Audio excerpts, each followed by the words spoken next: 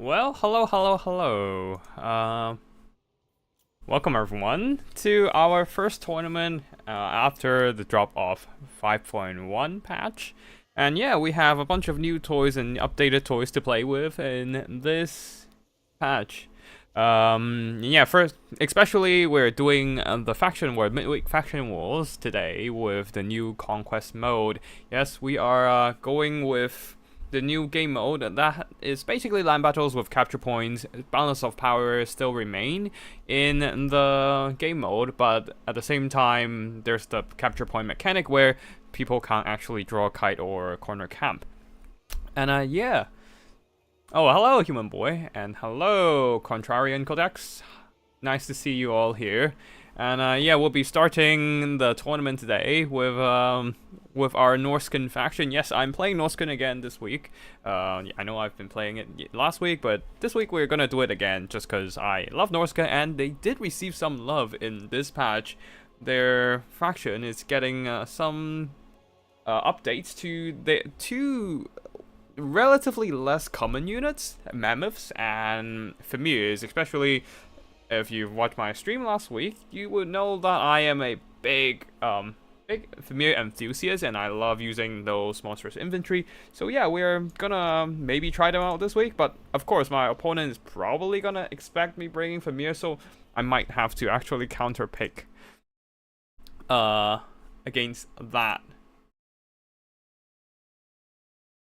Oh, give me a second. I need to find this. I need to locate where. I need to find a player because I think one of the player couldn't find in their opponent. Give me a second.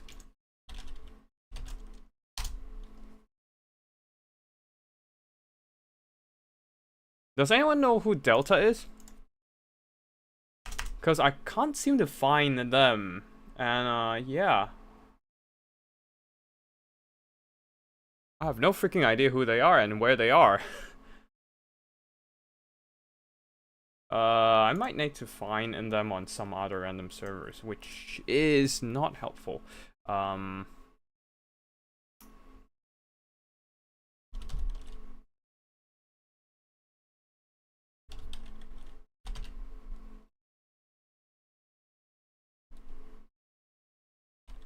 Oh, okay, they're probably on Turin server.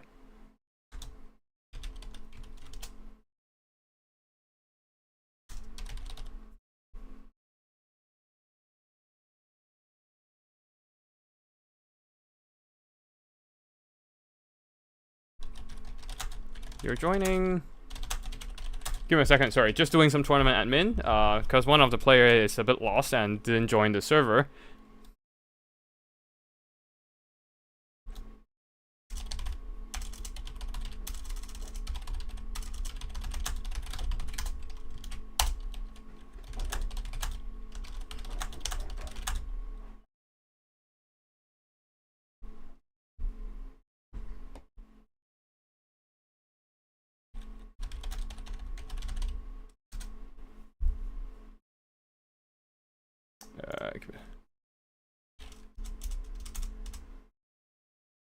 Yeah.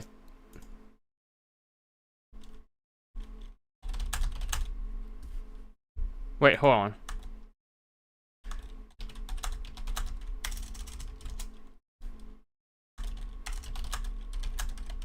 Are you joining?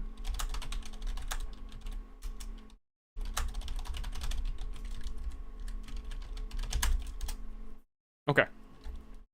If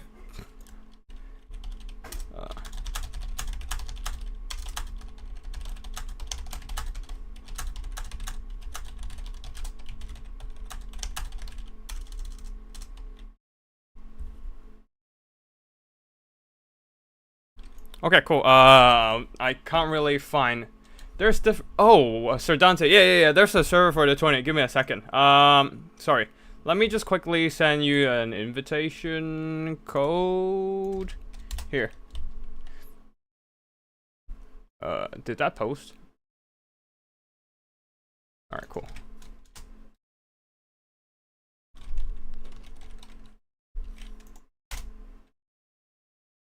Okay. I hope Delta you can make your way onto the server. Your opponent is. Are you Triumph? Yeah, I hope you're a Triumph because we do need you to start playing at some point soon. So yeah. Anyways, cool. And I just sent a message to 2 random players who have nothing to do with the damn tournament.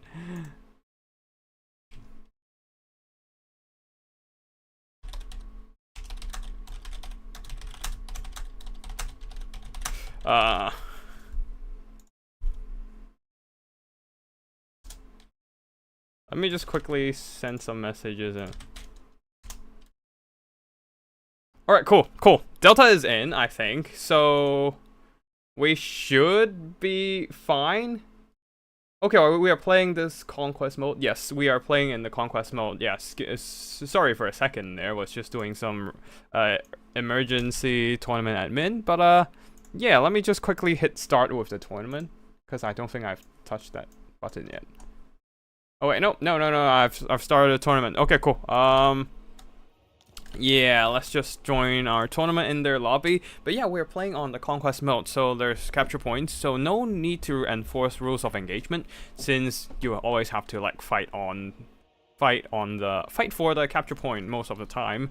We'll be going Norska, and yeah, this is gonna be an interesting fight for sure. We'll still go with Throg. I don't want to go with Mammoths. It's too risky in this matchup.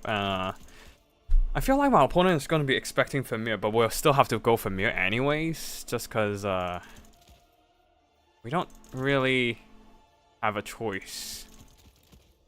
Actually. Huh! We can do this, and then maybe a couple Skin Wolves. We don't really need to put that much emphasis on Skin Wolves. Instead, I'll spam these a bit more, and just mix in some Berserkers alongside our regular Marauders. And at the same time, yeah, let's just go for a Shaman Sorcerer of Metal. Just gonna go cheap on this guy. Don't really wanna go expensive on this guy since he's not that good. Let's just get these bad boys, and yeah, we will be ready to go. Famir, boys, let's go. And yeah, we're ready to fight. And yeah, we'll be bringing Berserkers again. But yeah, mostly I'm hoping the Famirs can just breach enemy defenses alongside a bit of Searing Doom help, and yeah. Wait, hold on. Maybe I shouldn't. Maybe I should bring Lore of Fire instead, and then since Burning Head, yeah, Burning Head would be good actually. Burning Head,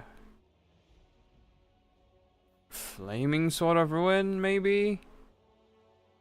Burning Head, and I guess Cascading Fire Cloak would be nice.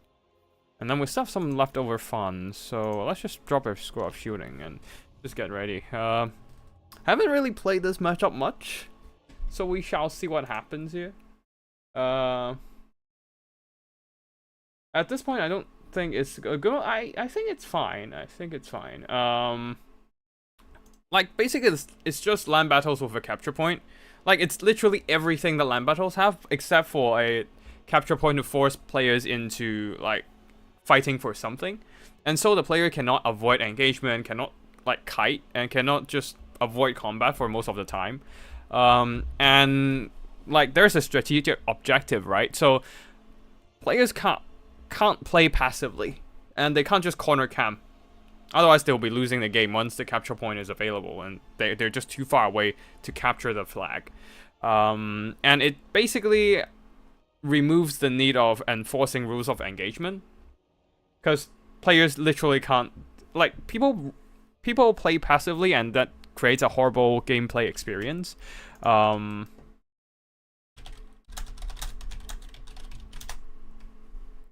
Yeah, people play passively and create a horrible gameplay experience, and which has been the main issue with land battles for a long time. But with the capture point, this no longer is an issue. Like, people will just have to like move forward and fight now. So, it basically removes the need of like lawyering for regulating for tournaments and all that. So tournament hosts can have a much easier time to host tournaments. And yeah, like even if people decided to kite and avoid combat, that is like an acceptable scenario, because they are taking the risk of losing the game via losing the capture point, right? So like at that point, it is also a viable strategy, because it's not. Before, avoiding combat, the worst thing of avoiding combat is just gonna get you a draw. You're never gonna get a defeat for that.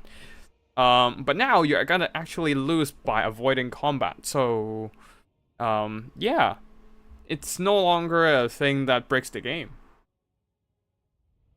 I don't think it's a good idea to remove classic land battles, let people play what they want. Absolutely, absolutely. Yeah, people should play what they want. It's just that personally, like, I don't find any problem with the new game mode, honestly. Like, people are free to play what they want, land battles or capture points. Both are great, but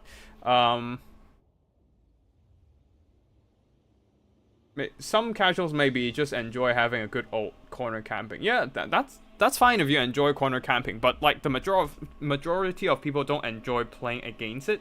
And if you're a corner camper, you also not enjoy playing against a corner camp either, because at that point, two players are just huddled up on the corners of the battlefield, can't touch each other, and just waiting for the timer to pass. But with the new mode, it's not exactly an like most people would not want to play against corner camp, even corner campers. It just doesn't corner camper basically breaks the game in some sense. Maybe they need further shooting artillery. Yeah. Just what they need is actually a nuke, like the Sky bomb, like yeah, like it kicks nuke. Now that's gonna stop people from corner camping, for sure. Because one thing about corner camp is you blob everything into the corner, into like a tight box, so people can't flank around.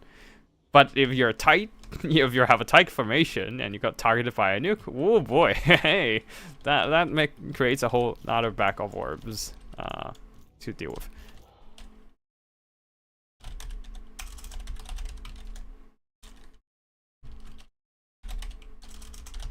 Alright, looks like our opponent is ready, so good luck. It is too fast. I play one game and play LP. Opponent won like 6 to 7 minutes because of points. I agree. I also tried that out as well, and it's too fast. But what I think that could happen is they can always just adjust the points, like how they adjusted the points for a bit with the domination mode, and I think that's fair. Like, it's a new game mode. It might shit might go wrong. It's perfectly normal, but yeah, like it's definitely great to have options, honestly. Like, it's fine to have some stuff being messed up for a bit at the beginning. Like, they can always do something to fix it. Alright, let's just get our Marauders in front, and Familiars in front as well, just to eat those shots from the handballs.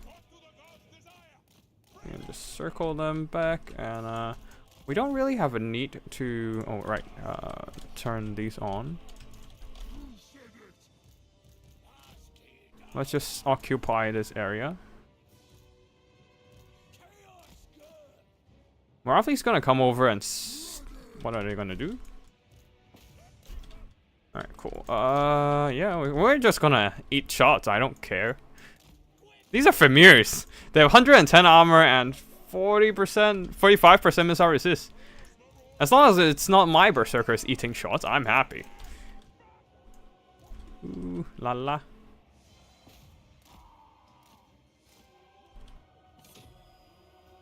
Like, the Marauders, they can go eat shit. I don't give a damn about them. Like, they're using most of their ammo already, and we're still fine with the Familiars. Alright, let's just run.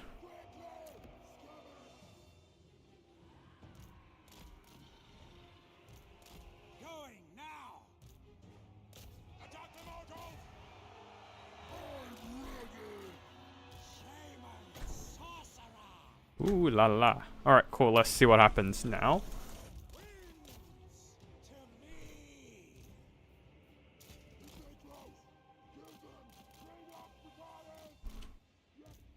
Let's just run it back. And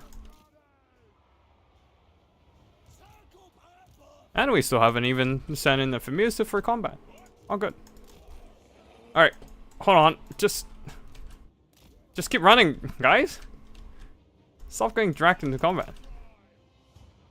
Yeah, that's fine. That's fine. We'll take the next fight. You guys come over and fight these guys. This woman here.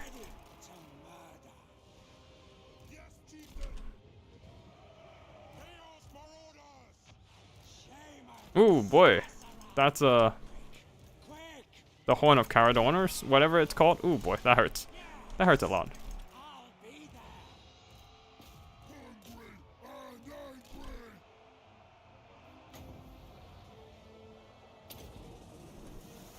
Alright, we have to send them out. And I think we're losing the spell support here. Losing out on some skirmishers as well. Which is not great.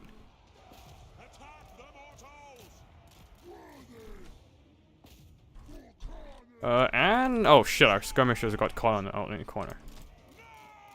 Well, that's not great. And Mama Morathi is still doing just fine.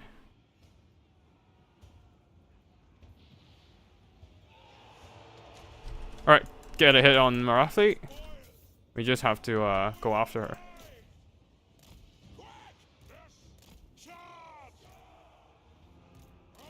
Alright, that is not great. Made some mistakes here, and Morathi has been let off the hook. Alright, yeah, we'll just have to fight it out, I suppose. Morathi is just gonna run around and spam spells now. Alright, cool. Yeah, let's just go and send some stuff over there to shoot things up.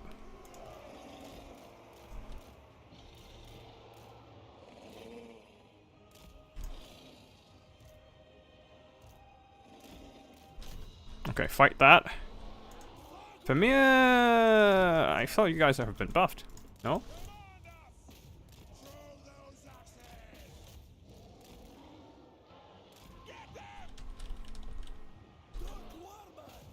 Alright, we just have to push through. Okay.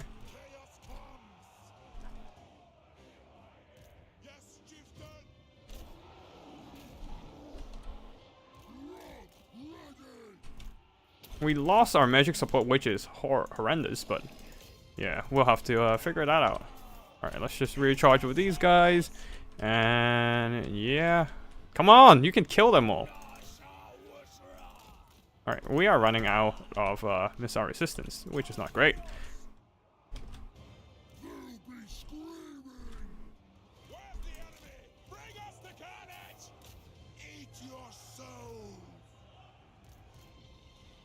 The skin wolves are dying. I don't like this.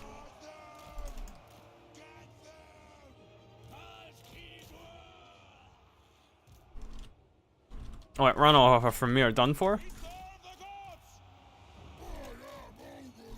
But we are kind of occupied. Alright, cool. Let's just send our stuff in there.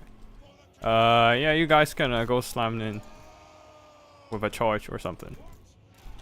These guys are almost out of ammo, so that's fine. As long as we break them and get our berserkers in the mix, it's fine. The problem is we are out of skin wolves as well. Both of them are running to the corners. These guys are barely returned. That's fine. We'll just keep them there for a bit. We have occupied the center capture point, which is fine for us. Thork hasn't been doing much, so we'll just kind of let him waddle over and help out. Our skirmishers are doing fine as well. Skin wolves, both of them have returned. We'll just pull them back into the middle here. Oh, it's a big soul stealer that isn't covering Throck, which is fine for us, honestly. Berserkers are doing the work, especially the Brutes of the Hound. They're unbreakable. These Berserkers are holding fine. Okay, keep Morathi there. and give Marathi a bit of a beating. Alright, just keep her there. Throg? Throg, why are you getting stuck? Get in there. Get in there. Come on. You can nah, I'm missing this shot. Alright, cool. You guys have to go fight that. And yeah, go charge these guys from behind, I suppose. Not that you have anything else to do. Yeah, cool. You go and catch those guys. And yeah, Throg should be fine just holding the middle point. We have some skin wolves to come back. We can use them. Alright, get some shots in and then we're good. Just keep pushing them away. Skin wolves are coming back, which will be fine for us. And Throg is doing just fine. We need another charge into these Corsairs. Alright, Throg has no problem dueling Marathi. Brutes of the Hound though is getting finished off, which might be a bit of concern, but overall I think we're good. Throg goes in and he should be able to beat down those. Oh, come on. Oh. Berserkers have been fighting for quite a while, so they have fully activated the Berserk ability. 20% physical resistance. Wait, did they change up the Berserk ability? Oh, no, this is Berserk, not Rage. Rage is a different... Wait! Alright, Berserk and Rage is different. Never mind. Alright, okay.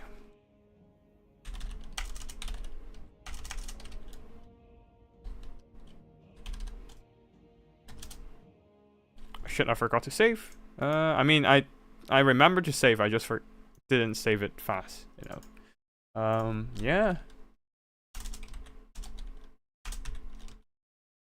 Where's it? Joy Boy.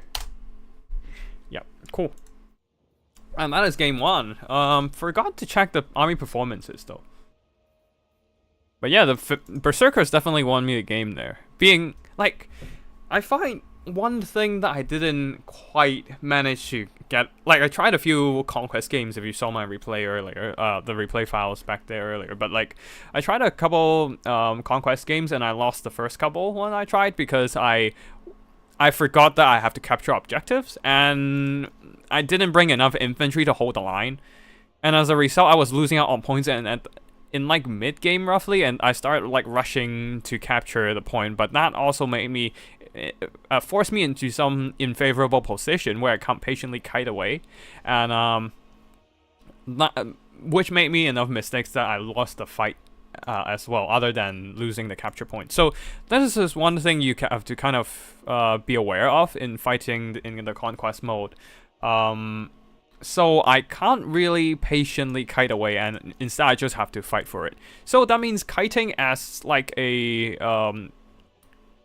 gameplay play style would be a lot less viable in the new mode, which is also partly why I brought Berserkers, because especially Brutes of the Hound, they have like these very solid leadership despite the rather fragile armor on themselves.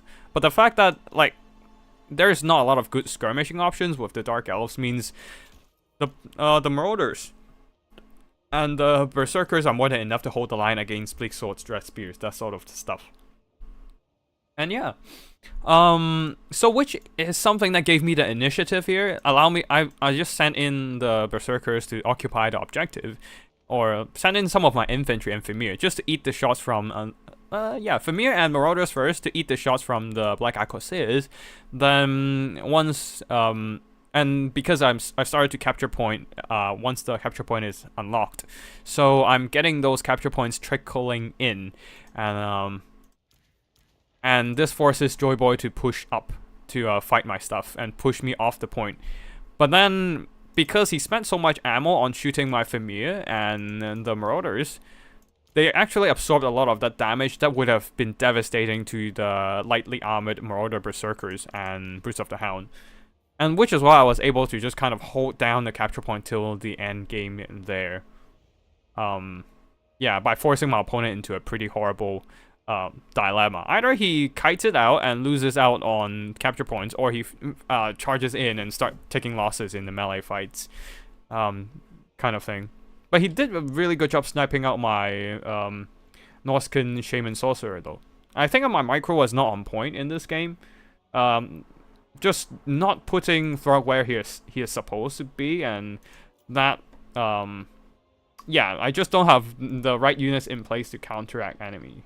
I feel like if you plan to do a kite strike, you just have to have some tools to deal with heavy infantry. Yeah, and this might be a case where the Wood Elves might be very strong, because they can just bring their 3 units onto the capture points and sit there for eternity. While the rest of the army just kind of kite away. Like, you have a very strong core to hold the capture point, and the rest of the kiting army is just running around shooting things. That might be how Wood Elves can play this capture point scenario. And yeah, I do have been enjoying the mode for a bit. Like, I just needed a bit time to kind of adjust my playstyle to adapt to the game mode. But yeah, GG to my opponent, Joy Boy from the MTK clan, and I will be moving on to the next next stage. The last Mohican going for a Vampire Coast army. Should I bring Mammoths now? I don't know.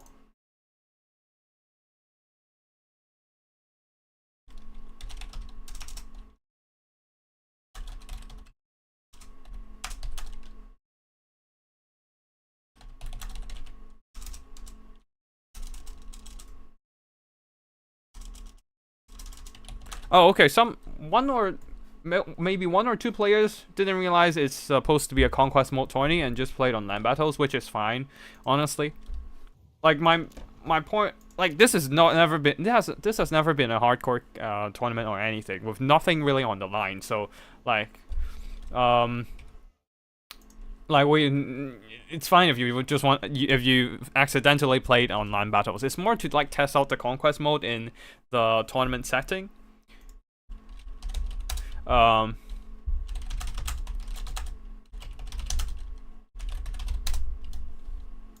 yeah, this is just a casual tournament in a casual setting, so there's no pressure to like to beat yourself over like a mistake or anything. So yeah. Anyways, we're jumping into the lobby to fight against Last Mohican. We're still going for Norscan. It's Vampire Coast though.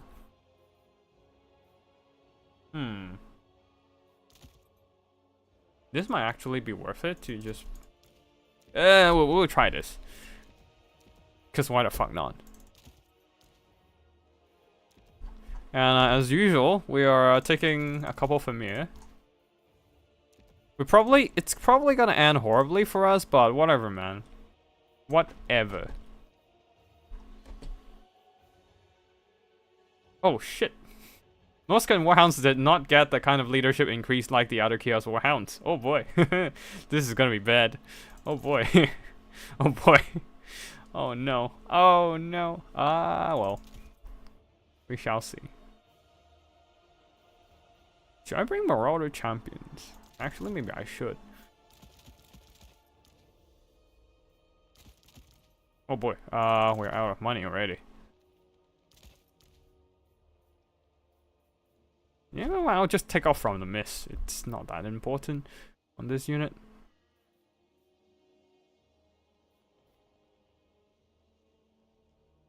Oh shit, I just realized we're out of backline protection, so anything can just run over and kill us. Oh no. Oh, right. Okay, cool. In that case, let's just bring these. And a couple Ice Wolves, hopefully to deal with the Scurvy Dogs. And yeah, let's see if the heavy frontline actually works here or not. Should I save some money for 100 of Champions? You know what? Let's do that. You know what? We don't need 100 of Champions. I mean, maybe we do, but I'm not gonna do that. Alright, let's go. We're going for Familiar Heavy this time.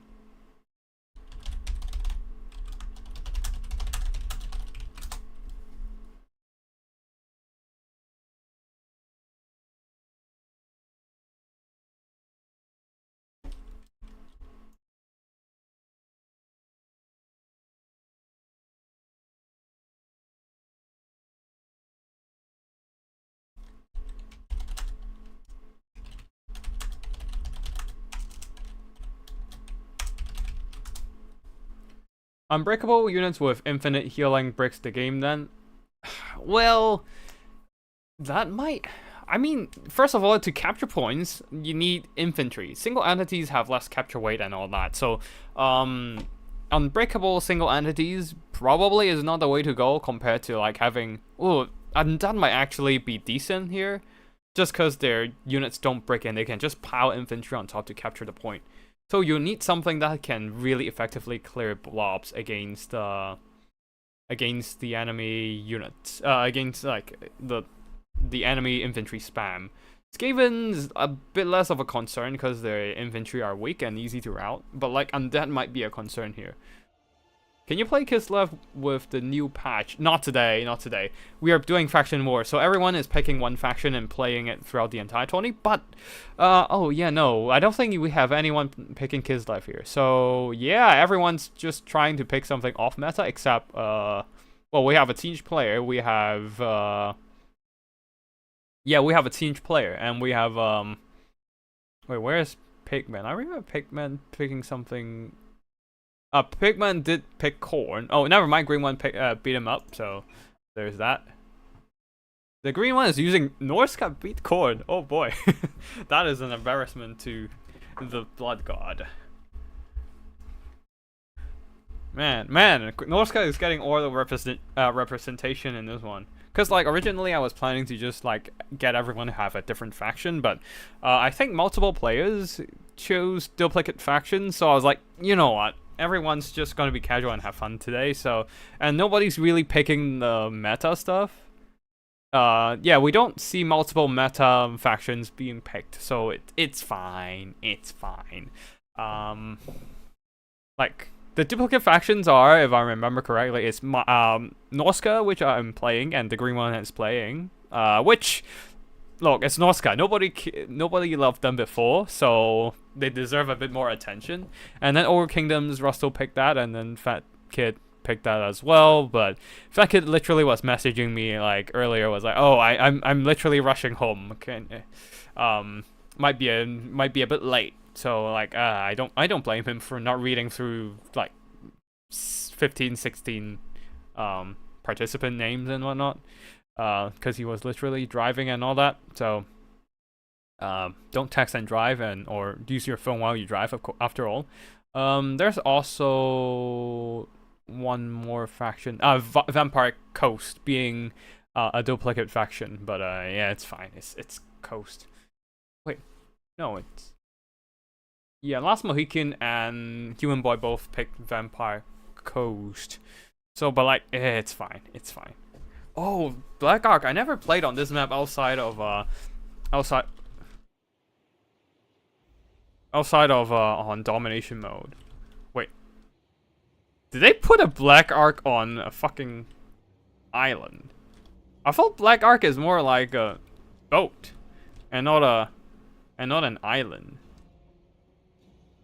I mean, I can see why it's a Black Ark, but okay. These are places where we shouldn't be looking at. Yeah. Yeah, I thought Black Ark is more of a... Yeah. Right. Yeah, we're on the debug camera now, so we can just phase through walls and all that and move out of the map and all that. But yeah. I don't think I've ever played on...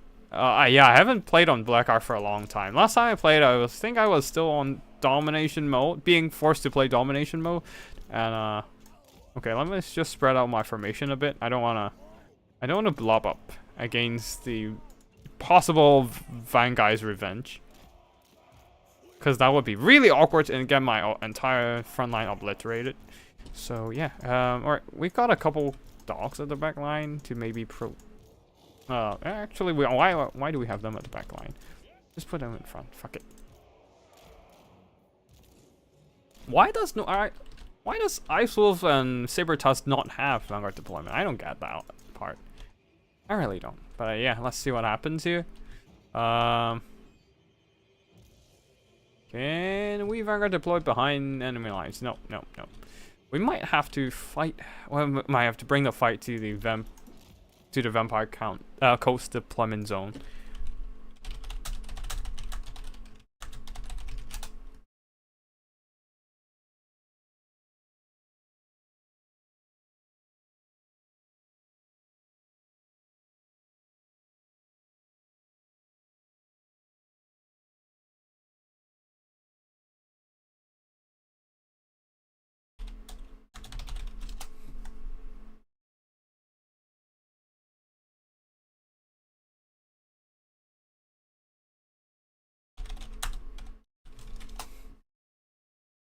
Yeah. Alright, cool. I'm just checking out some stuff from the tourney. Okay, cool. Right.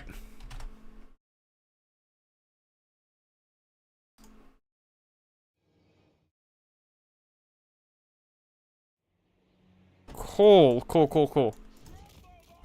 I think most people advance. Alright, cool. Let's just turn on skirmishing mode because my micro is shit and I can't actually get... yeah, I can't actually... Alright, let's just push... What the fuck? Can't see shit. Oh no, is it... Is it a stalking heavy army? Wait, I don't remember any of the... Wait, what? Okay, I just couldn't see them. For reasons. Oh no. Oh no. I forgot about Luther Harkon. Oh shit, I don't have anything to counter him. This is bad. Wolfric's gonna get shot to death. Oh boy. Alright, we let us not fire. Or, well, we can just chip away some of his health, but, yeah, we don't have any answer to Luther Harkon. This is bad. Alright, we don't have much of a choice here other than to push. Maybe I should have bought Throg. Oh, I forgot about this guy. He's been really good in Warhammer 2, but like, Warhammer 3, it's... he is in an awkward spot where like the missile attacks are less good these days against the higher HP pool in the ultra mode. Oof. Ah, missed. Right. These are bomb bats, so we're just gonna hide away.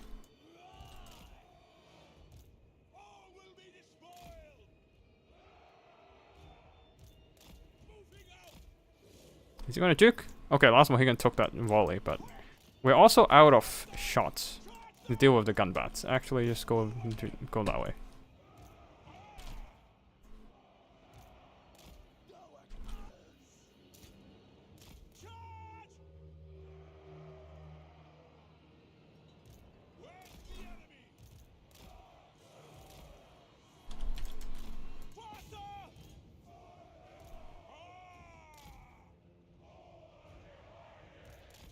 Ow, hurts.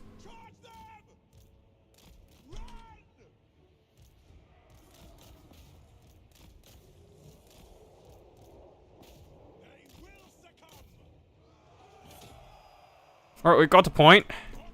The problem is we need to fight through everything like that. And the bombs are gonna be an issue. Alright, can Wolfric handle this or can he not? Oh shit, we already got caught. Oh boy, that's not good.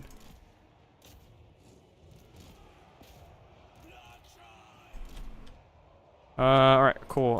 Familiar.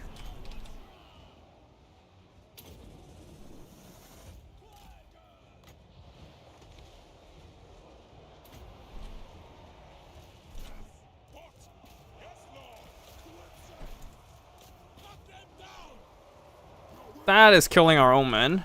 Very unfortunate there.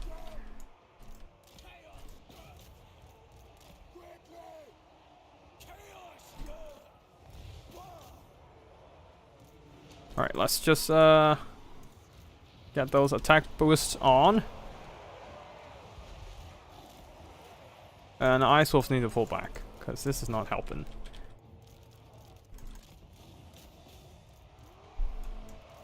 Alright, never mind. Just chill up those scurvy dogs. Oh god, oh god, I should have brought Throg. The gun line, I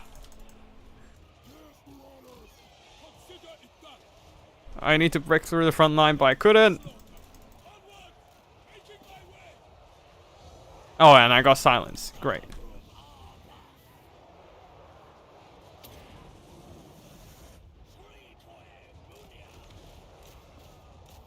Alright, I think we're GG. I think that's GG from us. Wolfric was not a choice. Oh! Pain. Pain.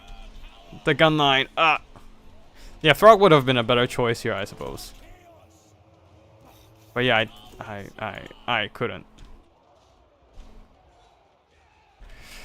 This would be a rough matchup for Norsca, I suppose. If I brought the food character, it might be better. Because I would also have like other more funds to do other stuff.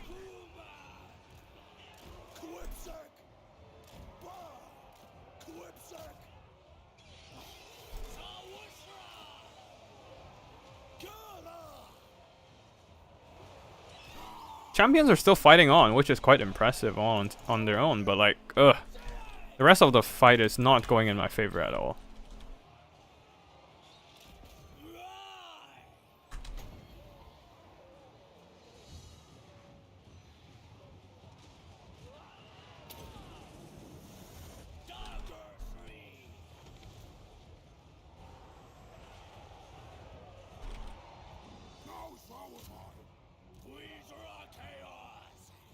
Okay, what else do we have on the field? Not much. Wolfric is gonna get escorted off the map. But we're also not getting any...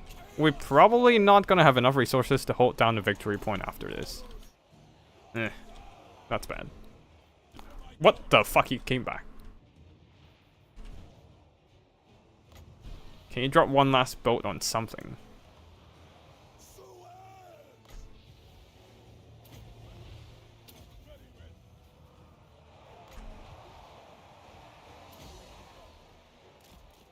Alright, one familiar is dead. We have just to hold the line or something.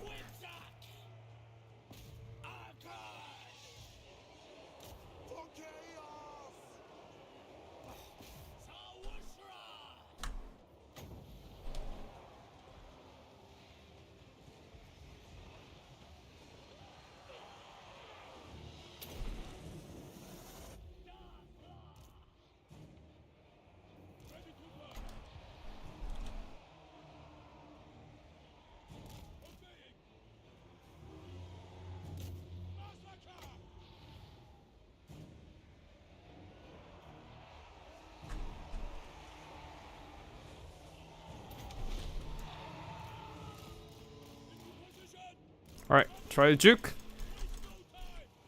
Not really, doesn't really work, but whatever. Yeah, I think that's about it. RIP Norska.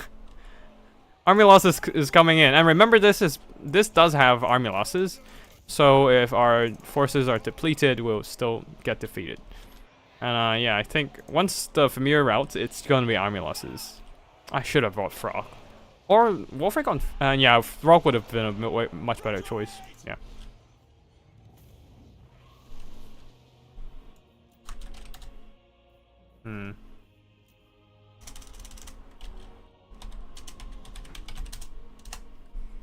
GG to my opponent, Last Mohican, who is advancing to the semi-finals. And yeah, let me just quickly enter the score.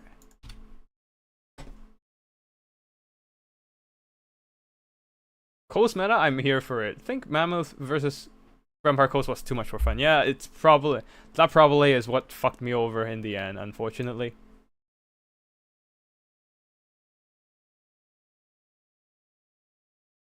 Like, Mammoth is just too bulky of a unit and just get easily focused down.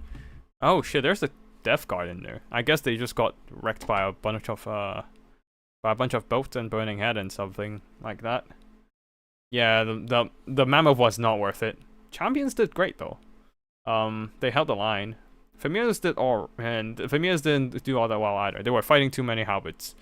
Probably should have went Throg. Like the Wolfric is Wolfric is too risky of a choice. Because of Spirit Leech and Luther Harkon can just come in and shoot them up. Like, if I'm gonna pick it again, I suppose I can do something like that and just get a bit more Javis. This might be a slightly more fair choice, all things considered. Like, just having a bit more bodies on the field and javelins to shoot down the enemy threats. Like, if I can well, Oh, and I have enough for a Hunter of Champions as well to slow down the enemy and shoot them with javelins. Oh well, anyways, that's for next time. GG and well played to my opponent.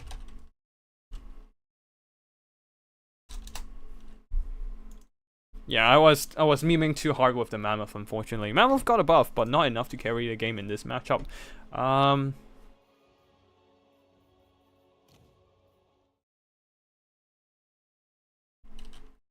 Let's see if Last Mohican does have an opponent.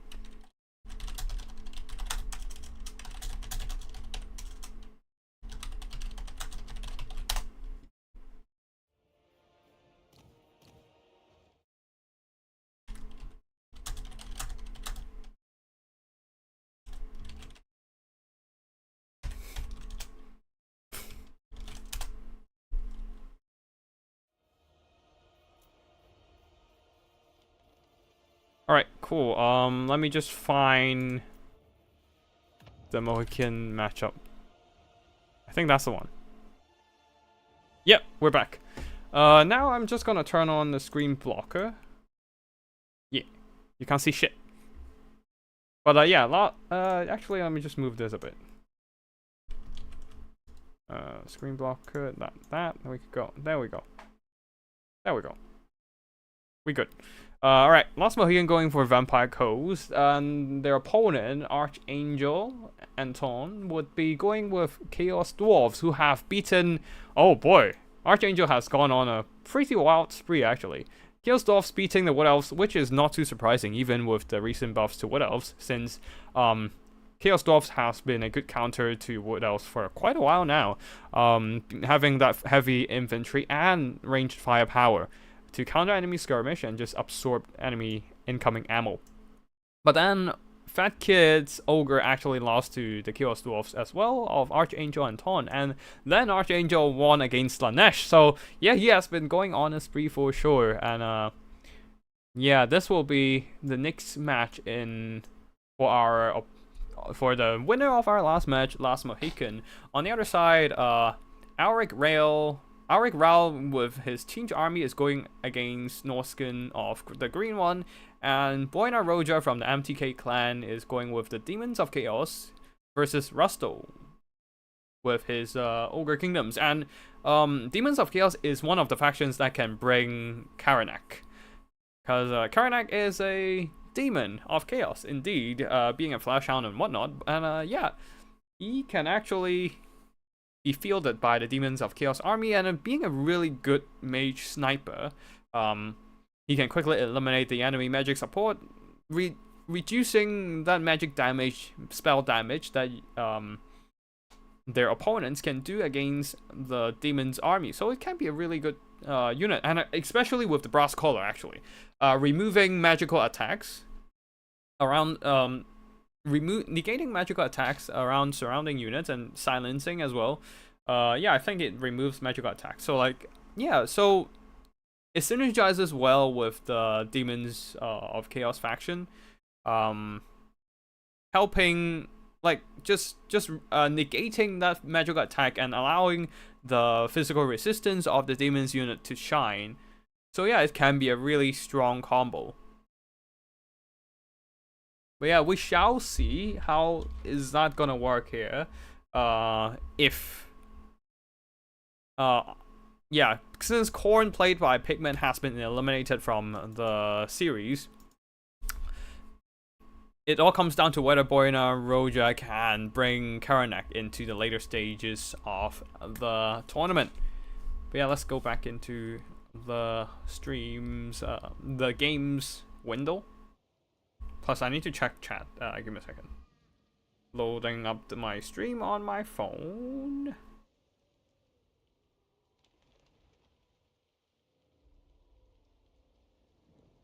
Wait, why did YouTube randomly clear out all the older chat? What's the best Kislev build for Conquest? It's probably just like a ton of their infantry. I'm not entirely sure. I'm still new to the Conquest mode.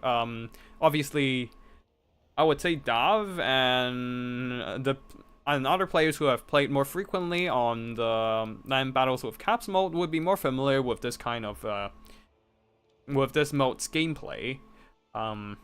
But personally, from my experience, I would say, Kislev's mass infantry build would be hard to deal with. Because, like, their cheap infantry is, well, cheap, so you can bring a ton of them, and you kind of just drip feed them onto the capture point, while the rest of the army just keeps shooting at any threats who close in on the capture point. So whoever can, like, if they can just hold down against the enemy push and just keep the capture point protected by a bunch of Kosa firepower and all that, they might be in a good spot. Similar to land battles, probably. Bunch of armed Kosas, Griffin Legion, Tempest Caster. Oh, Tempest Caster would be good. Especially with Hailstorm. That would be brutal. Like, anything that tries to get onto the capture point, Hailstorm. Infantry, Hailstorm. Cavalry, Hailstorm. Monstrous Infantry, believe it or not, Hailstorm. Immediate Hailstorm. Just bombard everything with multiple entities, which usually have that heavier capture rate. The answer to that question depends on your opponent's faction, but I do think that one thing they can't do is just spam cavalry. They need something to hold down the capture point. Every faction does now with the Conquest mode. So yeah, like, there are certain things that are, like, necessary to the faction in this game mode that they cannot skip.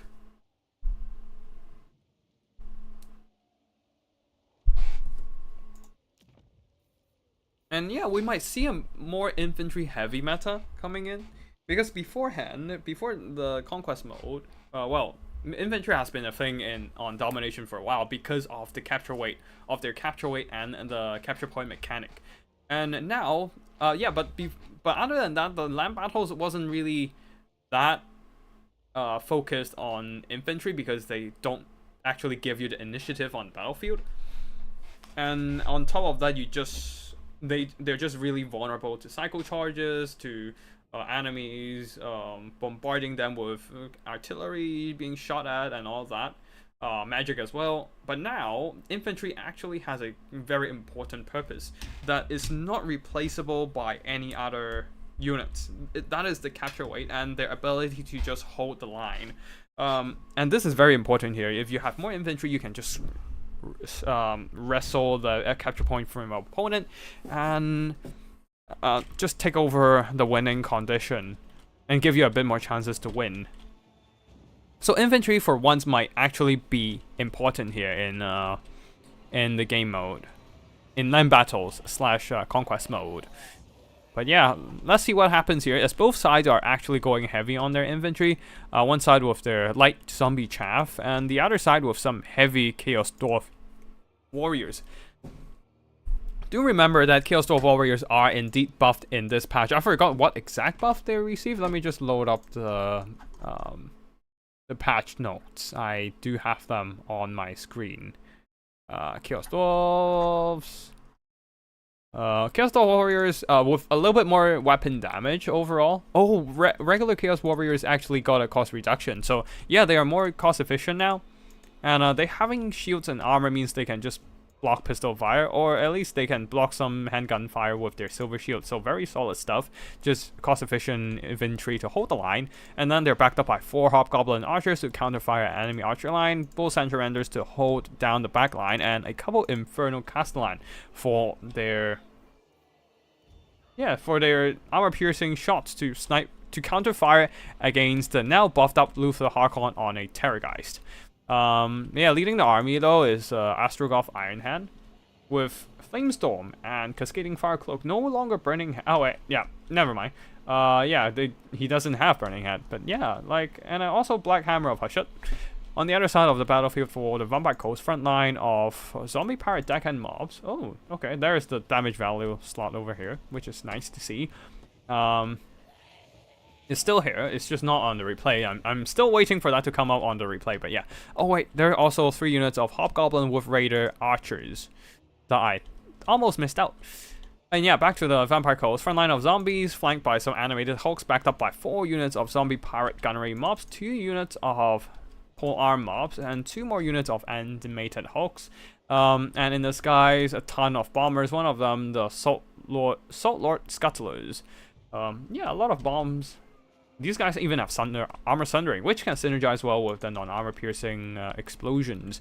And then one more unit of scurvy dogs out in the far side, leading the army Luther Harkon. One spell cast the Vampire Fleet Captain of Vampire lore, with only Invocation of Nahek and Drowned Dead Summons. Now on the other side of the battlefield, the Chaos Dwarfs are moving forward.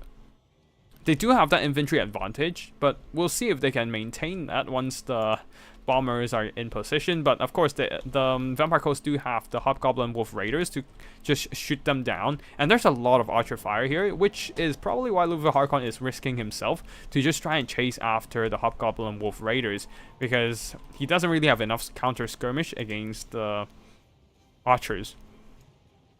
Handguns have slightly more range than the Hobgoblin archers, but not by much. Yeah, seems like Coast is pushing up as well. But no doubt, I do think that the Chaos Dwarf will have the initiative here, being the first to capture the capture point with their quality infantry. And on the side there, the bombers are getting into position, getting some good volleys on the Hobgoblin archers with their range advantage. And once they get a volley in, they quickly back off after doing the damage, preventing them from taking too much counter damage. But oh, Luther Harkon taking a lot of firepower from the Inferno Castellan. This is getting painful here, as the two sniper characters are putting a toll on Luther. But oh boy, these Hobgoblin archers are getting nuked by the explosions. Hobgoblin archers are firing back and doing some okay damage against the deck droppers, but nothing as devastating as the bombers against them, honestly. That is quite a brutal one.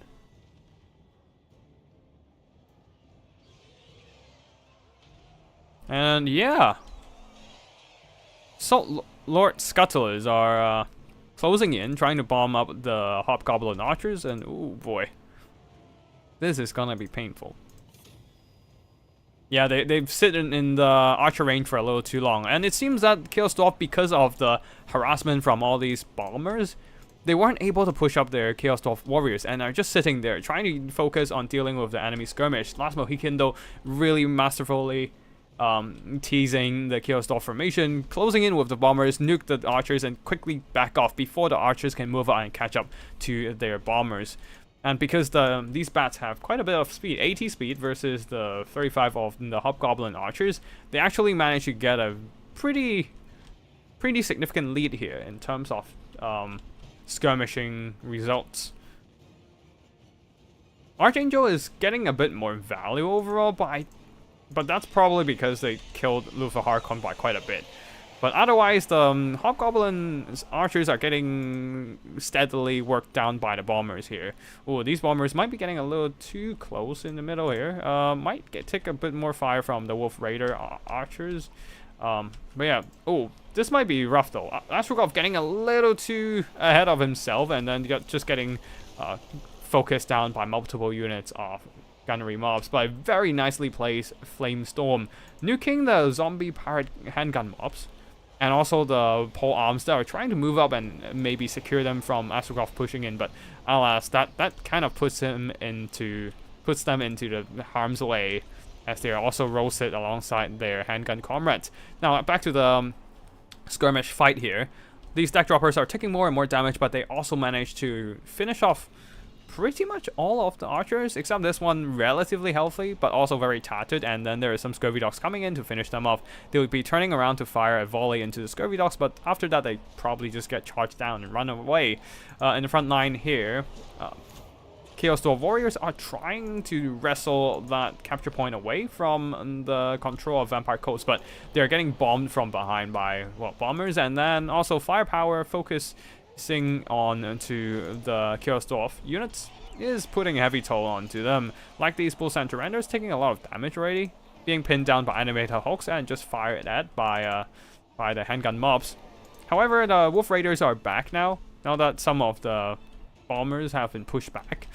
Now they're trying to whittle down the enemy units, but here yeah, zombie pirate deckhand mobs are pushing in to help this fight against the Bull Center Renders, and these guys are not going into the fight yet, so a bit wasted potential by these guys. With the Harkon though receiving an invocation of the Hag, very important here to keep him alive. But yeah, overall, definitely Coast is getting a bit of an upper hand here, as they manage to seize more control of the battlefield, while the Chaos Dwarf is running out of troops to catch the point. These Chaos Dwarf warriors are still relatively healthy, but they will soon be falling victim to the bombers. The Salt Lord Scuttlers still have 4 volleys left and can do some noticeable damage. 2 volleys left on these deck droppers, and the rest are all done for now, but yeah, they've done the damage they need.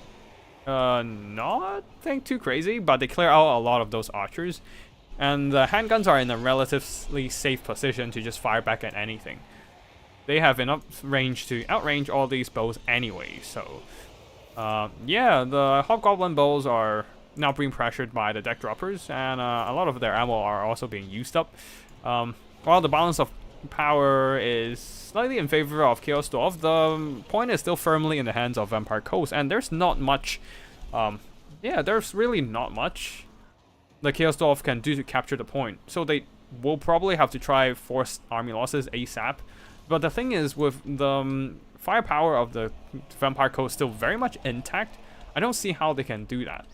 And now Astrogov is now being surrounded by enemy halberds, and even the fleet captain is in a fight. Hornswaggle lowering his melee stats, and he is struggling to defend himself from all the melee attacks surrounding him. Lufa Harkon, yeah, just doing some good damage against Astrogov. He has used up all his ammo, but at this point he can just fight in melee. Oh, he just got killed by Astrogov.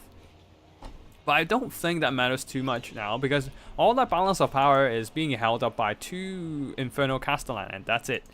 Astrogov is still struggling in the fight here. He might or might not be able to save himself. If he cannot get a Flamestorm around him, he can just get out of the fight, or even try to proceed to beat down the Vampire Fleet Captain, but there's nothing they can do to capture this point now. Chaos Dwarf warriors are being dragged away from the point, while handguns are being mobilized to just stand on the point and keep this point in the Chaos Dwarf's hand. Oh, Astrogov is actually beating down the Vampire Fleet Captain, but a summoned zombie will be attempted to use it to pin him down. And yeah, okay, Astrogov will drop a Cascading Fire Cloak on himself, trying to boost his own weapon damage. And he's way faster than these zombies, so he'll just run around, honestly. But balance of power is in favor of Coast now. No, is in favor of Chaos Dwarfs, simply because they have more of their important units left here. Bull Center Renders, one of them has been routed away, but the other has remained here, standing firm, now sandwiching these handgun mobs. Bombers are launching bombs into the fray, but I think they did more damage to their own handgun mobs than anything else. And some zombies and some halberds are moving in. This really comes down to whether Vampire Coast can hold the point from the charge of all these Chaos Dwarf warriors. Oh boy, the Salt Lord Scuttlers would probably end up better just to throw their bombs at the Chaos Dwarf warriors. Ooh, army losses is hitting before the Vampire Coast can catch victory with their capture points. Oof, that is a painful loss for the Vampire Coast. They were close to having it, just not quite.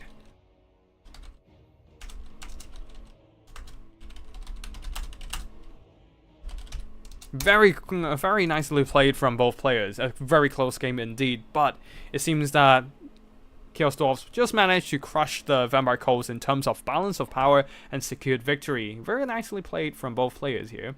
I really enjoy looking at the bomber play from the Coast, but it seems that they weren't able to earn back their value. They're a relatively expensive skirmish unit because most of their bombs were just used on archers, and just not enough damage was done to the Chaos Dwarf infantry. And on top of that, Astrogov just did a lot of damage. And Lufa Harkon not able to get his value out, simply due to the lack of good targets for him, really. He's best for sniping out characters, like my big bulky Wolfric on Mammoth. But yeah, just not great. not great for him today, because Astrogolf is too small of a target to shoot. Alright, what's happening on the chat?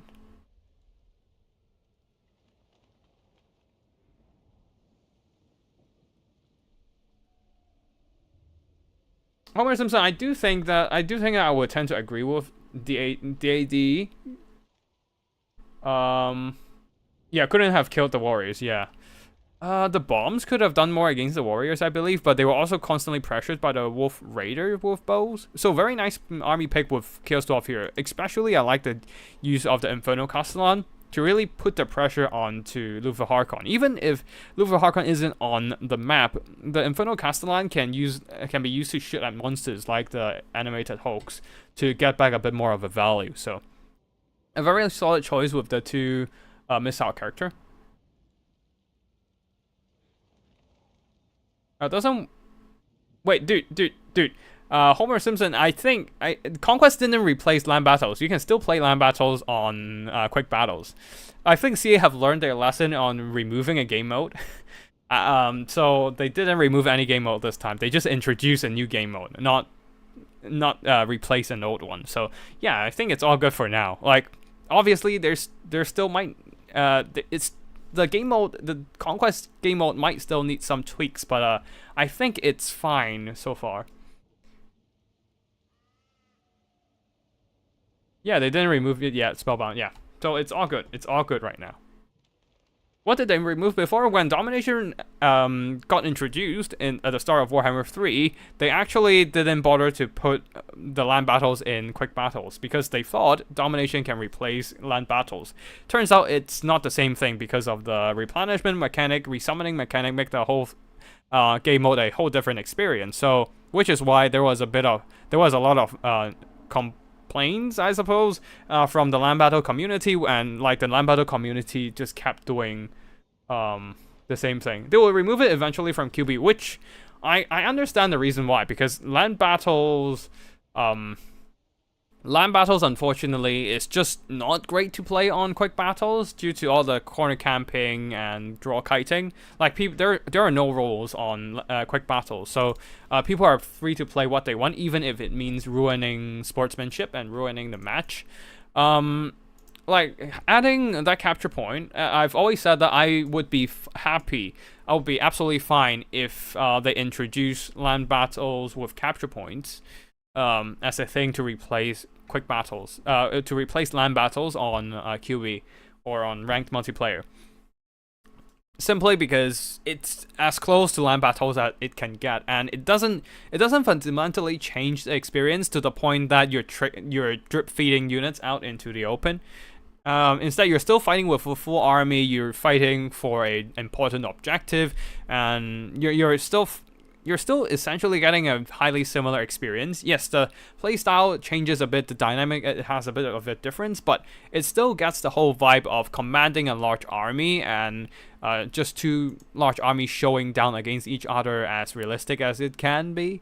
Not that it's 100% accurate to reality, but I think it's very close to the same thing anyway. So I think it's fine.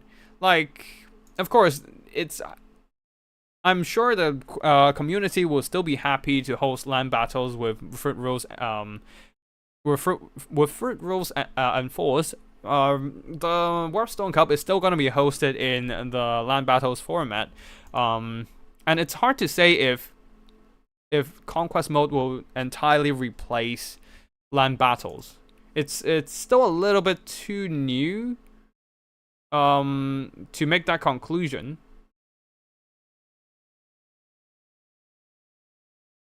Yeah, you will always have players bending the rules to a limit. That's just the nature of player, but of multiplayer. But I would say that having that capture point on the map just reduces that limit by a lot. So players can't really bend the rules to that much of a limit, and it is often a painful experience just to get draw. Like, you're gonna win this if people fight fair and square, but they just kind of run around with their mounted character for like 15 minutes straight, while you only have like some cannons that try to turn around to shoot it, or some infantry desperately trying to catch your opponent. It's not an enjoyable experience at all. And having the capture point completely removes that kind of pain, which is great. Which is great in my opinion. Like I would agree with Shiggy Diggy here, where like honestly removing land battles from quick battles doesn't really, like for most player, for 90% of the player, they will still find this like gameplay experience on the Conquest mode pretty much the same as oh shit, I need to check if the other side of the semifinals have a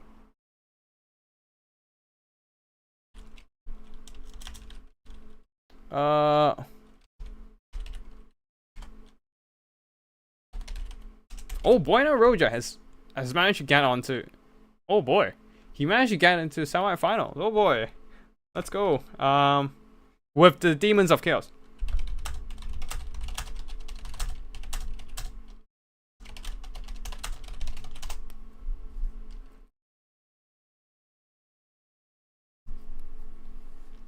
Okay.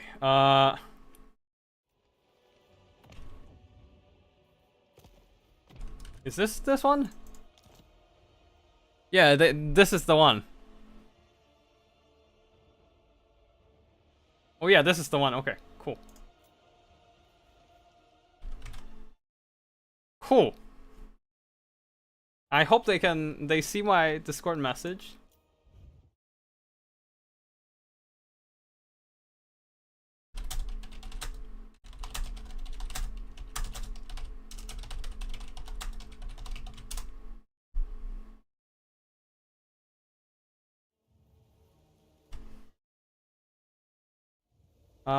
But yeah, I think overall it's still it's still a pretty good experience. Even with that little bit of change in like how the whole gameplay works.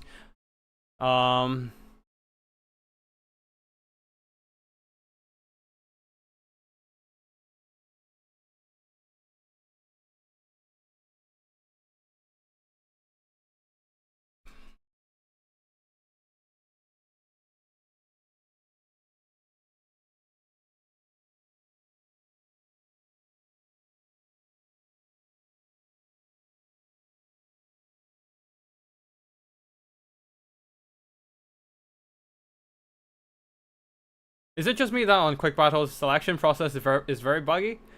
I think they kind of fucked the whole. I don't know why, but I think they might have fucked the selection screen a bit. Because for me as well, I just find myself to have a really hard time, trying to. Okay, I don't think. Anyways, I just find myself having a really hard time trying to select freaking units on the ranked multiplayer. I don't know why, but I just can't smoothly select things like before. And if I can't even multi-select stuff to upgrade them. So I have to click on one and keep spamming upgrade to upgrade them, and then it's I don't even know, man. I might have to like go into the bug report or something and ask about that.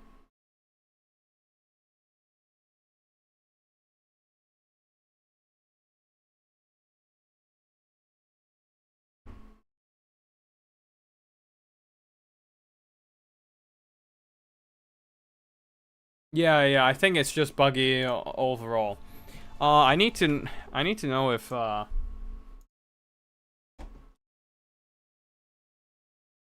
okay, cool. Buena Roja is gonna set up the spectator slot, so we are just gonna jump in on their game. Oh yeah, boy, let's go.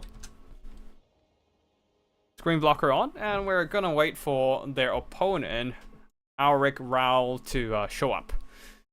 And yeah, and then after the semifinals, it would be either Tzeentch or Demons of Chaos versus Chaos Dwarfs.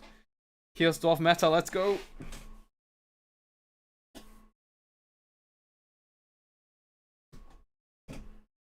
But yeah, we unfortunately have both Ogre Kingdoms being defeated in the game. So no Ogre Kingdoms, I'm sad. Okay, next week I'm gonna represent Ogre Kingdoms or something. As one of the few people who somehow main ogres. I suppose my love in food, in general, kind of coincide with the Ogre Kingdoms. Like, if you're on the Nightcrew Clan Discord, you might notice there is a channel called Food. And people would be like posting photos of their food or the food they make or food they eat onto the channel. And I have been a semi-regular appearance on there as well, just making food of my own while showing off of my cooking skills. Not that I'm anything amazing, but I just think I can handle my way around the kitchen. But yeah, like it is definitely a fun channel. I recommend you guys to just go and check it out and look at me showing off my cooking, and of course everyone else. Honestly, there's a lot of good food there, and I don't know if like I want to make so many of them.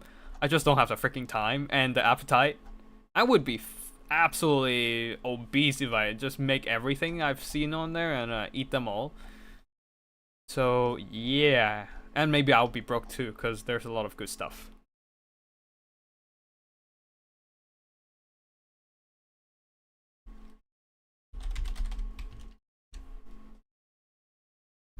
But yeah, I think Buena Roja is still waiting for their opponent, Ogre.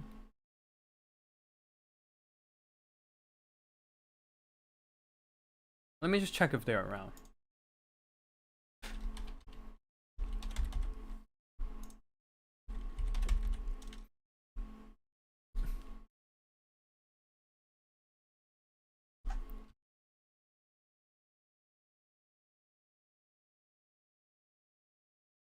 But yeah, I think a lot of players will still be playing on the land battles mode.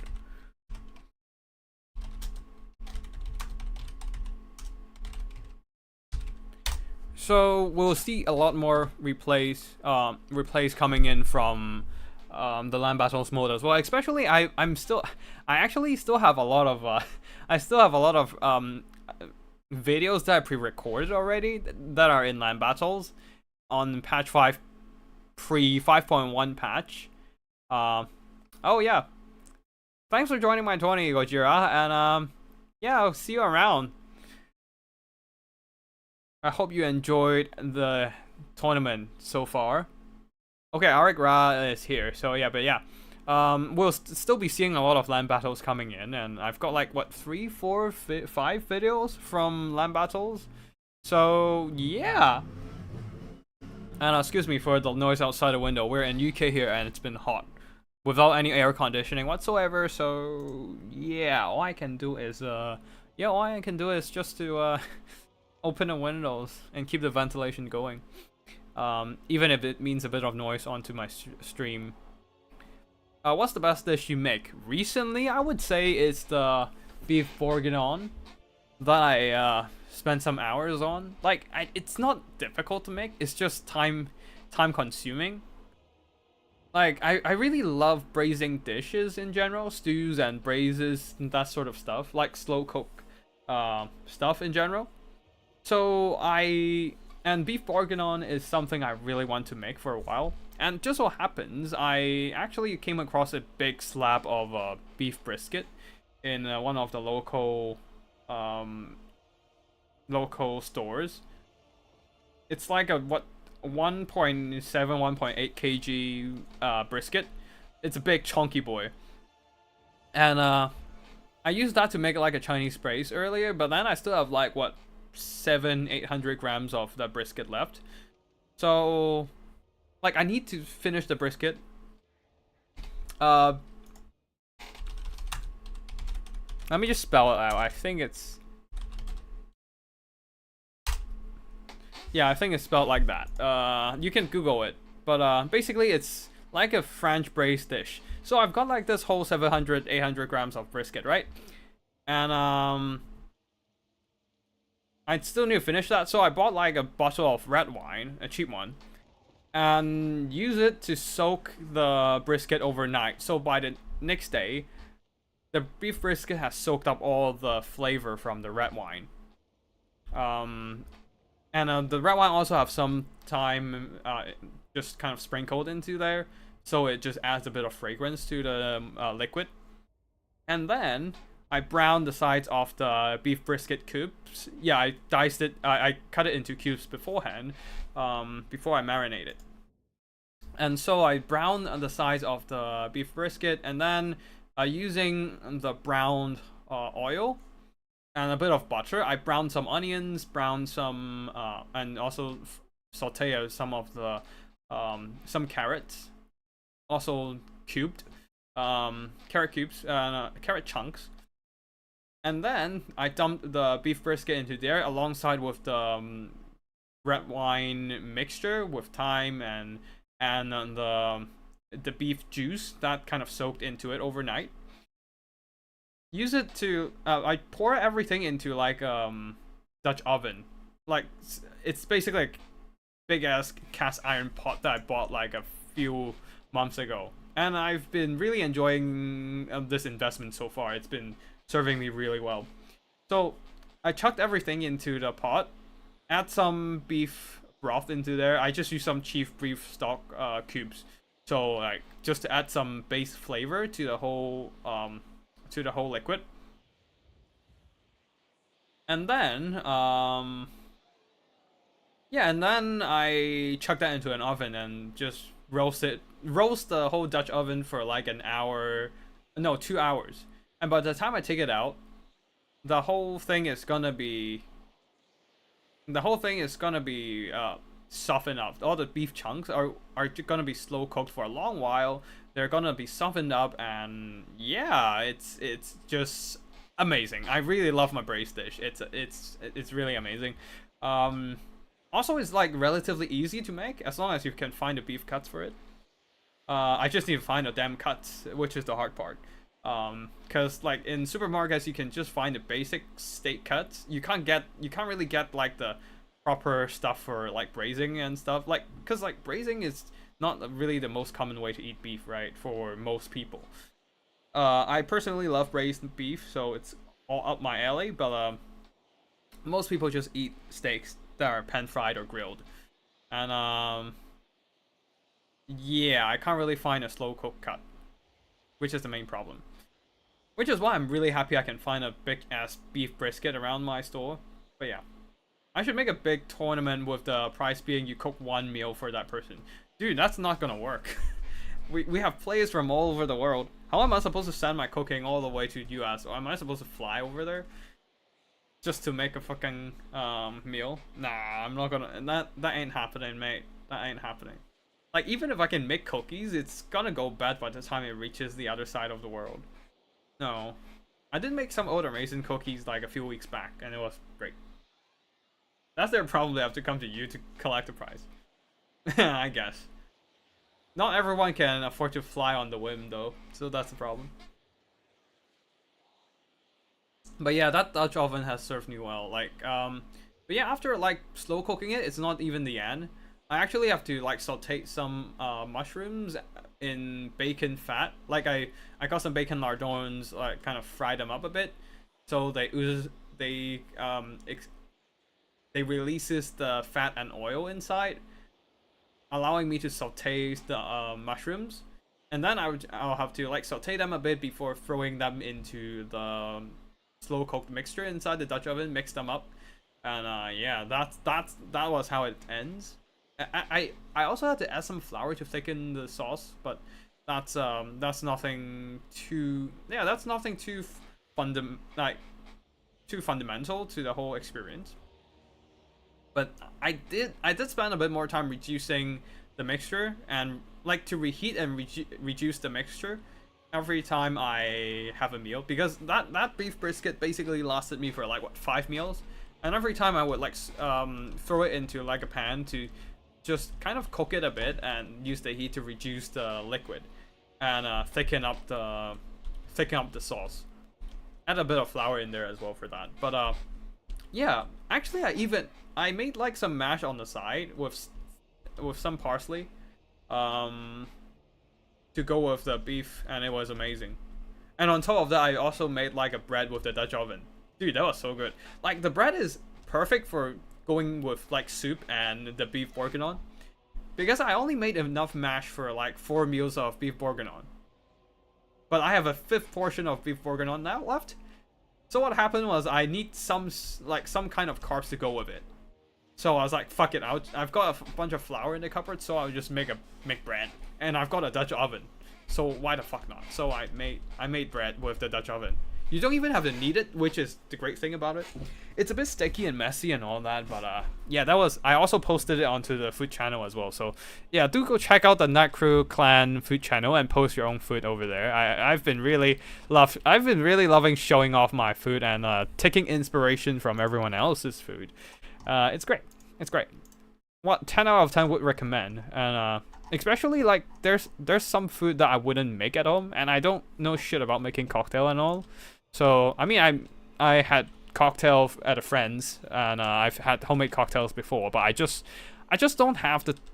I don't really want to invest all that into alcohol to make them, because you need to experiment with a lot of liquor and alcohol to make them. So I couldn't be bothered. Anyways, I've blabbered enough about food. Now let's go back to the battle itself. On the Tzeentch army side by Auric Ral, we have a front line of Dangors, very solid infantry with magic attacks, and then blue horrors of Tzeentch backed up by a ton of pink horrors. One of them the Sour Guts, and yeah.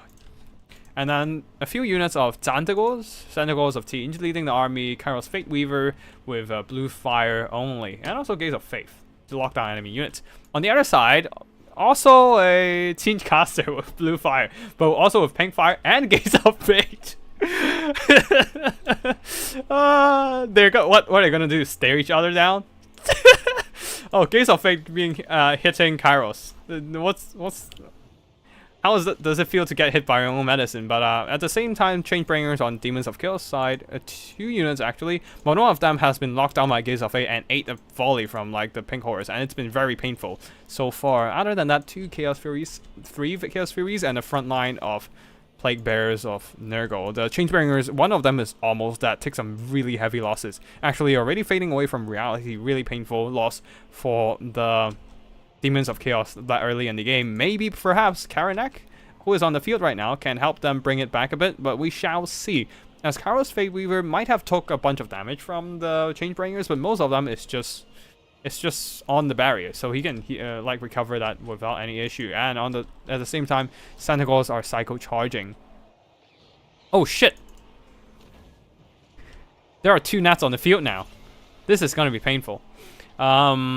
Because we are not using fruit rules, multiple gnat abilities are allowed. Yeah. Plague Bearers are being psycho charged by the Xantagors of Tzeentch, the Xantagors. And it's a psycho charging, so the Plague Bearers don't really have that kind of charge defense to hold it back, and because Karanak isn't exactly in range. The ability, his passive, his Brass Collar, wasn't able to cover the flank. Are we crashing? Is the game going down? Fuck, I don't like this. Oh boy. Okay, we're back. It's moving now. That scared me shitless for a bit there. But I should have known when I should have known this might be a problem when we took so long to load in. But this is the perils of playing on multiplayer across the world. So unfortunately, that is the case. Anyways, burning. The flamethrowers are going down. And blue horrors shooting in onto the feathered prince, onto Zarivik. Yeah, Zarivik. Not a great time for them. And Dangors are rushing in. Karanak needs to be in place to reduce. You just kind of lock down their magic attacks. But he is going over here, using the Prey of Blood God, trying to lock down Kairos Fate Weaver. Very nice dodge from Auric Ral there. Dropping down Kairos to actually dodge the flamethrower despite being locked down and cannot move. Very nicely done. Well played from Auric Rouse. But now that he's landed, he can't actually dodge it. And oh, Karanak is in position, ready to eat up the big bird. This would be a really nice time to just drop the Gaze of Fate if Zarivik actually have it. But yeah, other than that, Plague Bearers are holding the line. And Karanak has been doing some really solid damage against Kairos Fate Reaver. The problem is that he is a bit stuck on a bunch of Dangors, so yeah, he couldn't get through to get to Kairos. And at the back here, Elric Ral is really doing a good job psycho charging with the Dangors, which honestly, the Demon's army really don't have any way to shut them down. Best bet they can do is just to burn them down with flamethrowers. But the Changeringers is also like doing friendly fire, very literally, to their Plague Bearers. So not too great. Blue Fire though knocking down one of the Changebringers, cutting down a bit of their firepower. Karanak is in the fray, cutting off the Xantagors from their magic attacks. But the Xantagor, he can only be in so many places at once, so the other Xantagors are just psycho charging to everything to death. And Kairos is still on the far side. Just he has learned his lesson, just staying away from Karanak, which is just fine for the Tzeentch army. Now the Demon's army is holding the capture point with their Plague Bearers and is trickling in some of that victory tickets, but yeah, but how long can they stand in front of all these firepower though? That's the real question here. Changebringers, another volley on to the Senegals of Tzeentch. This might be a bit painful for them, because a blue fire just hit them and they lost a bit more of their DPS, while there's still a ton of pink pores around ready to just shoot them up. And Tzeentch have a lot of firepower left, and the Demons of Chaos don't have enough meat to absorb them. Karanak is trying desperately to dodge, and he is small enough that the missiles aren't going to be a big concern for him. The bigger concern is really just, Zarevik. Zarevik is taking a bunch of damage. He is taking a bunch of damage for sure, and he doesn't have that missile resistance because he have magic resistance instead. Bit of a pink fire. Nothing too substantial here, unfortunately. Most of that just got absorbed by the barrier. So the pink horrors are mostly fine. Changebringers using up the last volley of their missile, and not exactly the greatest effect either. Oh, Gaze of Fate. Nope, not Gaze of Fate. He just stood there for a bit there trying to charge the pink horrors, but he just took a lot of damage. Zarevik is not having a good time. Finally, the Fleshhound summon has been remembered by Buena Roja, and he'll be sending them into the Sour Guts, just trying to eliminate some of that Tzeentch firepower. And if they can actually cut off the Tzeentch firepower, perhaps maybe the Plague Bearers can hold on long enough, just long enough for them to get all those victory tickets, but it doesn't seem likely due to the fact that the Plague Bearers are indeed pretty tattered. And Kairos refuses to dive down on the ground at all. So yeah, there's nothing to threaten him on this guy, and him not being on the ground means that Karanak cannot catch him at all. The Fleshhounds being summoned by Karanak will try to finish the Sour Guts, but looks like it's not the case here. Being countercharged by the Senegals from behind, they are freaking dead. They are fading away from reality so fast. So I suppose we're not seeing Karanak in the finals. At least we see him in action right now, and maybe a couple of times later as well. We shall see. But yeah, Changebringers is indeed a very risky take against Tzeentch. There's just too much firepower on the Tzeentch side. Karanak is still holding, but alas, the balance of power is slowly falling into army losses for Tzeentch, and on top of that, the victory point is also changing hands ever so slightly. You can see it's slowly ticking up because of the Zangors moving in, overwhelming the Plague Bearers. Even the Zantagors are going in for a rear charge now, and the Plague Bearers will soon be falling apart. Karanak is still in the fight just fine, using his ability to remove all those magic attacks, and as a result, well, another painful volley on Zarevik, and he's almost dead. But yeah, because nothing deals magic damage, the physical resistance on the Plague Bearers can actually be functional for once against a fully magic faction. But other than that, they're just, yeah, dead. As the rest of the army got picked apart by the sheer volume of pink fire. Very unfortunate. And yeah, as soon as Karanak goes down, we will be moving on to the finals between Auric Ral and Angel. Archangel and Ton. Yeah, cocktails are fun, but it's a lot, yeah. I personally enjoy food more, honestly. Like, I like to have something that is more filling, more substantial. I enjoy the different flavors, but cocktail is nice and all, but it's more like a a nice to have on top of the necessity. But cooking is something that I need to do every day. Especially I make my own lunch every day, so I need to cook a lot. And I plus like eating out in UK is freaking expensive, man. So I just don't cook. I just don't. Yeah, I just don't have as much of an incentive to make cocktail as much incentive for me to make food, because I will be making my own lunch and all that, and like I have a reason to cook, not every day but every few days, to do meal prep and stuff. Like I cook once and eat multiple meals with the same food pretty much, and I'm pretty happy with what I make. So that is for me way more important than making a nice to have on top. So like, plus I freaking hate UK food. Like not that all of them is bad, it's just that it's not cost effective. Like I can, for the stuff I make, it might not necessarily be as good, but I'm getting 60% of the quality for like 10% of the price. So there's literally no reason for me to like eat out if I can make it at home. And the more food I make, the more I realize I can just make that shit at home, and instead of paying an arm and a leg for it. So and the more I cook, the less I have incentive to eat out as well, because I know I'm gonna either make it better and eat way cheaper, or I'm gonna make it not as good, but cheap enough to make the cut in quality worth it. So yeah, like the only time I eat out is with friends, and even so, I would just try to order stuff I can't actually make at home. So there's that. Actually, let me just quickly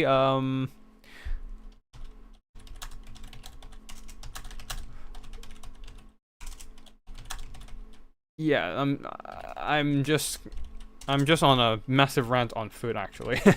I hope you're enjoying that. Anyways, army performances. Pink Horse did amazing here, just shooting down all those Changebringers. It's painful. The Changebringer that survived got their valor back. The other one missed their entire volley and just got shot to death and crumbled before they can do anything else. And the Furies, unfortunately, probably not the best choice here. Especially not the regular Furies. They just don't have anything specifically good about them. Yeah. Karnak did okay, but unfortunately, it's just being hard countered by the Tzeentch army still. Changebringer is indeed a very risky pick. And Karos, of course, as always, a very solid lord. We'll be seeing Auric Ral going into the finals here. We'll be looking at the same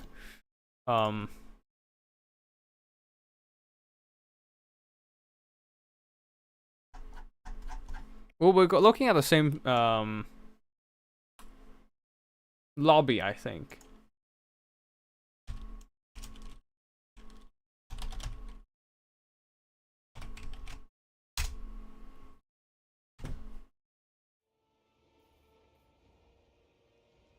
I don't know, let me just check the maps.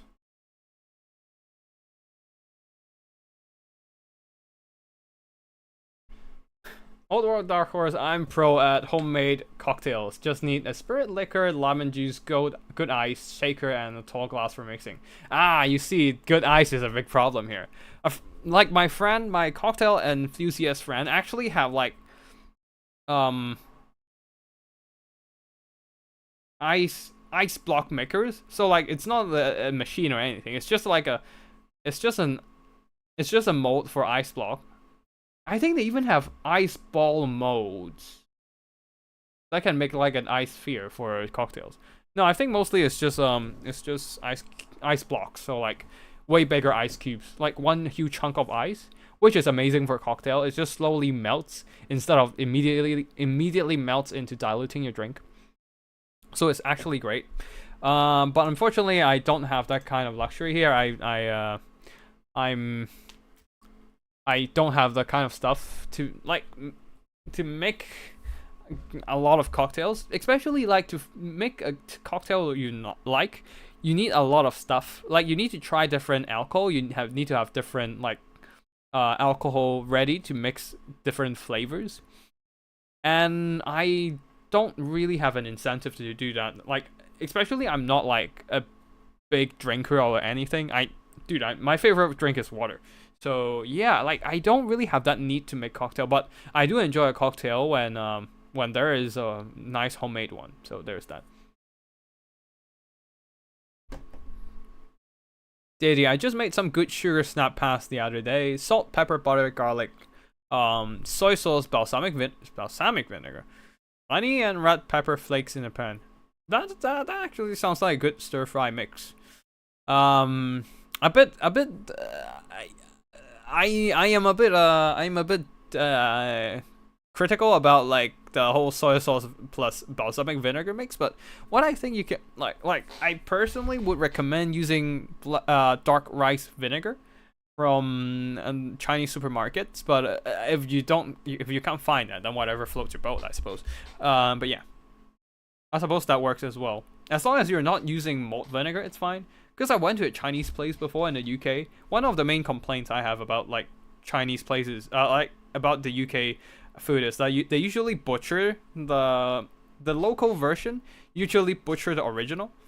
I had like sweet and sour pork in like one random Chinese restaurant once, and they freaking use malt vinegar for that shit instead of like actual, like they can use a lot of alternatives. They can use black vinegar, the black rice vinegar, which is what it's supposed to be, for sweet and sour pork, sweet and sour chicken. If you can't find that shit, use fucking Worcestershire sauce. That works too. No, they use fucking malt vinegar. I was mad. Like I would say even if you use freaking balsamic vinegar, I would take that too. No. They had to use malt vinegar, which isn't even a vinegar. Words cannot describe how disappointed I was in that so-called Chinese restaurant. I think they're like opened by like a British born, like they're ran by British born Chinese kind of thing. So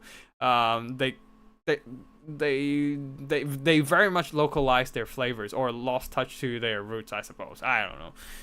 But basically, I was absolutely mad about absolutely mad about how they butchered the dish. But yeah, anyways.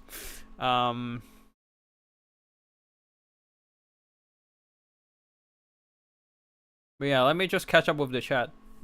My wife and I got tired of paying for tacos, so we started making shrimp tacos that are seriously the best tacos I've ever had. Yeah, exactly. You can make stuff so much better than what you order outside when, yeah.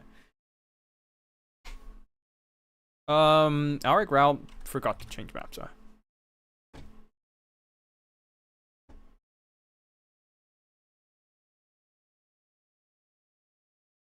Okay,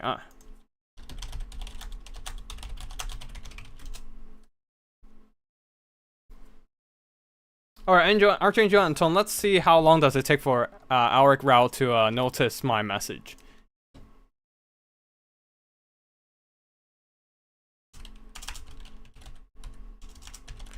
We can chill for a bit here and talk about food, I suppose.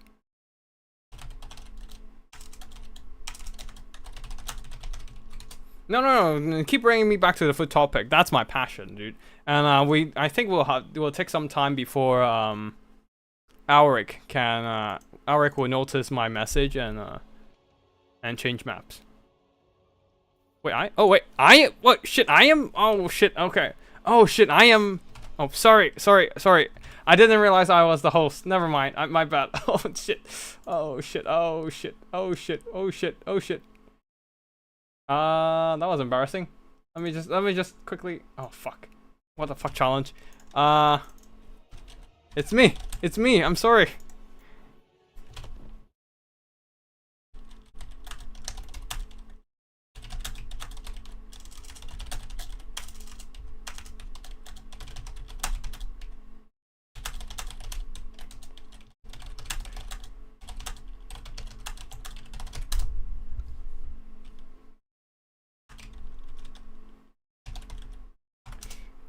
My bad, Auric.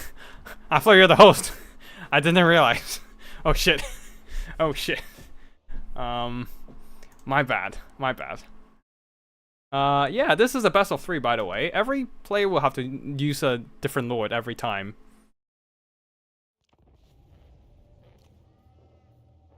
It's the first battle, so like we don't have this concern yet, but we shall see in the later ones. Like they have to change a different lord every time, and they can't use the same caster lord as well. It's Tzeentch versus Chaos Dwarf, so yeah. Oh shit. Okay, I'm gonna blame this on you, that DAD. I absolutely gonna blame it. Blame it is the fact that food distracted me from the tournament admin instead of instead of paying attention to the damn tournament and change maps. No, but yeah, like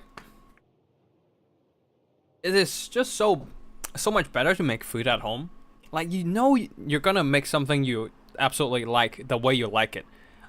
And even if you don't, that means you made a mistake and you can't blame anyone for it.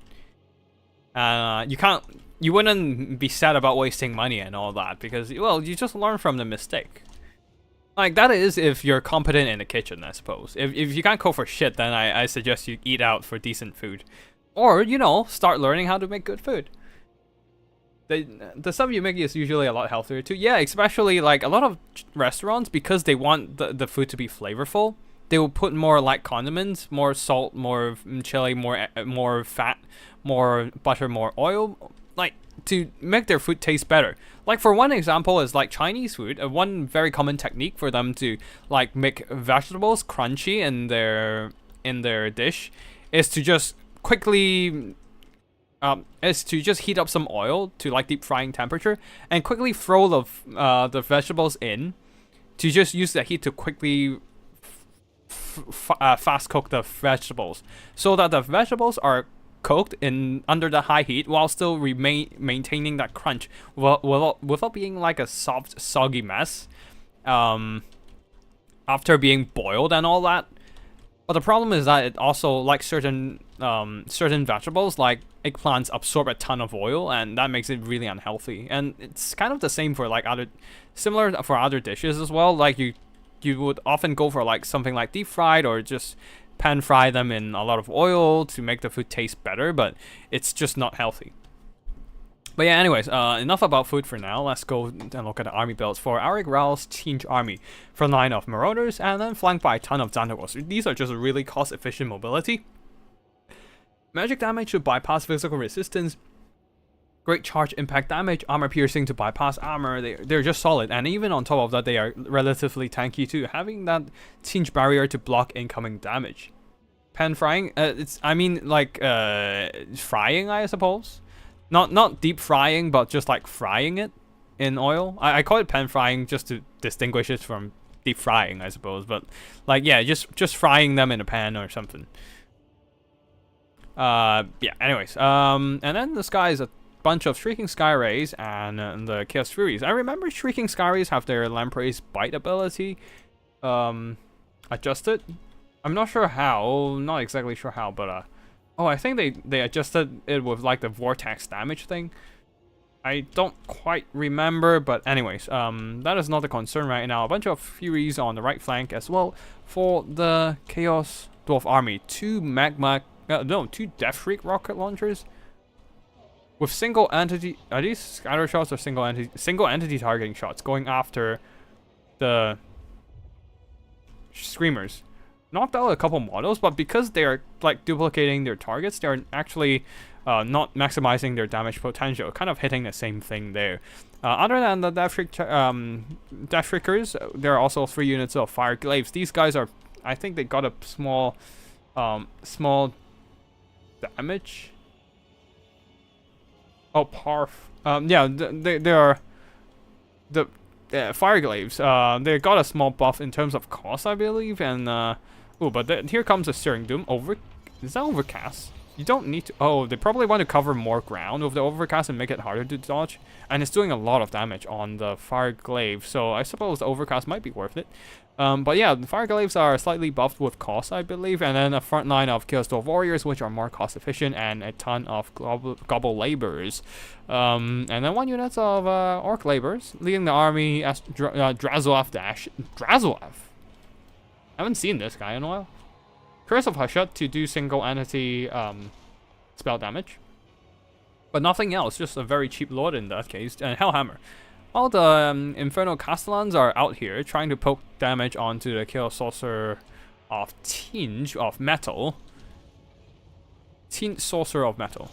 Curse of Hashut, trying to drain away the barrier, and is doing some really solid damage. Thanks to the Castellan shots as well, and a double shot from the Death Shriekers. Oof, and then the Chaos Sorcerer of Metal is down to half health. And he doesn't even have enough magic to do the Skull of Catan plus Final Transmutation combo. And he has been routed. Death Shriekers are still firing, and the Tzeentch forces are not in place to shut down those Death Shriekers.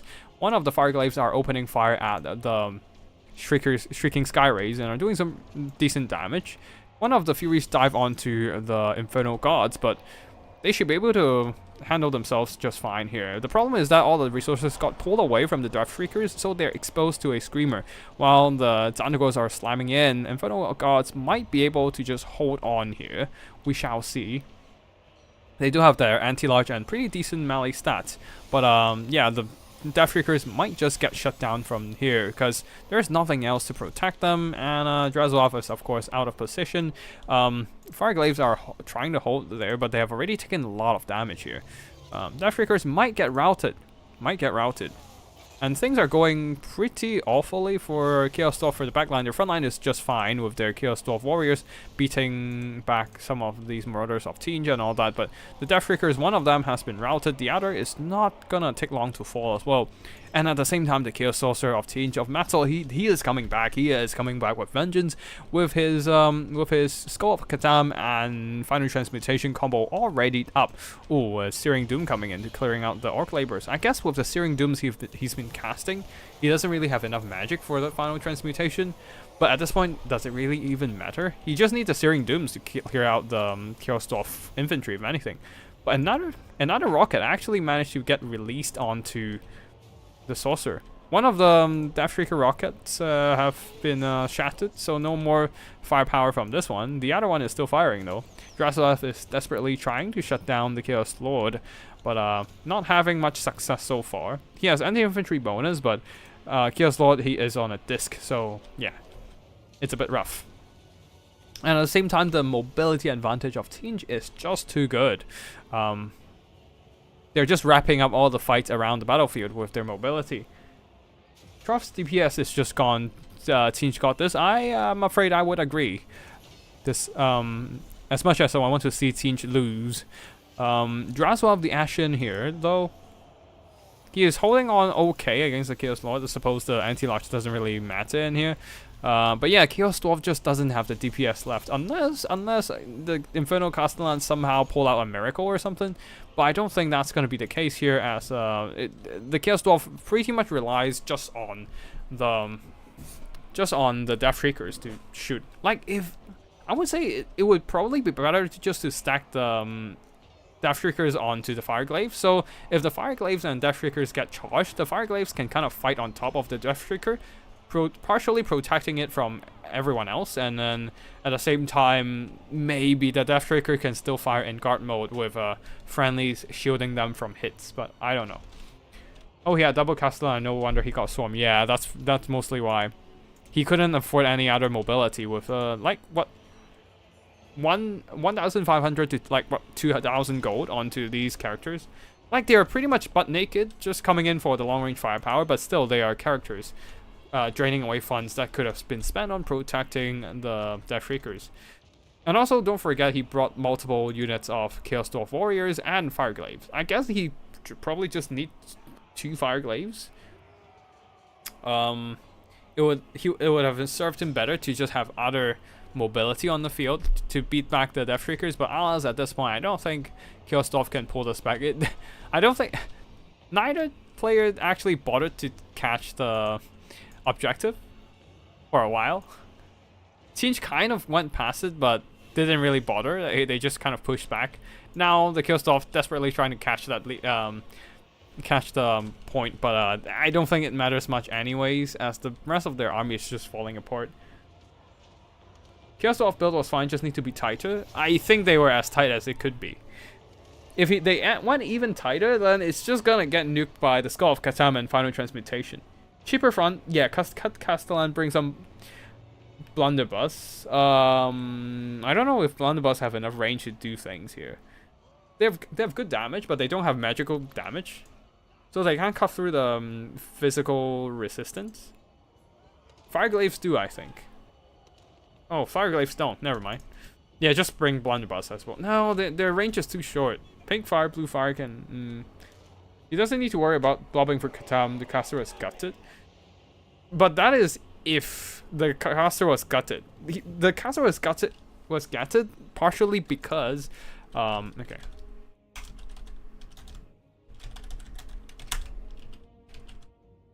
Crap. Typing not fast enough.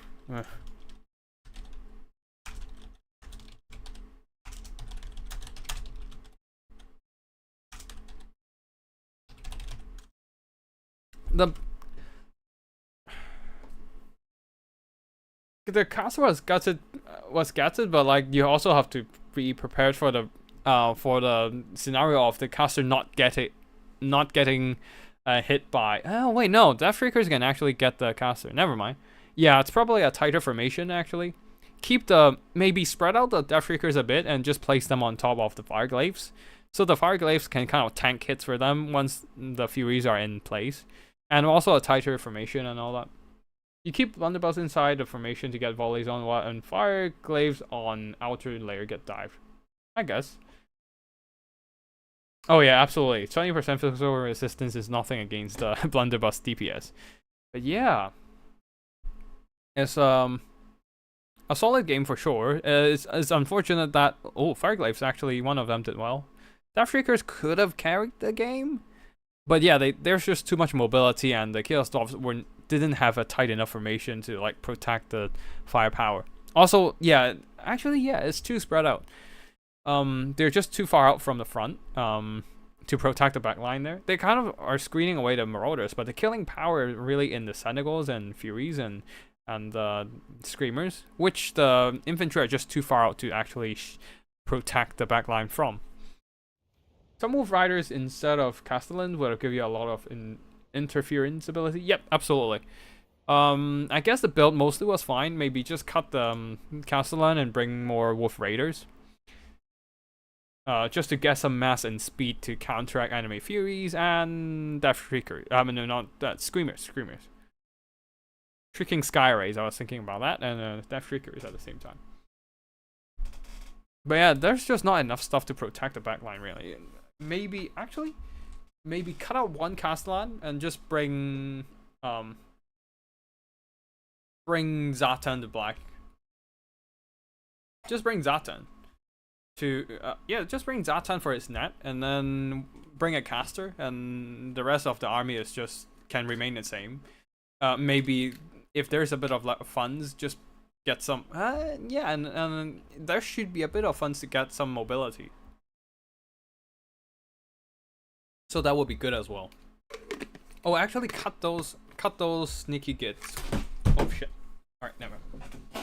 Not cut those sneaky cut those cutthroats. I saw a couple cutthroats in there, and I don't think they're actually good in this scenario. You'd rather get just more orc laborers for more bodies, or maybe even cut like one. Chaos Dwarf Warrior is fine. That is too expensive. I forgot how much he costs. Anyways, let's see how the two players pick now. It's also a profit of.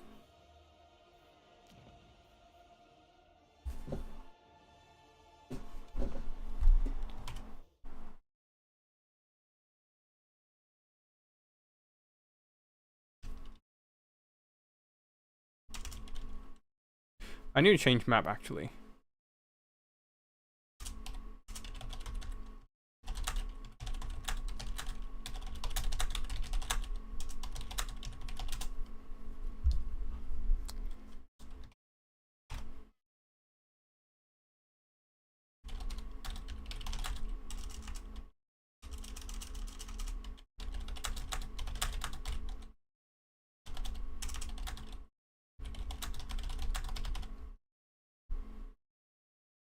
Alright, we'll have to wait for a bit. I think Eric is just using the same Lord as well, so I am not gonna...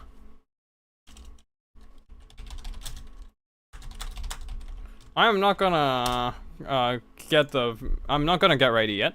I'm gonna change maps, but I'm not gonna get ready yet. I just need to wait for Alric to read my message.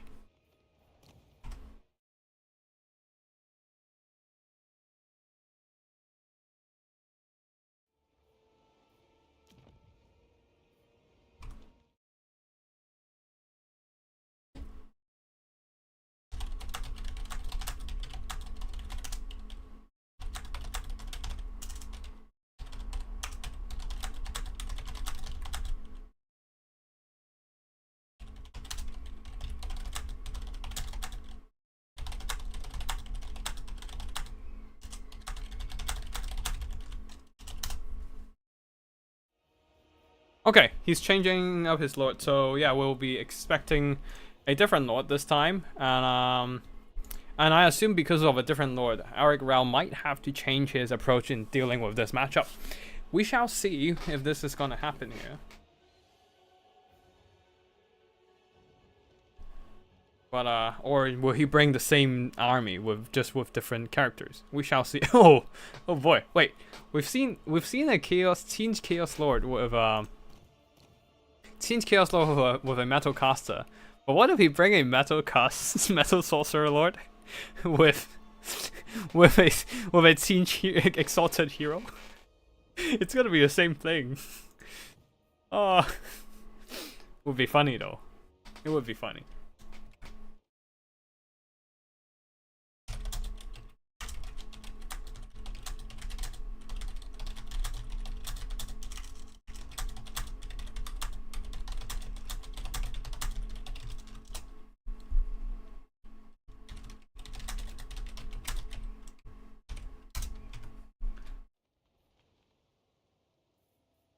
Alright, let's see if this is gonna happen here. But we shall see. We shall see. Will be funny though. I do like the double Death Shrieker though. I don't know. Yeah, I don't know. Yeah, the Death Shrieker idea would. It's actually pretty neat to just snipe stuff out. It's just that. Oh no, the Death Shrieker actually might be a horrible idea. Blue fire spam. Blue fire spam might be the doom of them. Although being Chaos Dwarf, you have a bit of fire resistance and all that, so I don't know. Grey Mountainside might be a domination map actually. Not entirely sure. Anyway, so we should be ready. Both players have changed up their lords. Yeah. So yeah, I think we're good. Oh no. Chaos Dwarfs are still changing up their build, so I'm just gonna wait a bit. Fire resistance and decent armor, not sure. Yeah, not sure. I don't know, like, also Death Freakers are relatively fragile, so I don't really know about, like, bringing them to the field against a faction with pretty strong firepower. Yeah, Death Freakers are too difficult to defend against Tzeentch Air Force. Yep, absolutely, I agree. I agree.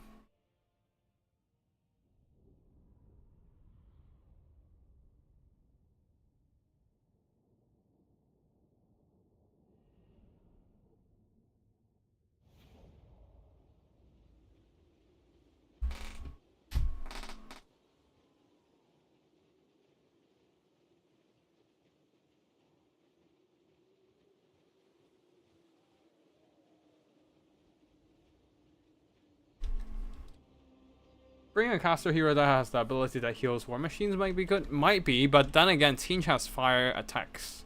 So that would, like, even blue fire can significantly cut down the healing rate. And remember, healing rate actually displays correctly now, so you'll be very kindly reminded by the fact that you have half the healing than you usually have due to the flaming damage. So yeah, not exactly a great idea.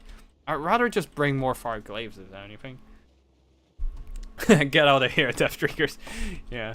Jonathan can lock down one unit, but you can't punish the target unless it's parked in the range of 2 shooters.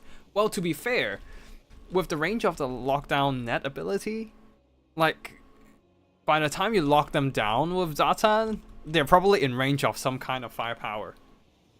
So yeah, I don't think that's the main concern. The main concern really is whether you can, like, is really whether Datan is too expensive, because he kind of is. Anyways, we are on a 1-0 situation right now. Arik Rao has 1 point with the Tzeentch rush over the Chaos Dwarf box. Let's see if the Chaos Dwarf can push back this time. And the army build of Tzeentch is pretty much the same, as I said. Arik Rao actually, yeah, just kind of swapped the Lord and the Hero. Lord this time is a Sorcerer Lord of Metal. Tzeentch Sorcerer Lord of Metal. And and Exalted Hero of Tzeentch on the disc. Book of Secrets though, no Colossal Strike, just Book of Secrets to drop that Fate of Buna and the multi-stage spell effect. Not sure how useful that is, but we shall see. The rest of the build is pretty much just the same thing. Marauders front line, a ton of tentacles, and then Furies. As for the other side, oh, and 2 Death Shriekers. As for, wait, is it 1 Death Shrieker or 2 Death Shrieker? 1 Death Shrieker here, the other over there, yeah, 2 Death Shrieker, 3 Furies. As for the Chaos Dwarf here, front line of Chaos Dwarf Warriors, Infernal Gods with great weapons, really trying out these newly buffed Chaos Dwarf infantry. Chaos Dwarf Warriors also moving up, but I don't know if the great weapon ones is a good idea. I guess they're cheap. No, they're not necessarily cheaper. Probably just better to just bring the normal ones. I don't know. 3 Bull Centaurenders, one of them the Regiment of Renown, Stock Ravagers, and leading the army, a Sorcerer Prophet of Death with Spirit Leech and Fate of Buna. Very classic combo there. But staying in the sky might be a bit of an issue for the Chaos Dwarfs, because the Sorcerer Prophet is not going to beat this anti-large armor-piercing Exalted Hero. Coming in with a big halberd and 3 heads to quarrel against their enemies. Yell insults and all that.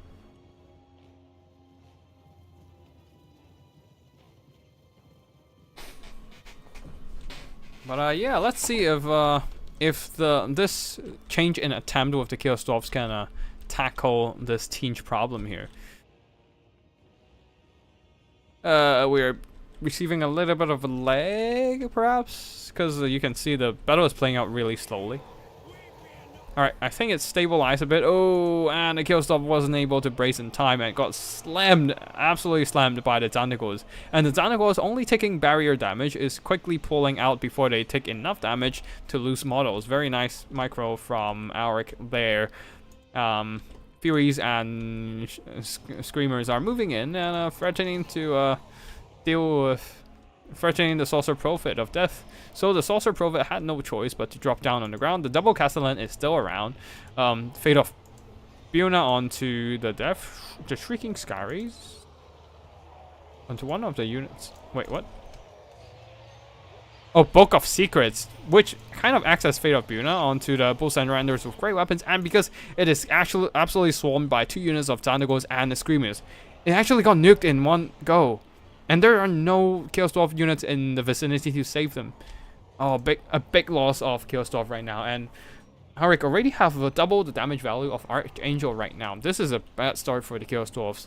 Let's see if they have enough to pull it back. But now the double Castellan is still like poking shots at the Sorcerer of the Tzeentch Sorcerer of Metal. Muscle Sorcerer of Tzeentch. I don't know which one to put first. But yeah, Chaos Dwarf Warriors are pushing, but the point has been completely occupied by the swarm of Tzeentch Marauders, and a very nice pick early game as well from Tzeentch using the double Centaurs, to swarm the more elite but also less numerous Bull Centaurenders. And the Stock Ravagers are chugging in their throwing axes, but they're quickly being targeted by swarm of Tzeentch Furies. And this might just be the end of these guys. Plague of Rust upgraded version to just drop their armor really down to 0. Not that they have much armor anyways. Base value 50 and another 10. And then got reduced by 60 armor. Oh, okay. Yeah, but their armor is absolutely 0 now, and they are just going to take a ton of damage. Really nice pick from Arik Rao. Oh boy. Oh boy. This is bad. This is indeed very bad. The Chaos Dwarf army is kind of falling apart. Like their main killing power, all all the bull centaurenders are absolutely getting slaughtered in the process here. With all the Furies diving in, Zandago is chasing after the retreating Hashustar Ravagers. And remember, because of the new pursuit behavior works, once your units start moving away from their opponent, the pursuit behavior kicks in and they start like chasing down enemy with much more deadly efficiency. And oh boy, it sucks big time. It sucks big time for them. Like and then yeah, Spirit Leech draining away the Metal Sorcerer Lord of Tzeentch, and the Hashustar Ravagers is absolutely ravaged, down to 7 models and not much HP left. And now the Sorcerer Prophet of Death is surrounded by anti-large units. All these Screamers and the Marauders are coming in to just block him up, preventing him from chasing after the Tzeentch Sorcerer Lord. And now over here, the Infernal Gods with great weapons just don't have a good engagement here. There's a lot of mobility on the Tzeentch side that the Chaos Dwarf infantry simply can't catch up with. And as a result, the Tzeentch army just avoid combat against the more elite infantry and just pick fights wherever they can with their mobility, picking off the out of position bull centaurenders, and even now the Sorcerer Prophet of Death has been eliminated. And oh boy, that is a brutal loss. Like that bull centaurender loss earlier is definitely absolutely brutal earlier. And my boy, I suppose the Chaos Dwarf just went for too elite of an infantry line and too elite of a mobility, and they're just not wide enough to deal with the same army that they were fighting before.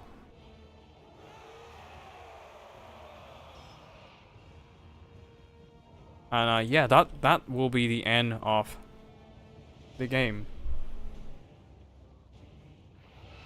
And yeah, it seems that Ulrich Rao will be pulling a 2-0 victory in the tournament and will be winning this for the day.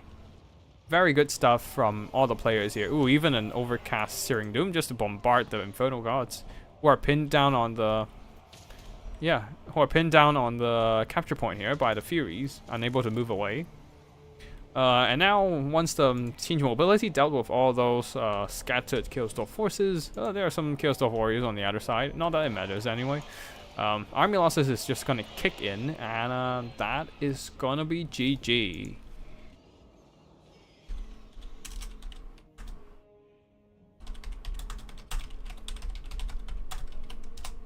There we go. Yeah, finally, we managed to get a save down before the countdown ended.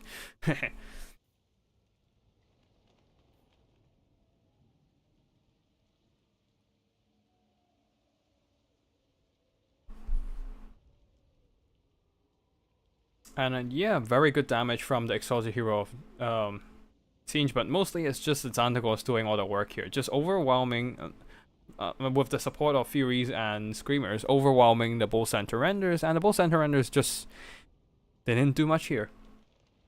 They're actually a relatively glass cannon unit when you consider their stats.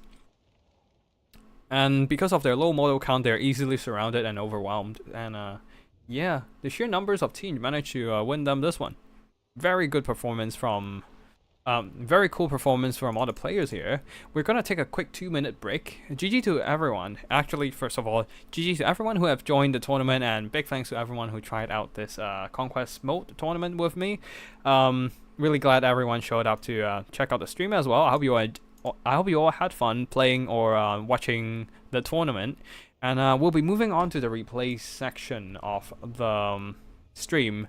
But before that, I'm just gonna take a quick a few minute breaks and get some rehydration, and I'll be back in a bit for the replay. So stay tuned. Oh wait, yep, right. Congratulations to Ulrich Rao for winning the tournament, and hopefully I'll host something else next week. But I'm actually relatively busy the next 2 weeks, so I'm not entirely sure whether I'm doing anything. But yeah. I'm not going to say for sure yet, but I do want to do something next week. Same time, but we shall see. But anyways, let us just have a break first, and then I'll be back for the replays sent in by the other players throughout the other rounds of tournament. Yeah. Be back in a minute.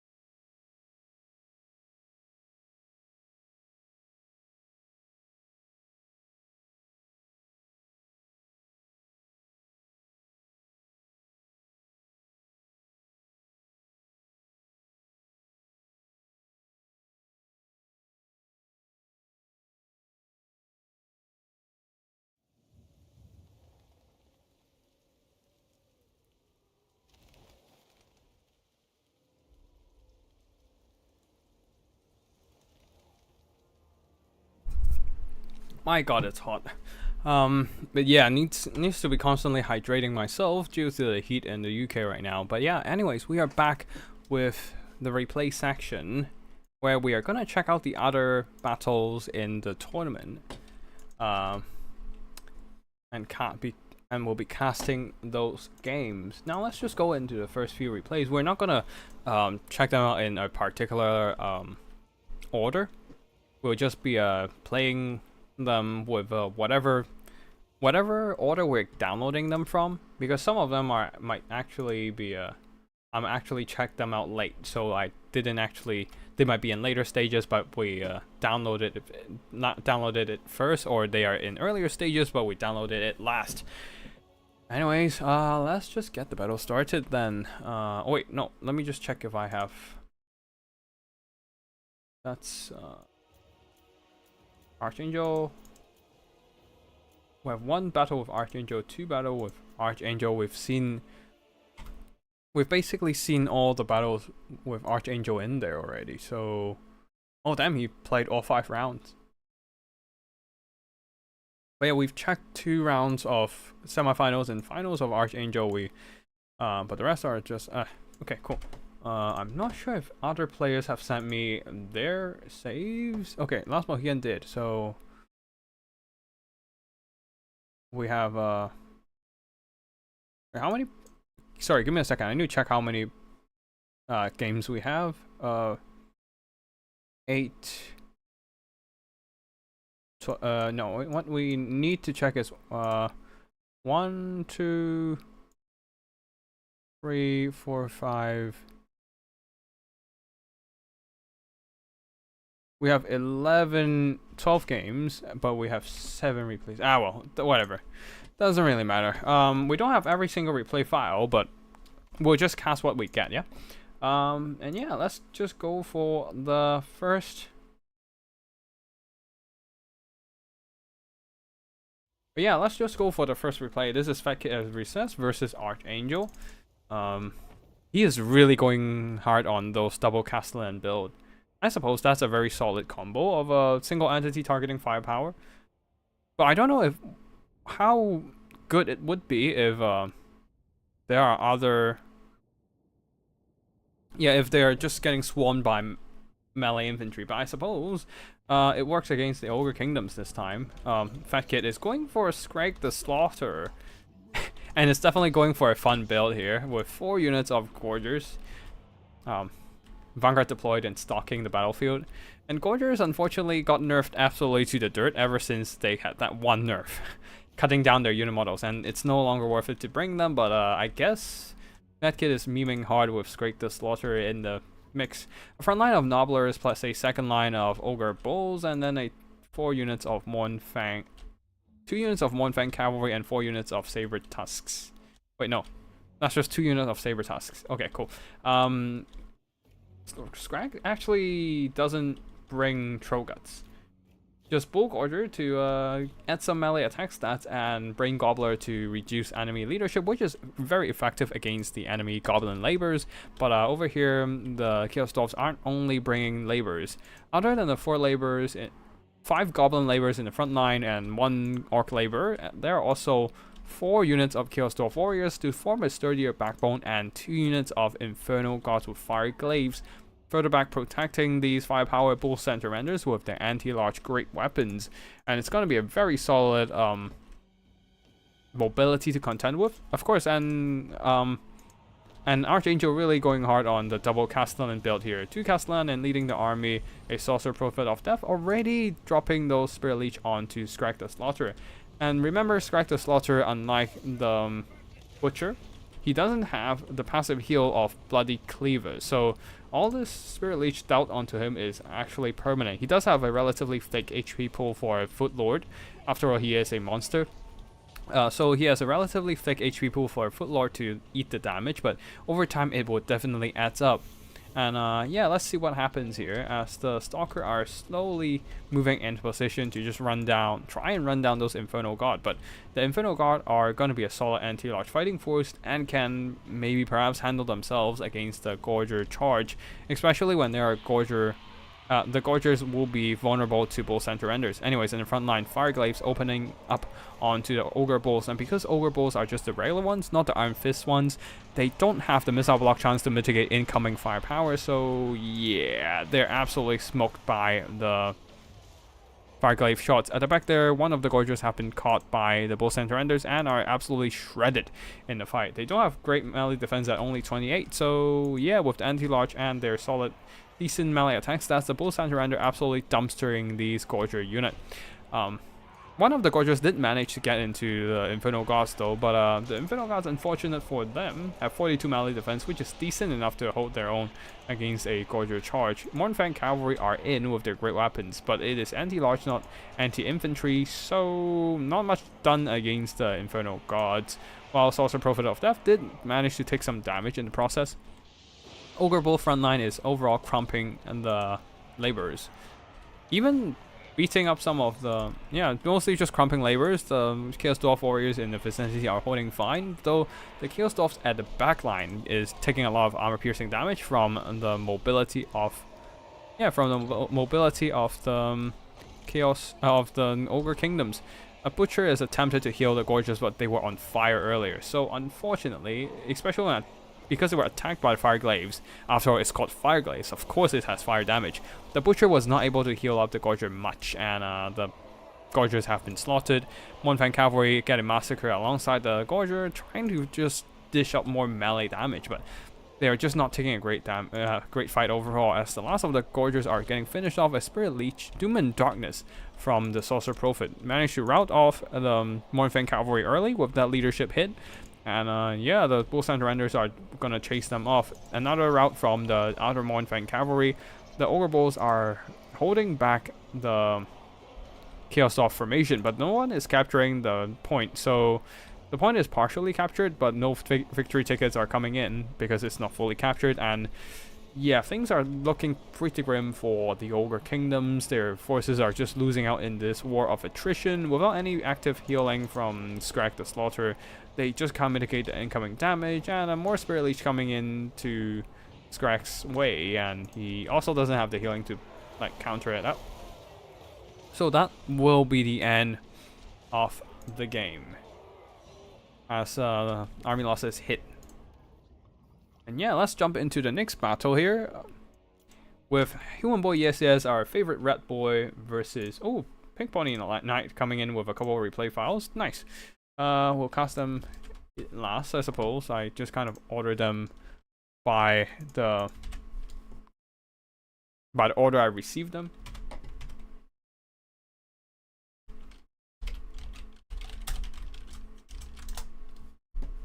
Oh, good. Alright, we're still on the same round, so it's gonna be, I think it's Bitter Dune. No, that's not Bitter Dunes, but I forgot the name of the place. But yeah, anyways, let's check out the army builds here. Human Boy going for Vampire Coast versus Ogre Kingdoms of, I think that's Rusto. Yeah, Rusto. Yeah, so Human Boy going for a front line of halberd mobs, a back line of handgun mobs, and Cyrene with a couple animated hulks flanking them.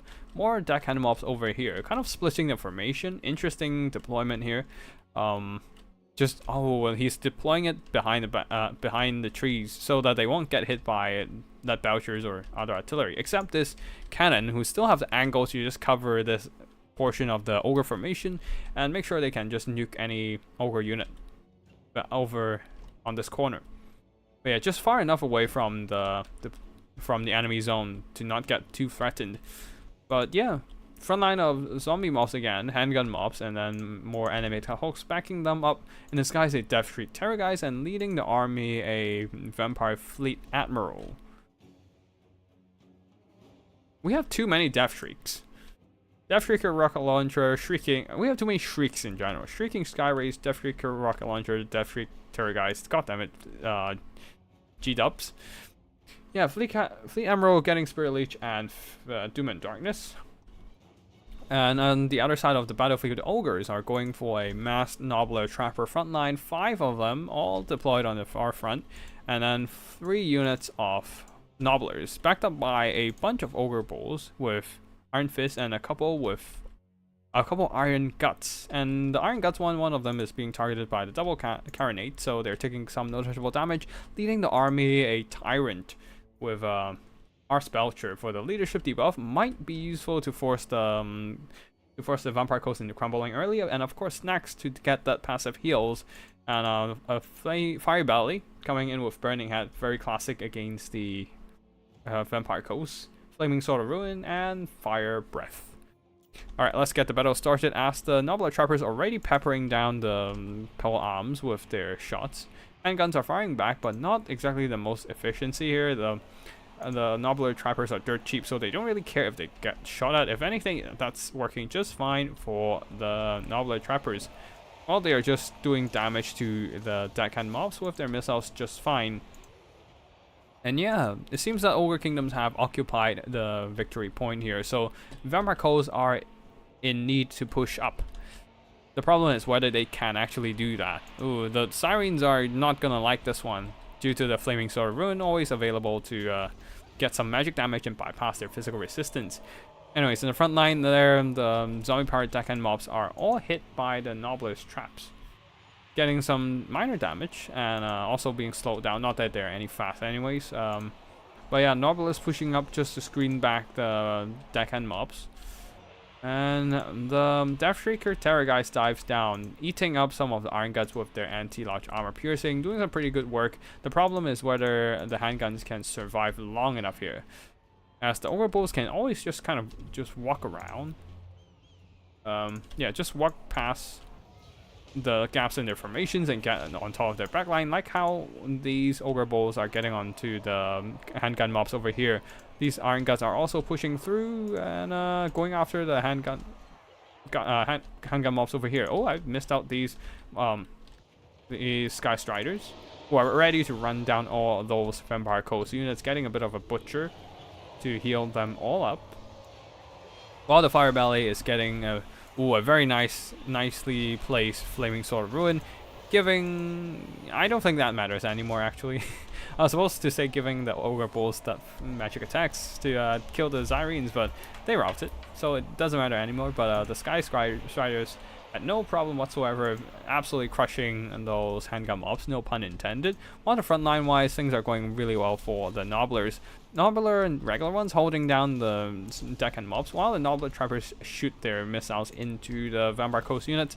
Handguns are firing in, but they're firing through trees, so their effectiveness is limited, and they're firing into Nobblers, so not exactly the greatest trade for them.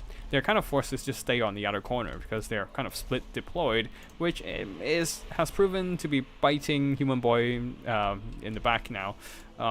Sirens are not supported by anything and are just beaten up by a bunch of magic damage units, Firebelly and the Sky Striders. Yes, Sky Striders do have magical attacks, and these exposed handgun mobs are just gonna get cut down by Nobblers and Iron Guts in the same fight. Carronades are still left there to fire out into whatever units they can get their hands on, but things are not looking too great for the Vampire Coast. Balance of power is still quite even, but I would disagree with that, just because how much control the Ogres have on the battlefield. Carronades is the only thing that can give Vampire Coast the initiative. The problem is that it doesn't give them the control on the battlefield. And because of the capture point, now cannon firepower matters less in terms of initiative. And it's all about the infantry speed running their way into the capture point and just hunkering down. So, yeah. Animated hosts charging into Nobbler Trappers. They charge into one, but the second one behind them is free to just fire in point blank, doing some really nice damage, despite their dirt cheap costs, almost getting their cost back now. While the Vampire Fleet Admiral has been giving a good fight, beating up the Tyrant pretty good, but yeah, just not being able to turn the tide yet. One of the Ogre Bulls have been routed, but a Burning Head is roasting some handgun mobs. Animated Hulks are falling to Sky Striders. I doubt there's anything that can fight Sky Striders. Are box build viable in this mode? Possibly. If you can box on top of the capture point, sure thing. But that means you can't bring artillery box. Artillery box means that you're not gonna occupy the box. You're not gonna occupy the capture point. I guess you can try to bring a devastating artillery box that shoots your opponent dead before they can sit long enough for the capture point to fill up your bar with victory tickets. But other than that, I don't think box builds will be as good as they were before, because you need to be moving your army all constantly, so you'll probably have to go for a melee box kind of thing. Anyways, Sky Strider is getting absolutely demolished by the double Carronades, and unfortunately though, this might be the last roar of the Carronades, as the Ogre Bulls are in range to shut them down. They occupy quite a bit of balance of power for the Vampire Coast, so once they are down, and then the Vampire Coast will be in a pretty rough situation. But at least the Deathshrieker Terrorgeist is still very much healthy, managed to rout off the Sky Striders and will keep the pressure onto the routing Ogre Cav.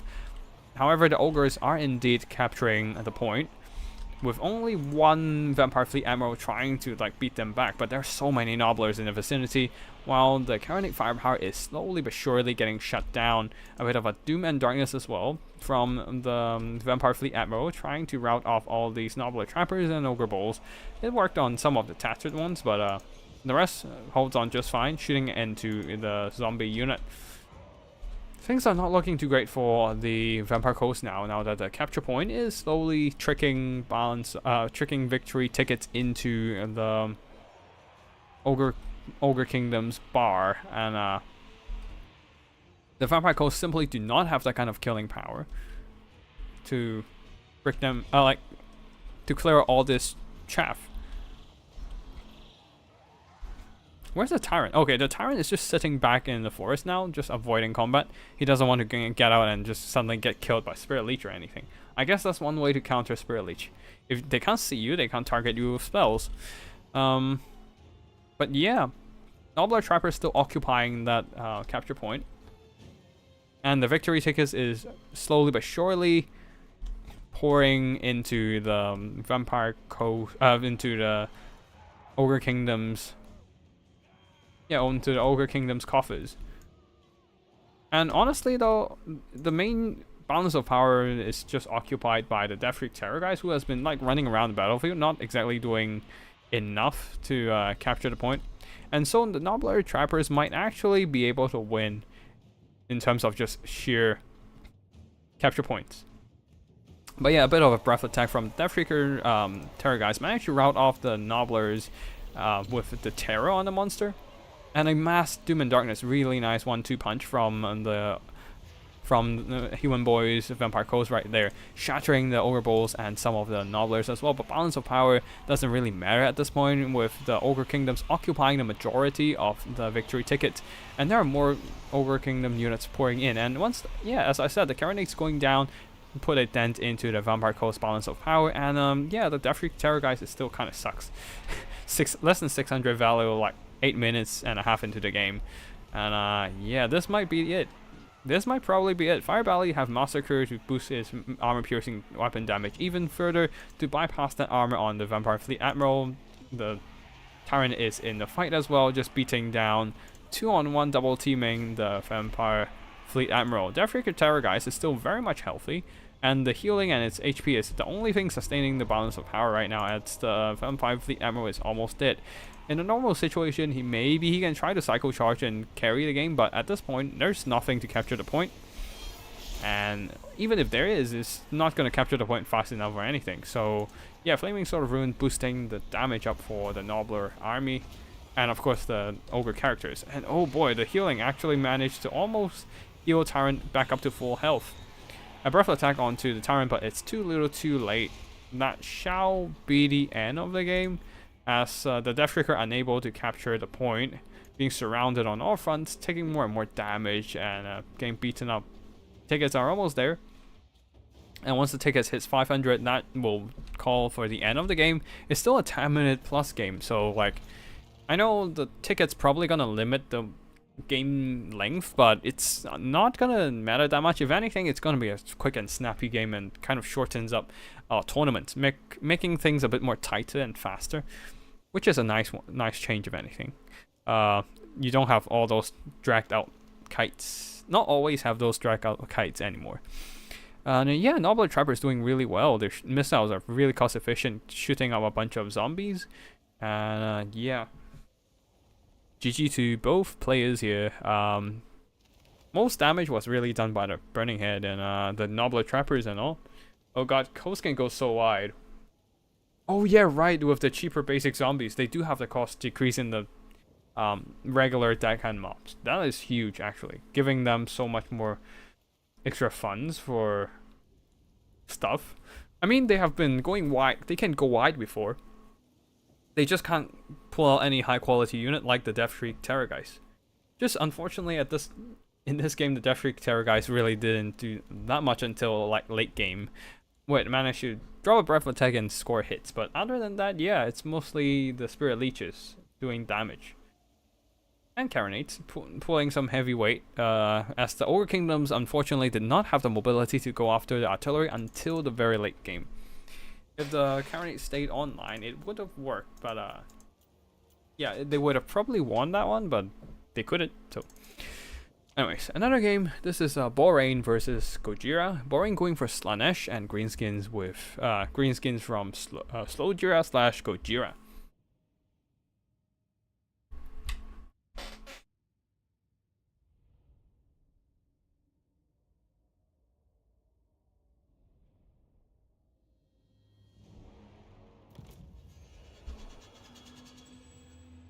Alright, we're on the same round, so same build. Mixture of Chaos Warrior, no, same map, not same build. Mixture of Chaos Warriors with Hell Scourges mixed in with Devoted Marauders of Slaanesh with Spears. And now the new and improved Hell Striders, less physical resistance, but more anti-large value now. So they will land more consistent hits against large targets and should be more effective in melee fights. Chaos Furies of Slaanesh, flying, scouring the skies, and a single unit of Exalted Demon Net. Oh, 2 units of Fiends of Slaanesh. I do like to see these guys. They have 4 more unit models now, so they should be a lot killier. This is like the reverse of the Gorger nerf. Gorger lost 4 units models from their 16, and now the Fiends of Slaanesh got 4 more from their 12, so yeah. Anyways, Hellstriders are being counter skirmish. Oh, leading the army a Herald of Slaanesh in shadows with Melkoffs only, and the Daemonette Summon, I believe. No, Locust of Grace for physical resistance and melee defense. On the other side, the Greenskins, a front line of Goblins, second line of Squig Herds for their anti-infantry to deal with enemy armored infantry and whatnot. Broken Tusk mobs, Orc Bigans, and a ton of light cavalry as well. 1 Spider Rider, 2 Spider Rider archers, one of them the Death Creepers with regeneration, and yeah, just a ton of Orc Bigans on the left flank, 1 more unit on the right flank, leading the army a Scarsnake with his fermented fungi, but no tormented sword. So let's see how it works against the Slaanesh. I would say a goblin war boss with night goblin war boss with a tormentor sword to lock down Tzeentch mobility would be pretty nice here. But let's see. Giant River Trollhag did bring Mither to reduce enemy speed. Aspect of Dread Knight, Fate of Buna. This doesn't make sense because Tzeentch Slaanesh doesn't care about terror if they're immune to psychology. I guess the magic attack helps, but and also, the causing terror means that your own troops can be immune to terror, so I guess that works. Spirit Leech and Fate of Buna. Yeah, let's just play the battle in normal speed again. Slaanesh has managed to secure the point over here, forcing the Greenskins to go on attack, but the Chaos Furies are also moving to the other side of the battlefield. Just trying to do some skirmishing work here. Now the Greenskins are a bit hesitant to move up. I'm not sure if this is a good idea, but yeah, Hell Scourge is being charged right now, but they do have the charge reflection to reflect some damage onto the Squig Herds charging in. But overall, I think the Hell Scourge Warriors will hold with their superior melee defense at 54. And more Hell Scourge Warriors are moving in to push back the Goblins. While the mobility of Greenskins are still too busy chasing after the Chaos Furies, I think that definitely is a mistake here. They probably would be better off just sallying forth and fight the Hell Striders, or maybe even push them back so that they can rear charge the enemy infantry. Because right now, the Greenskin forces are getting slaughtered as Chaos Warriors are comfortably grinding through Goblins, while Exalted Daemonettes are slicing and dicing the slicing and dicing those Goblins with their elite melee stats. Now the Orc Barbarians and Forest Goblin Spider Riders are slamming in and doing some really good impact damage, while the Furies are still being kept at bay by the skirmishing firepower. Ooh, there's a Black Orc Big Boss that I did not realize is here. He's not fighting though, so that's definitely a waste of his fighting power. He should probably be in there and start chopping up some of the Chaos Warriors. A Fate of Buna on the Exalted Demonette, really nice targeting there, as it is an extremely expensive infantry, and deleting them outright would be a huge boon. But yeah, this Bob really needs to get in the fight. Those Riders of Slaanesh charging in should be able to clean up the Squigs and also do some good damage to the Giant River Trollhag. At the back there, Furies dropping onto the Forest Goblin and Spider Rider Archers. And This one has been routed. The Death Creepers are holding with their more elite regiment of renowned melee stats and a bit of regeneration.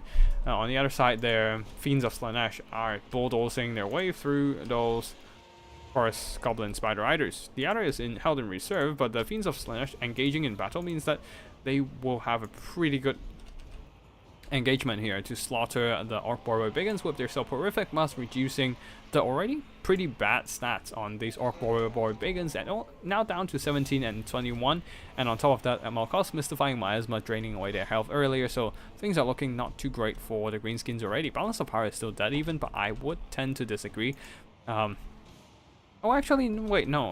Well, the Fate of Reno was really key in working down the HP of the Exalted Demon, so I guess that helps. But yeah, the Black Ark Big Boss is still not getting into the front line, just kind of being wasted here, not getting into any engagements. And because of the Slaanesh army getting more mobility advantage here, they are more comfortably picking the fights and are able to just get a little bit more worthy trade for themselves. Ooh, this might be a Rampage from the ability, yeah, Fascination from the army ability of Slaanesh, dragging Skarsnik into a fight, into some spears and Fiends of Slaanesh. Also not the worst thing in the world, but yeah, Orc Warrior Biggins not having a good time either. Getting drained by the Malkos Mystifying Miasma. Where is the Bob? Oh, Bob is finally here. Wait, you're fighting the wrong things. You're supposed to be fighting the Chaos Warriors. Oh no. He's trying to go after the Herald of Slaanesh, but he's too slow to catch up. So yeah, unfortunate for him. Well, that's some very cool charge animation, just leaping forward, bounding for those Orc Warrior Biggins. Now they're completely surrounded, not completely surrounded, but definitely sandwiched between the Fiends and the Spear Wall. So yeah, there goes the Orc Warrior Biggins. Decided to bail from there. Death Creepers are still kiting away.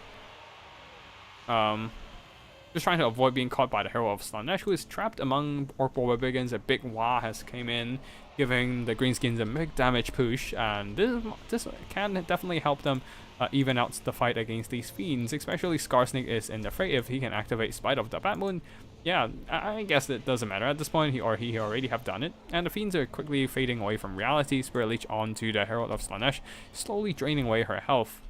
Balance of Power is actually against Slaanesh ever so slightly now, as their glass cannon units are slowly running out of health, but there's one unit of Chaos Warriors of Slaanesh just sitting on the capture point, getting that victory ticket, as Greenskins are too busy dealing with all those Slaanesh mobility, distracting their forces and resources away from actually capturing the point. So I guess the sacrifices of the Slaanesh forces are not in vain, as they are now getting over 300 victory tickets so far. And yeah, things are looking pretty good for the Slaanesh army now, given how the victory ticket situation go. But remember, the victory ticket is relatively secondary. If the army losses hits before the victory tickets reach 500, then Slaanesh can still lose the game. The thing is, they seem to be holding up their balance of power relatively well. They're not getting an advantage here, but they are not losing that insane either. But of course if the Herald goes down, then it's probably gonna be, oh well, she is going down, as she fades away from reality due to the Black Orc Big Boss on the board. Managed to catch up with the Herald here. And yeah, those Death Creepers sacrificing themselves to pin down the Herald was definitely worth it. Oh, even the Giant River Troll Hag was here. Oof. Okay, that explains why they managed to kill off the Herald. But yeah, the victory point is still uncontested so far, and those Chaos Warriors are just sitting comfortably here. And things are not looking too hot for the Greenskins, as their Giant River Troll Hag is being routed and they're not going to be coming back. While the Bob here has his stats debuffed by all these Exalted Demonists with their Soporific Must, and oh wait, Charm reducing his attack. Wait, Charm reducing his attack by 8, and then Soporific Must reduces another 5. So he just doesn't have. He still have a 42 melee attack, which is not bad, but not great either, against the 46 melee defense of the Demonists. And now Slaanesh has the advantage over the Greenskins. We'll be fast forwarding it here as as the mobility advantage of Slaanesh means that anything that routes on the greenskin side will not be able to return to the fight. Balance of power doesn't matter at this point, it's as the victory ticket is so close to 500, and well, Slaanesh has managed to win this game. But yeah, GG to both players here, and it seems that Elves Riders might be making a comeback, doing some really solid work over the course of battle, being a very solid anti-large component. The Greenskins, and also one of the Chaos Warriors sitting on the victory point win their game. Exalted Demonites doing some solid work. Same goes for the Fiends of Slaanesh, the one that survived. Oh boy, 2,000 worth of damage. Adding those extra unit models really certainly helped them in the fight. As for the Greenskin side, okay. Not unfortunately, most of the damage value was done by the Broken Tusk mobs, and the not much else really. Yeah, very unfortunate. Most of the damage was done by the Broken Tusk mobs and some of these Orc Warrior Biggins, and the rest isn't that good. Yeah. They couldn't really get a good trade into the Slaanesh army with a straight-on melee fight. If there were more skirmishing fighters, maybe it would have worked better. But then you wouldn't have enough units to capture the point with... Yeah. How much did the River Trollhat get? Just some Spirit Leeches, so not even 1,000, so not amazing. Also, the Black Orc Big Boss spent too long just dilly-dallying at the early stage of battle, so... he didn't actually do much damage. And yeah, I would say like you would rather want the Night Goblin War Boss here instead of Scar Snake. Snake is fine and all, but he's nothing special without his like piercing missile. And that piercing missile thing isn't that good either. So I would say you would be better off just going with a Night Goblin War Boss with fermented fungi and the fermented fungi and the Tormentor Sword for the mobility control, and then on top of that you can have Mither as well.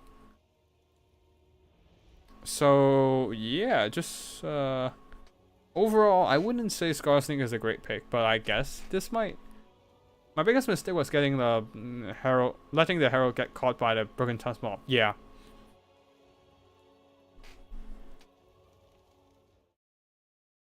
Didn't realize that they had half their models left despite being nearly that new. Oh, yeah. I sometimes make that mistake as well.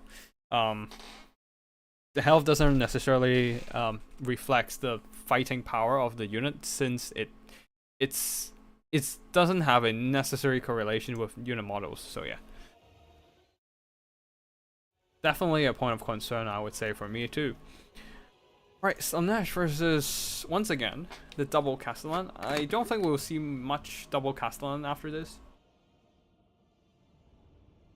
because we are almost done with Archangel's matches. Yeah, because we already seen him play in semifinals and finals, so.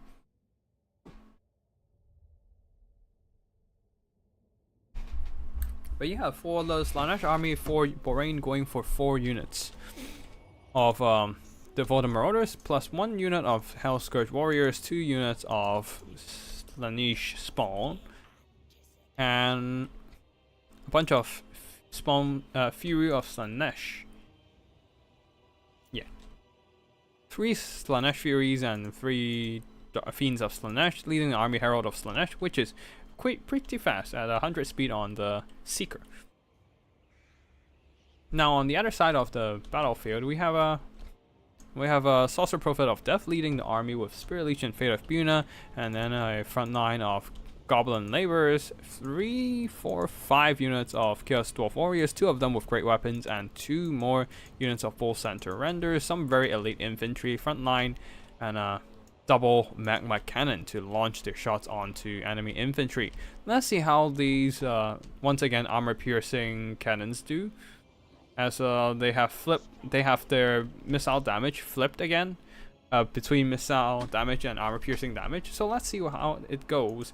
Both center renders are indeed staying around the magma cannons to protect those valuable artillery pieces, while the double Castellan are just sitting around. not doing too much here. The dreaded pencil laborers. Yeah, they're pretty much holding glorified pencils. Pencil laborers counter skirmish cav if they're moving. I guess if you waste your skirmish ammo into pencil laborers, you're kind of losing. So it kind of counts. Anyways, Slaanesh is just maneuvering around as they do have that advantage of capturing the point here. So the magma cannons really need to start firing in. Yeah, they're aiming down now, and yeah, the bull center enders are holding the line, just readying to just jump onto the Chaos Furies as soon as they dive onto the Death Shriekers. And magma cannons are doing some. Wait, they're shooting at the spawns of Slaanesh. They're a bit too far away. They're a bit too far away to be absolutely accurate at things. Okay, one hit on the Marauders of Slaanesh and doing some absolutely insane damage.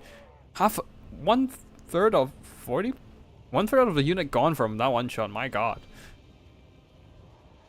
But yeah, over here, the Furies were. One Fury dived down early, absolutely got demolished by the Bull Center Enders. And yeah, there goes the Furies. One of them managed. Oh wait, no, the Furies managed to get out alive. Took some losses, but they're still alive. Being rampaged though by something. Oh, by Slaanesh, by Slaanesh's ability. So stopped it from firing for a second, but there's nothing to capitalize on that rampage. So they continue to fire. This time, ironically, into laborers, but it's laborers. It's fine. They're expected to die anyways. One unit of the Devoted Marauder of Slaanesh continues to stay back to hold the point. I don't know if that is necessary, because obviously the Chaos Dwarfs are not gonna stray any units away from the formation to like take the point. So might as well just send them into the front line as well to fight somewhere. But anyways, Slaanesh spawn managed to beat up the Goblin laborers just fine, while Devoted Marauders are kind of stuck on the warriors. A broken shard. A slicing shard onto the laborers. Definitely a waste of Winds of Magic. It would be better off going into the warriors. The Chaos Dwarf warriors with the armor piercing value. And on top of that, the laborers just dodged the bombardment. So yeah, unfortunately a pretty big waste of Winds of Magic, but some of the fiends are like leaping into. Oh, I missed the fiends. Anyways, the fiends are leaping into the fight here, trying to shut down the magma cannons. But they're definitely taking some damage, and Furies, 2 of them are dead. The other one needs to jump into the fight, unfortunately, and yeah, just try to save the fiends and just reinforce against this fight. While the rest of the Slaanesh units are still too busy fighting through the Chaos Dwarf Warrior frontline. The Chaos Dwarf Warrior frontline, the eliteness of their unit is really shining through in this case. Just buying more time for the Bull Center Enders. Oh, and one more Chaos Dwarf Warrior is also in the mix. All these units are just, yeah, the front line buys enough time. It's buying enough time for the back line just to hold the line, just to beat back the Slaanesh mobility. Now some of the Furies have retreated away to just hunt down enemy routed units. One of the Fiends of Slaanesh are being drained away by Fate of Buna and surrounded by Bull Center Renders with great weapons. They are not long for this world. But yeah, I think at this point, with the balance of power edging into the favor of Chaos Dwarfs, it might be more worth it for Slaanesh to just pull back and conserve their force and maybe drag out the fight until they get enough victory points. But of course, we are watching a replay, so the Slaanesh player would not be hearing what I said, and he will be keep fighting on the good fight. Actually duking it out with the Chaos Dwarf Warriors and Bull Center Renders. Bull Center Renders now going after the Fiends of Slaanesh, who is trying to break off these Chaos Dwarf Warriors to free up the spawns. Magma cannons have been missing a lot of shots from what I see. 0 kills. 0 kills at all. 78, doing very minor damage. This might be a good shot. Nope. Just shot their own Bull Center Renders. Oh, shot a spawn Slaanesh, I suppose. And killed that model. Nice. With helping the Bull Center Renders to kill that model. Now this is doing more friendly fire, doing quite a bit of friendly fire onto the Chaos Dwarf Warriors. Oh yeah, it's right in the middle of the formation. Actually, probably might break their leadership at some point. But yeah, at the back there, another slicing shot, absolutely nuking the Chaos Dwarf Warriors, and the Bull Center Renders. Balance of power is against Slanesh though, as their Lord is dead in the backline engagement and loses out a bunch of Fiend units as well. Oh shit, it's just going straight up into army losses territory. And with only the spawns of Tzeentch remaining, that shall be the end. I actually miss out how the backline engagement went, other than yeah, I suppose what happened was the Fiends and the Herald just charge in and then got overwhelmed by the Bull Center Renders. But yeah, the Chaos Dwarf infantry front line just held on for forever, buying enough time for the Bull Center Renders and the Sorcerer Prophet just to work down the enemy mobility, who are charging in. Double Castellan OP, they've been mostly like in the front line. I don't think they've been involved in the back line at all, but yeah. Archangel definitely did a really good performance. Herald got caught between Bull Center Renders. Yeah, that's basically what I expected, unfortunately. She was not able to get out of the fight, I suppose. We can, yeah. Yeah, as you can see, Inferno Castellan didn't do that much damage. It's mostly a Bull Center Render securing the backline, beating back all the Slanesh mobility, and the Magma Cannons didn't do that much damage, honestly.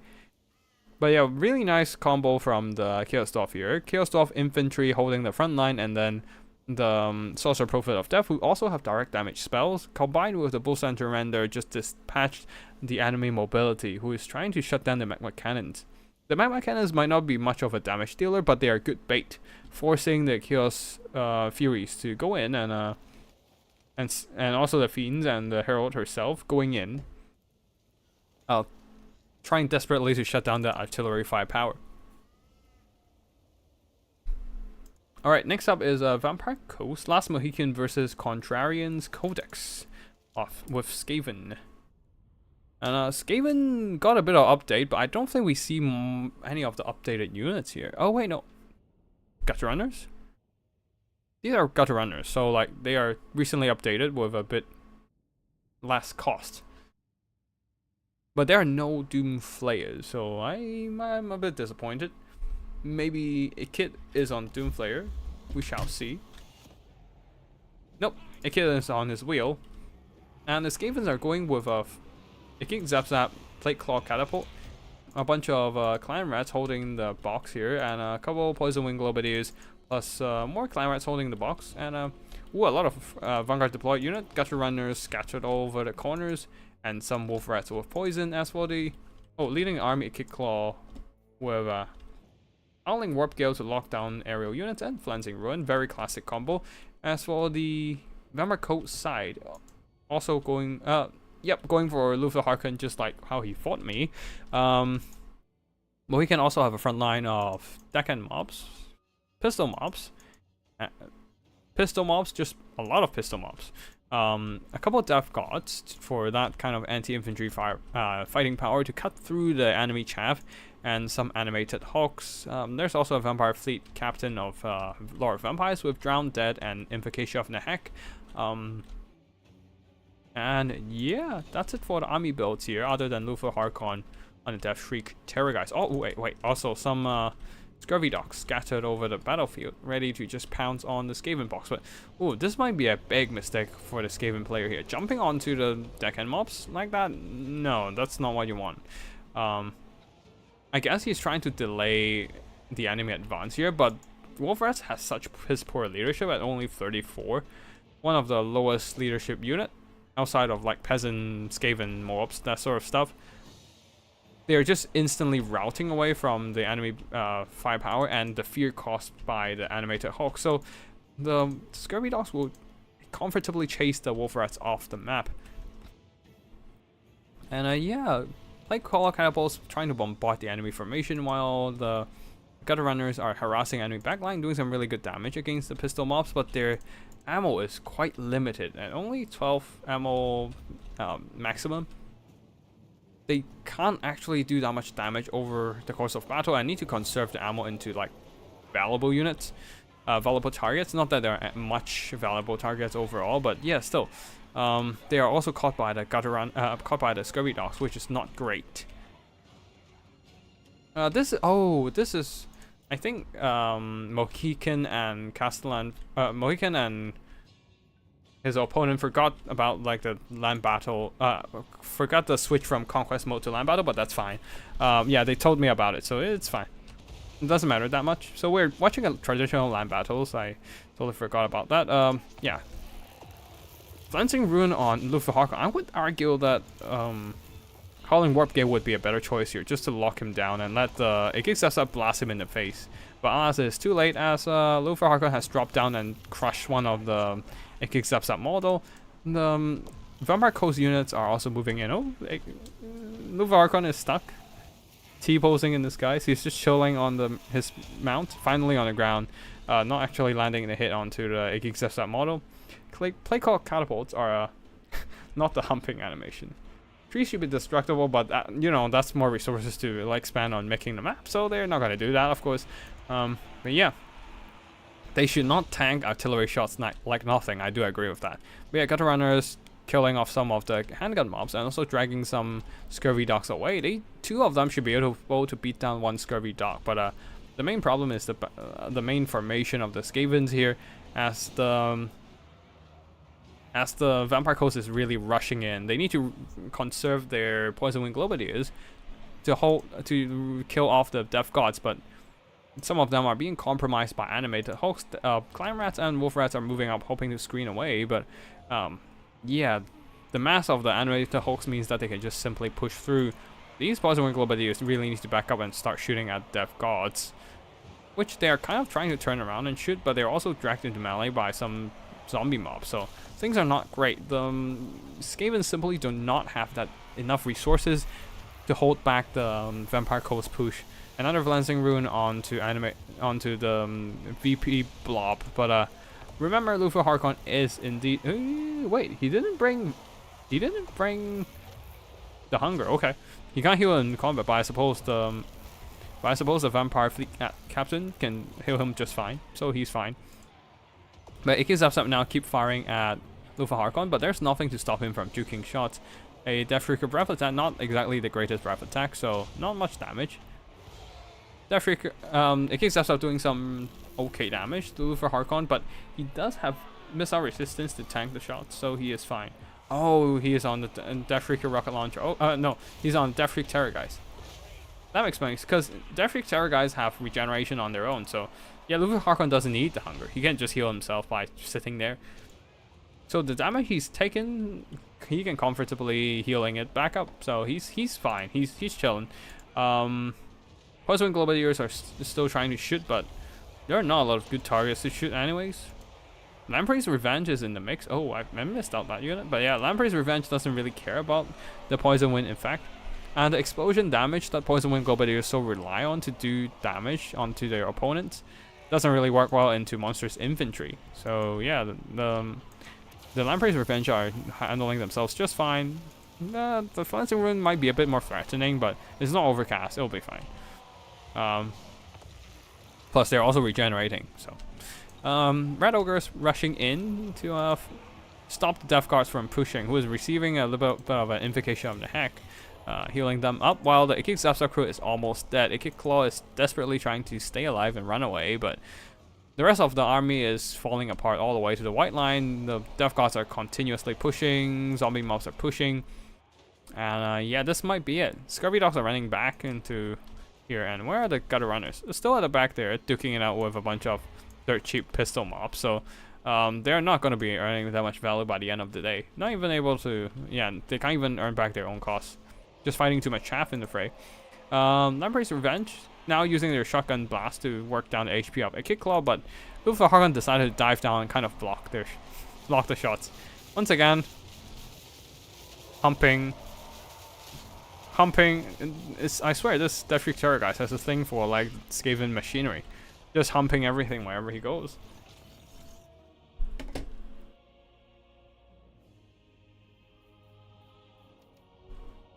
And yeah, that's it for this game. Death Gods did some pretty good job there, cutting through all the Skaven chaff and pushing them all the way back to the white line. Glancing Rune did a lot of damage. There's a lot of Vampire Coast blobs to kill, but unfortunately just not quite able to not quite able to do enough damage against the healing of the Vampire Coast. The Vampire Coast overall didn't do that much damage other than the Death Gods. But they don't have to really do the damage, you just need to route off units and then just keep pushing them off to the white line. And then that's just free kills, like the unit is effectively off the map without you needing actually to fight it. When will they fix that bug? I don't know. Like, they still have to fix the... They still have to fix the hitbox bugs for... Ooh. They still have to fix the hitbox bugs for... Oh, wait, hold on.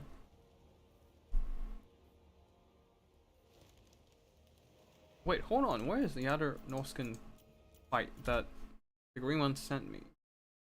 I swear the green one sent me a different...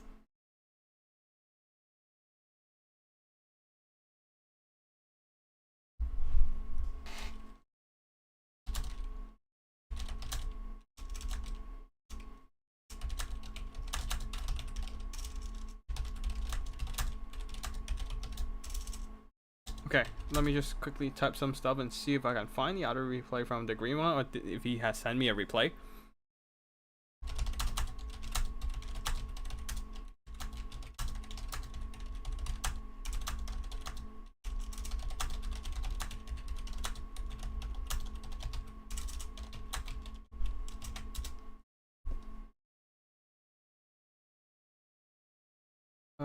The green one. Right, yeah. He played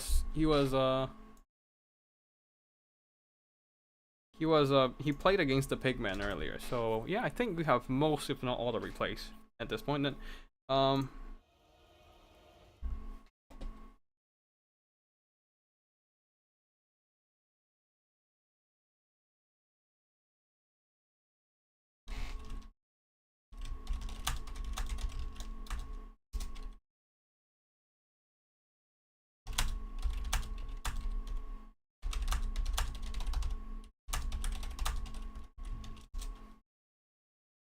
Alright, cool. Yeah, we have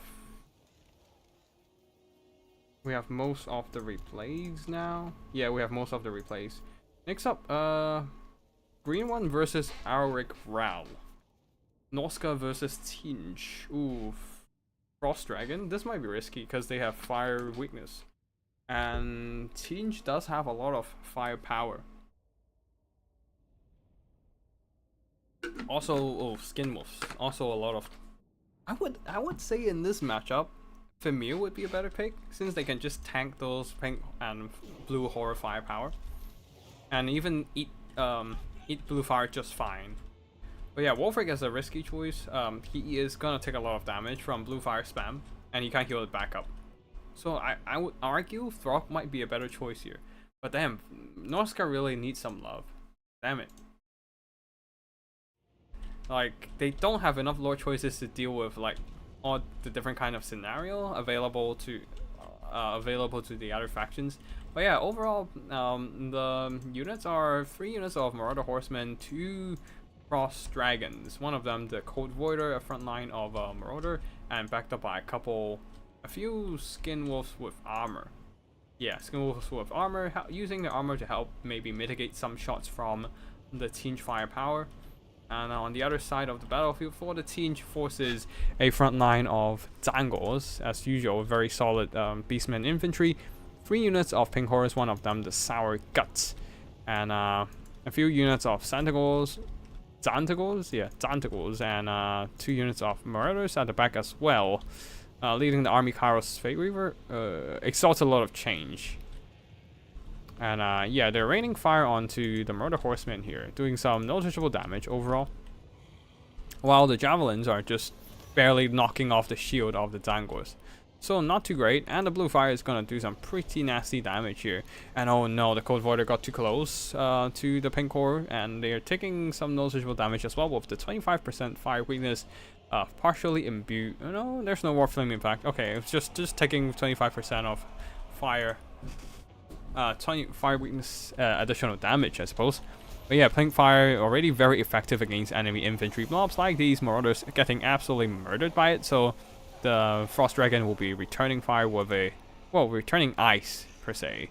But yeah, then an Exalted Lord of Change follow up, dropping down, terrorizing the Marauders, but a bolt from Wulfric trying to do some damage to the enemy Zangos. One of them got routed, the other just barely got their shield knocked off. A very nicely placed Pit of Shades, nuking the Marauders, but most of the Sourguts managed to escape. And on the other side there, Frost Dragon and Marauders are pushing in, trying to beat down these Tzeentch forces there. I would say the Frost Dragon should have just stayed a bit more patiently. Oh, already used up the Reflect, never mind.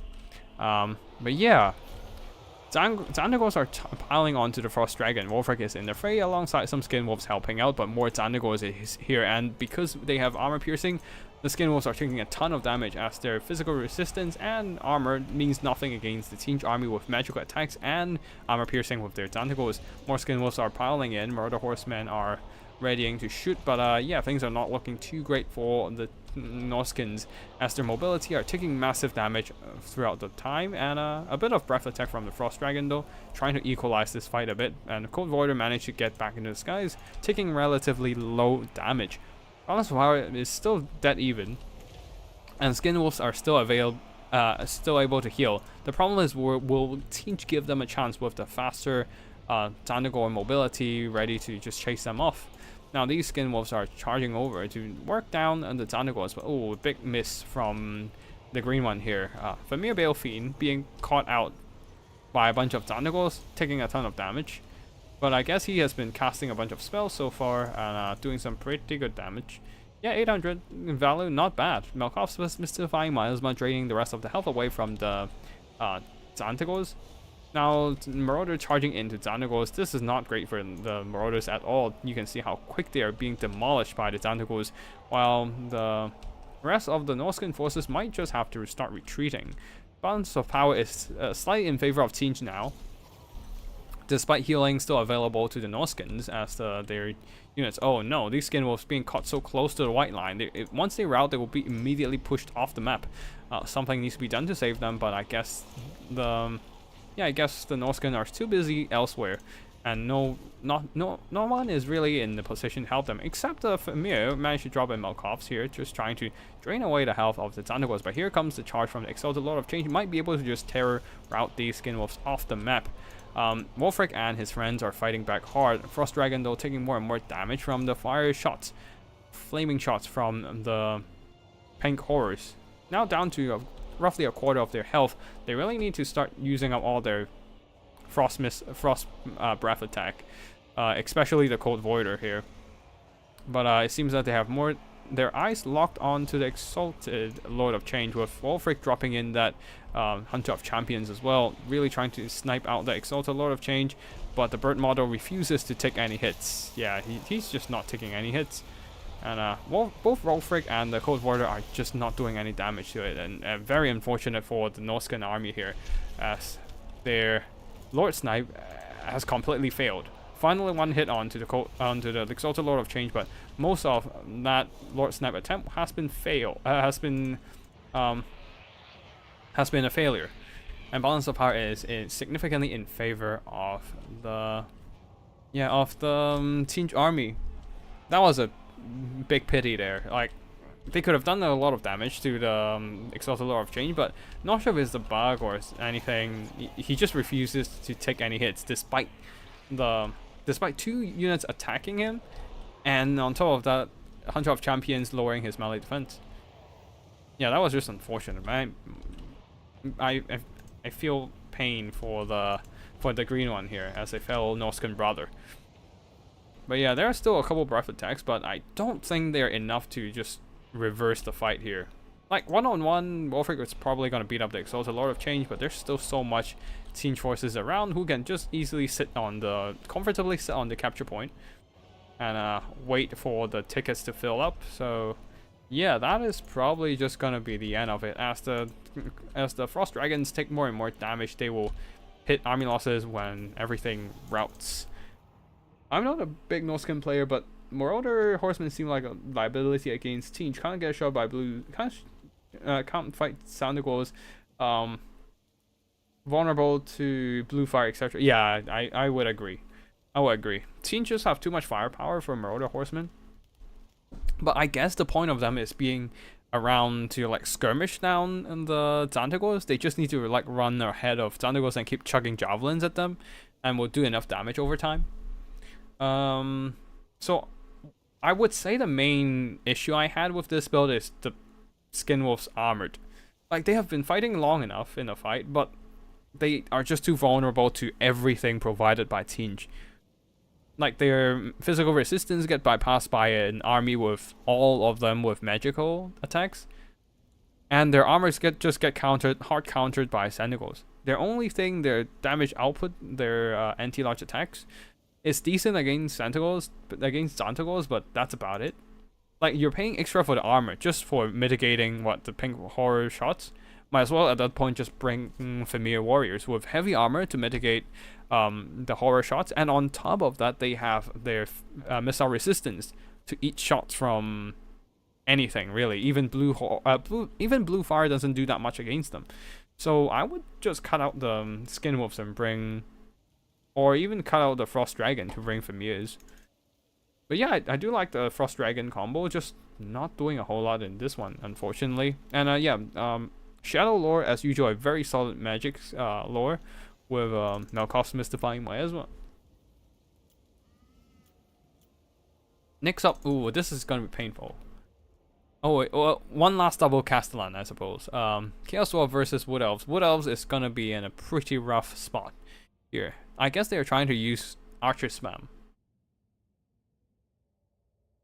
The Frost Dragons would have benefited from a horde of hounds to run interference for them, maybe, but then Tzeentch just have way better mobility to counteract the hounds. So the hounds are just gonna get dispatched pretty hard by the sheer number of Tentacles, and even if they get onto the blue horrors, they can't really do much here, because pink horrors are okay melee combatant and can hold their own in combat. Anyways, army builds. We have yet again double Castellan, and this time Drazoaf the Ashen on the Chaos Dwarf side, coming in with only Curse of Husha to drain away enemy health.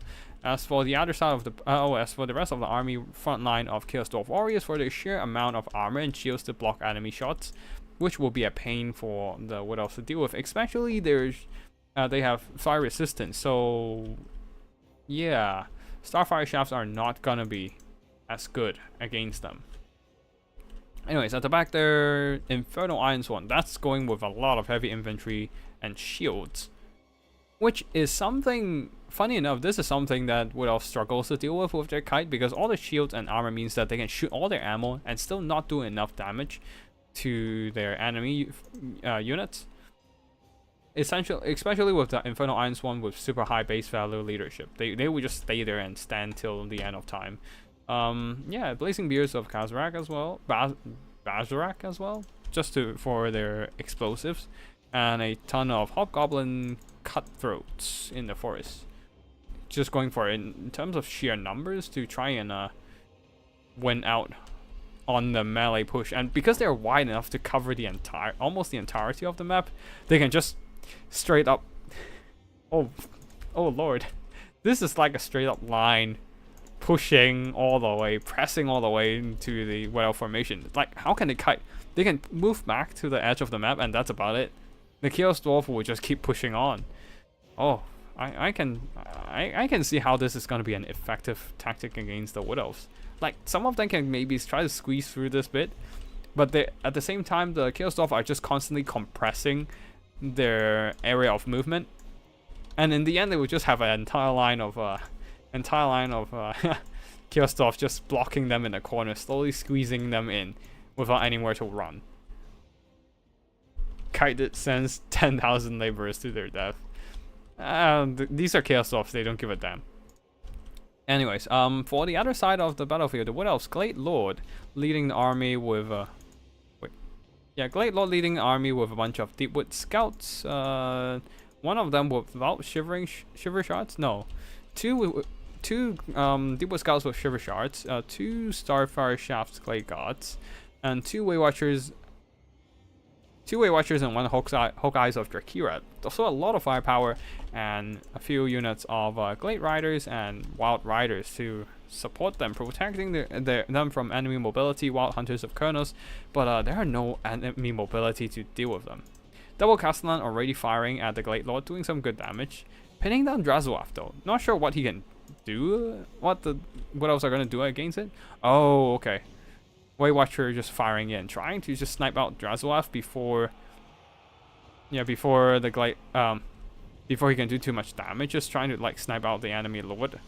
But oh Lord, the shield wall is coming, and the Wood Elves are not ready for this. But yeah, a lot of firepower going in and cut down Drazoaf by roughly like 30% of his health. But now the relentless shield wall is coming in. What can the Wood Elves do against this indomitable defenses? They're firing. They're doing some damage, but very minor though. Wild Riders are gonna charge in against the unbraced Dwarf Warriors, Chaos Dwarf Warriors, doing some knocking around a quarter of their HP off. But these Glade Riders here being dragged into combat by a bunch of Hobgoblin and Cutthroats and Inferno God. Oh, that's a lot of elite infantry on the Chaos Dwarf side. What can they do?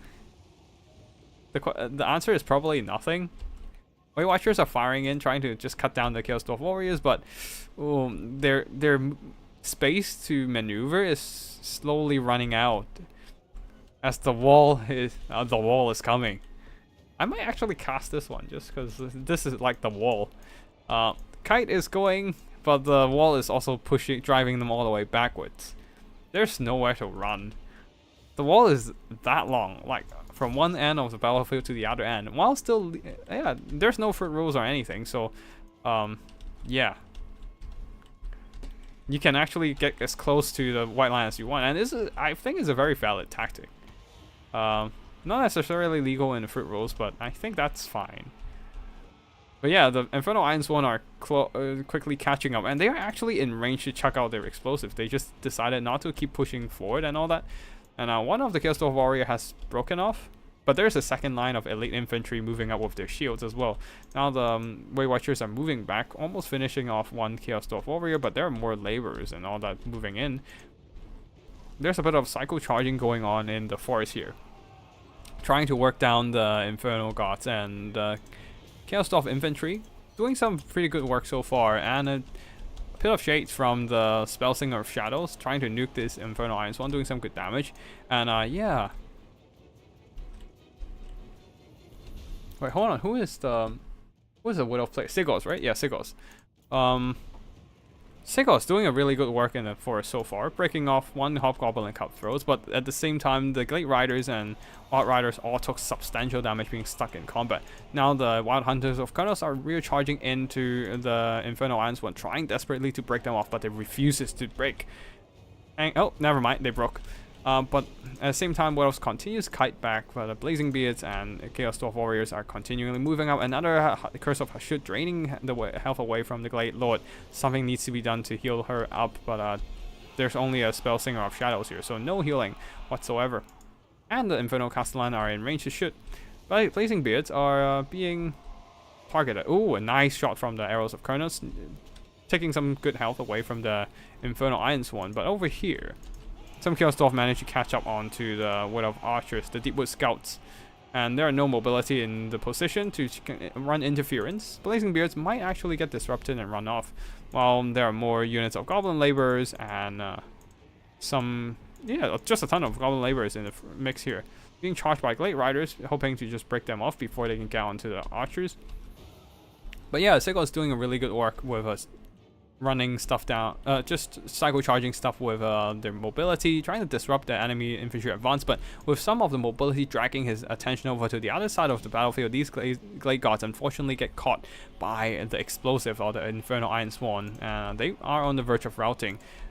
Glade Lord is in the mix here, just routing off some Goblin Laborers with the help of Weight Watchers. Weight Watchers still firing into the Chaos Dwarf Warriors, but the Chaos Dwarf Warriors really are absorbing the shots really well here. And especially the point is still in the hands of Chaos Dwarf. They might actually be able to take the win here, simply because of the points advantage. Like, overall, Sigos is doing a really good job in just demolishing the Chaos Dwarf front line while keeping the Archers alive. But the thing is, can they actually capture the point back? That is the real question. It's almost almost 200 tickets now.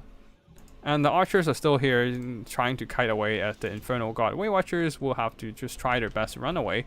Infernal Castellans are in the position to just shoot at.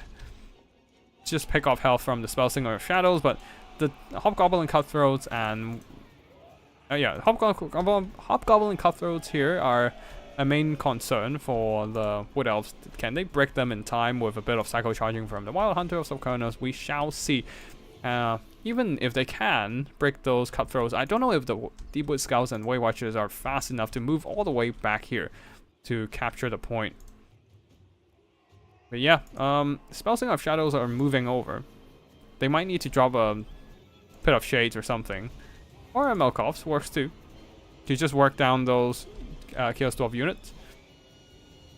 While Sigos is still kiting away at the Chaos Dwarf infantry. The Chaos Dwarf though just patiently eating those shots with their shields and capturing the Wood Elf attention and but yeah, the main concern is really just here.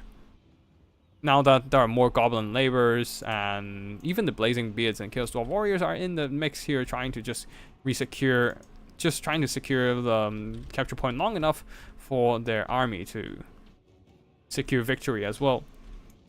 Laborers caught up with Glade Gods, but Glade Gods actually are decent-ish melee combatant and are actually holding off the Goblin Laborers pretty well.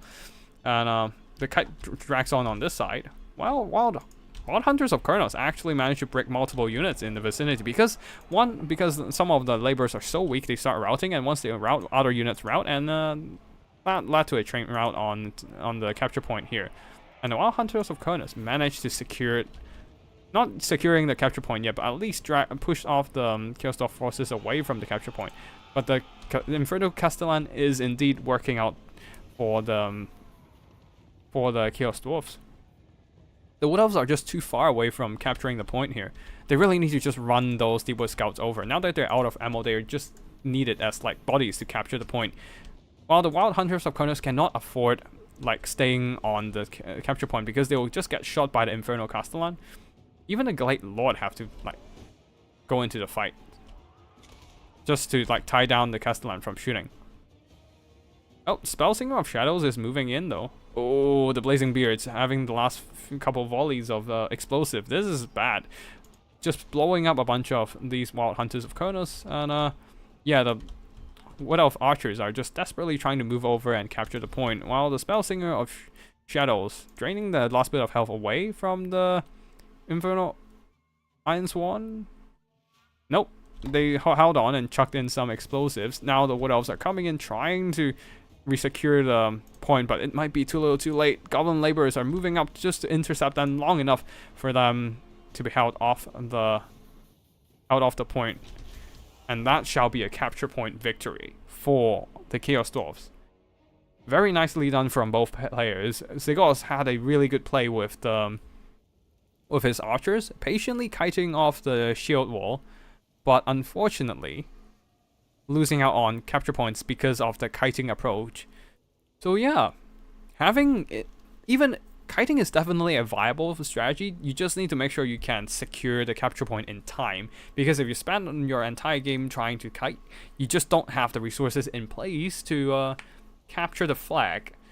And in the end, just because there are a couple cutthroats and goblin laborers capturing the point, that means the Chaos Dwarf was able to secure it long enough for them to win the game. And that is the most important thing, despite the fact that the rest of the army pretty much got decimated by the kite. But they very much managed to hold off the enemy firepower long enough for the victory tickets to trick in. Would have almost out of ammo, but that is true. They also were out of mobility to charge down stuff. But if the Spellsinger had enough magic, they probably could just drain away the health of the enemy units with Melkoffs alone. But yeah, them running out of ammo is also definitely a major concern. They can't run away forever after all, so. Infernal Iron Swan looks so cool, absolutely. And they're also probably one of the best infantry in the entire game. Just because, one, they have elite melee stats, and two, like, they're not good at dealing damage in melee, but they're good at dealing damage with explosives. So whatever try to fight them will just get bombed to smithereens, and whatever's left of the unit will just get grind down by the shield wall anyway. So yeah, very solid stuff from both players last game. Now we're into the Dwarfs versus Vampire Counts, with Pink Pawnee Knight going with a is that a Dragon Slayer? That's a Dragon Slayer plus a Garagrim Iron Fist, I think.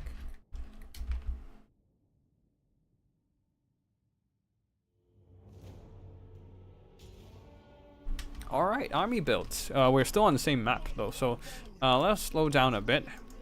Front line of Dwarf Warriors, Iron Drakes in the front line. I guess they just want to position them further forward to burn down enemy chaff. A couple Iron Drakes at the back there with a longer range firepower, a bit of a anti-large component as well. Slayers to protect the Iron Drakes, and a bunch of Dwarf Warriors, great weapons, and regular Dwarf Warriors mixed in at the back, and a single unit of Doom Seekers. Not sure how good Doom Seekers are into Vampire Counts. They're too fragile to cut through hordes of chaff. They're more like an elite anti-armored infantry unit, so we shall see. Leading army, Demon Slayer and a Garagrim Iron Fist. So yeah, Demon Slayer with a Glorious Death to support all the Slayer units, and some Thunders as well.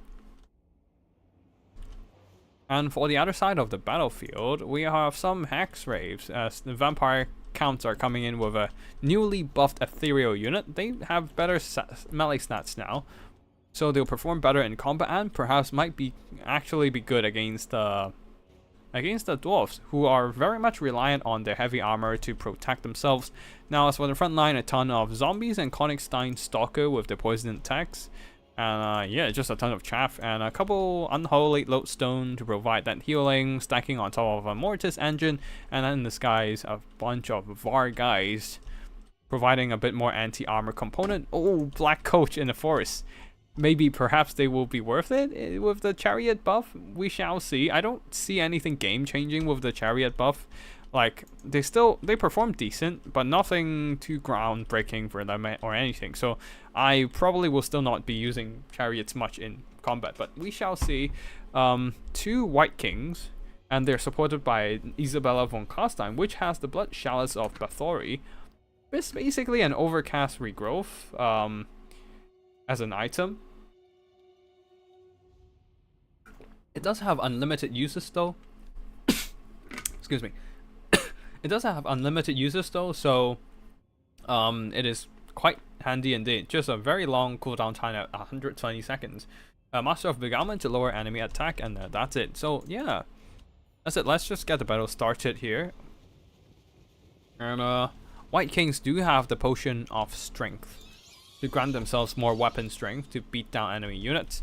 We shall see. Oh, and a few Fellbats to disrupt enemy shots. But yeah, Hex Raves and Fellbats are moving in. Oh, the Iron Drakes are really putting some punishing onto the Mortis engine, and Iron Drakes too. Iron Drakes with Flamethrowers and Iron Drakes with Trophy Hammer torpedoes, putting some heavy punishing. Hex Raves charging into the Dwarf Warriors, not exactly the greatest target. Now they're moving on to charge Slayers, also not exactly a great target. What they want to do is charge into the Iron Drakes and shut them down, but of course there are some Doom Seekers nearby, making them rather wary of that choice. But ooh, big loss for the Vampire Counts already. Their Mortis engine is going down and nothing is gonna save them. I guess the passive regeneration is barely holding it together, but then it's just crumbled to dust. As its leadership breaks. Var guys diving onto the Iron Drakes, shutting them down, and the Hex Raves have taken substantial damage, being surrounded by Slayers, and Garagrim himself is in the fray with magic attacks. Isabella von Kostheim, not exactly the greatest Vampire Lord, because she does not have a Dragon Mount and doesn't really do that much damage. Var guys though did manage to push back some of the Iron Drakes. But the zombies are mostly stuck in the front line behind the Dwarven Shield Wall, unable to get to the Iron Drakes at the back there. Dwarf Warriors with great weapons are reinforcing, trying to push back the Var guys.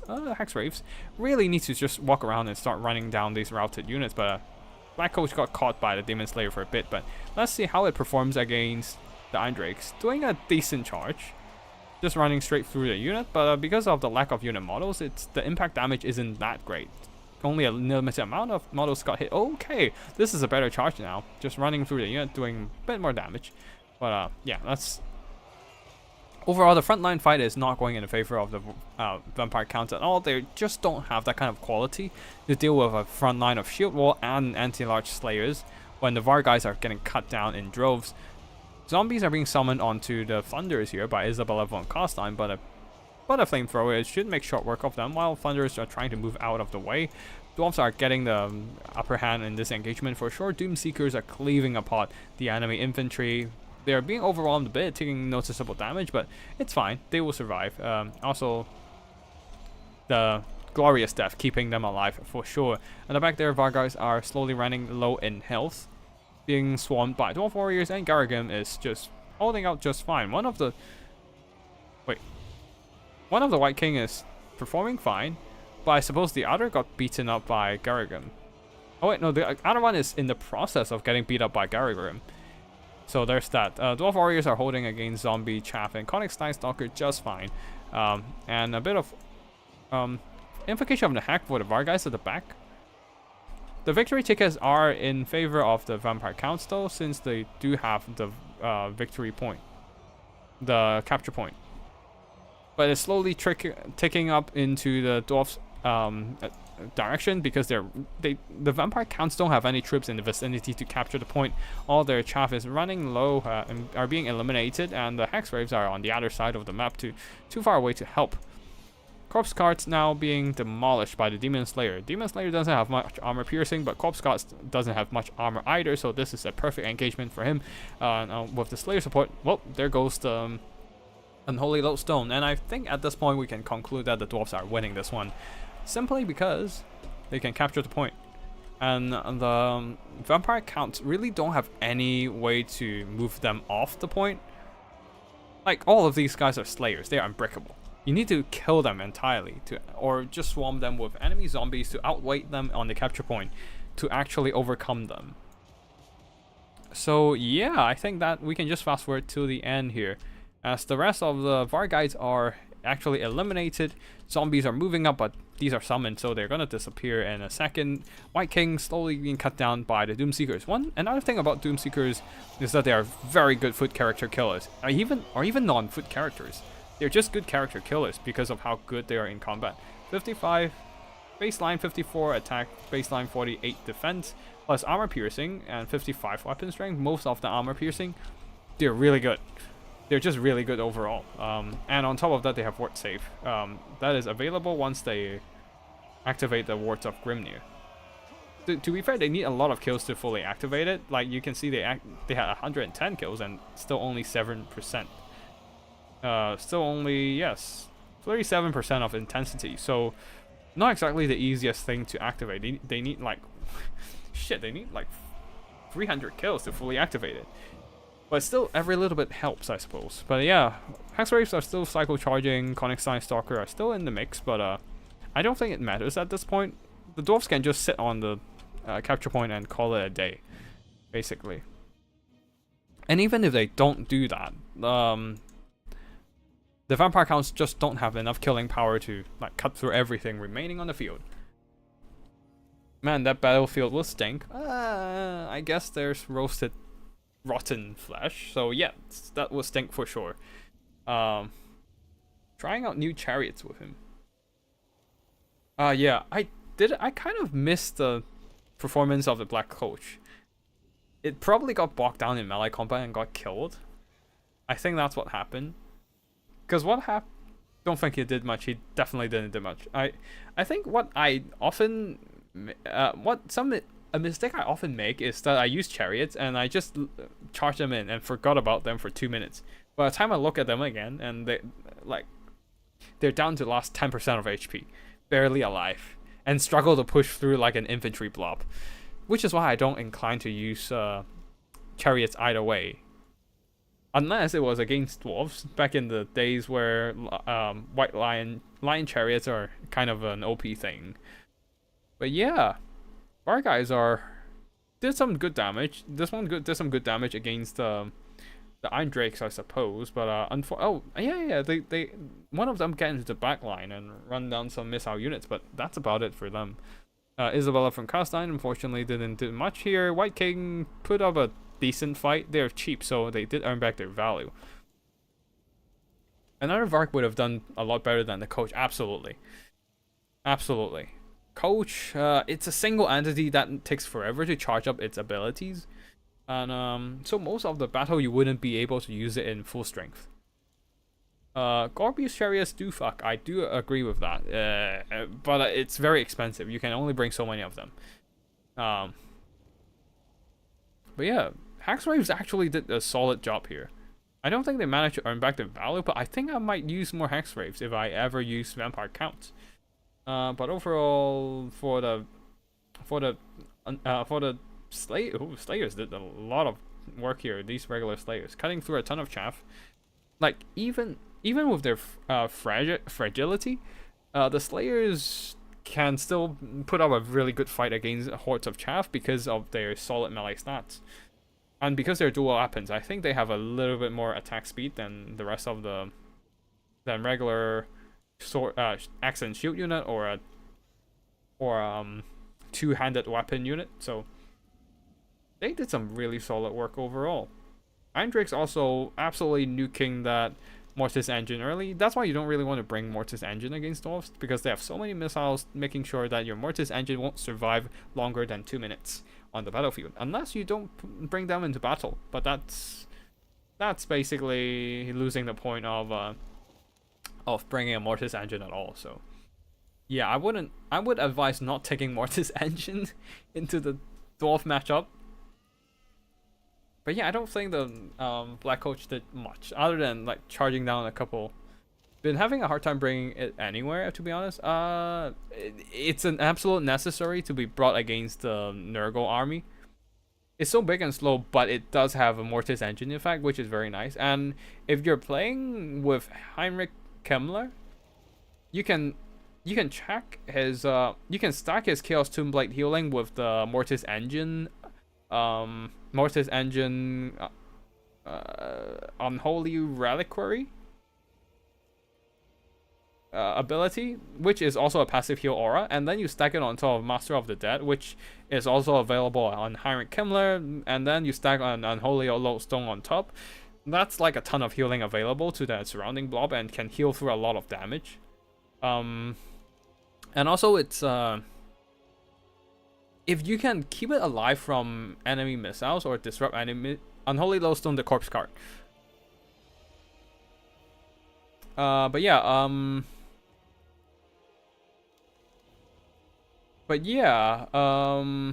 your intent... Okay, yeah, that makes sense. But not against a missile-heavy faction. Not against the Dwarfs.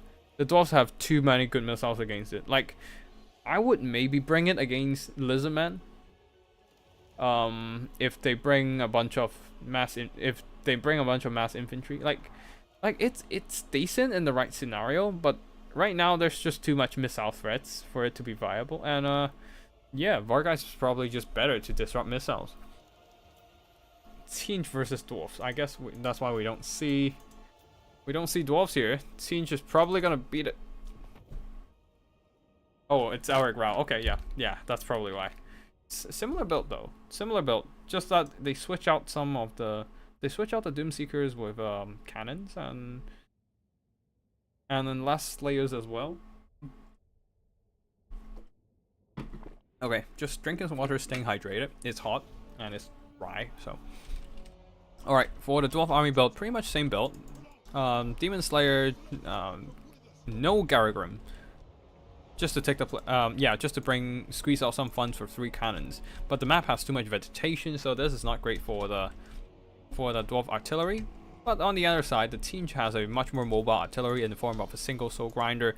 They should be a little less better now, with a little bit of less explosion damage, but they do still have the same pretty much pinpoint accuracy and missile damage, so this is still going to be quite painful for the Dwarfs to deal with. But 3 cannons should be able to mitigate their disadvantage.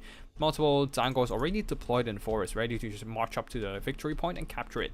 And then in the sky, some Furies, Tentacles hiding in the forest as well, and a few units of Tangors. One of them, the Blue Horus Chromatic Abomination, with their 360 block and barrier boost to get a bit more, essentially a bit of kind of a healing for themselves. Pink Horus, Sour Guts. And yeah, that's it for the army builds. Oh, Charismatic Weaver as well, with the blue fire spam and blue fire spam only. Dwarfs are gonna move up. I probably wouldn't bring Thunders. I would rather bring Coralers for their long range firepower and armor to deal with a Fury who will be trying to compromise your backline. And with their shields, they can pretty comfortably trade shots against horrors. But of course, blue fire is still going to be a concern. Can it knock over? Yep, it knocked out one of the artillery model. 3 remains. For now, both units are just focusing down the Soul Grinder. But Soul Grinder is moving away. Chaos Fury's diving down, trying to double team this one unit of cannon model. But Dwarf Warrior cannons Dwarf Warrior great weapons are coming in to support and try to drive off the Furies. But with the cannons moving back very skillfully, Auric Ral lured away the warriors to one side, and that exposes the cannons from behind, and the Furies just dives down and catch them. So very skillful catch from Auric Ral. Similar thing going for the cannons over here, just completely eliminating 2 cannon crew, and the remaining one got hit by the blue fires and Soul Grinder shots. Now down to 2 unit models. Slayers moving away from position, and oh, this is bad. Very nice micro. Nope. Okay. It doesn't matter. Anyways, the cannons are completely shot up. But yeah, very skillful play from Auric Ral there. Shutting down the cannons completely. These ones still have 4 models, but there's still a lot of Furies left, which is why I would recommend bringing Coralers instead of going hard on Thunders and Iron Drakes, because they are way better at dealing with Chaos Furies with a screen of crossbow bolts. And yeah, these cannon crew once again routed and will be chased down by the Furies. These cannons are still trying to fire back and trying to really hard to fight back against the Soul Grinder artillery, but things are looking quite desperate for the Dwarf backline. Yeah, I'm afraid this is gonna be rough for the Dwarfs. Yeah, and their Dwarf Warriors in the front are getting absolutely burnt. Oh, I missed out a single Exalted Flamer as well. Really good against heavily armored infantry that are densely packed because of the vortex effect that explodes with their missiles, with their flaming shots. Wherever their flames land, they will spawn vortexes that, well, runs basically small fiery tornadoes that will ruin any densely packed infantry. Dangos trying to capture the point, but Iron Drakes persuaded them to retreat for now. The problem is really just the Soul Grinder, who is still freely roaming and now losing the cannons. The Dwarfs don't really have much tools to kind of deal with them. But I guess this one cannon crew survived and may be able to get back onto the cannons to just fire back. Oh no, what are you doing? The cannons need to stay on the freaking cannon models. No! Garangrim Iron Fist is around though, so he can probably help out to beat back any enemy missiles. But yeah, now Tzeentch are moving up to catch these Dwarf Warriors who have been burnt hard by the Exalted Flamer. And the Dwarf Warriors are trying to push back the Tzeentch formation, while Tzeentch and Furies are just hitting up the backline here with not much to stop them. Now that the Dwarfs are trying to push up and have their formation rather scattered, these Furies are still full health, and they have managed to catch the cannon crew once again off of their guard. Garagorn is in the vicinity, but he's not going to save them this time, as the Dwarf micro is kind of dragged elsewhere. The cannon crew is pretty much finished off at this point and would no longer be a threat to Tzeentch, while the Tzeentch are struggling. Are cutting through the Iron Drakes and making them struggle, actually. Yeah. Another vortex exploding among the middle of the Dwarf Warriors, while these Dwarf Warriors trying to push back the Tzeentch formation, but in the end just got focused down by Zangors and Pink Horrors firing in with cross fire. And Dwarf Warriors are still holding the line, trying to delay the enemy push.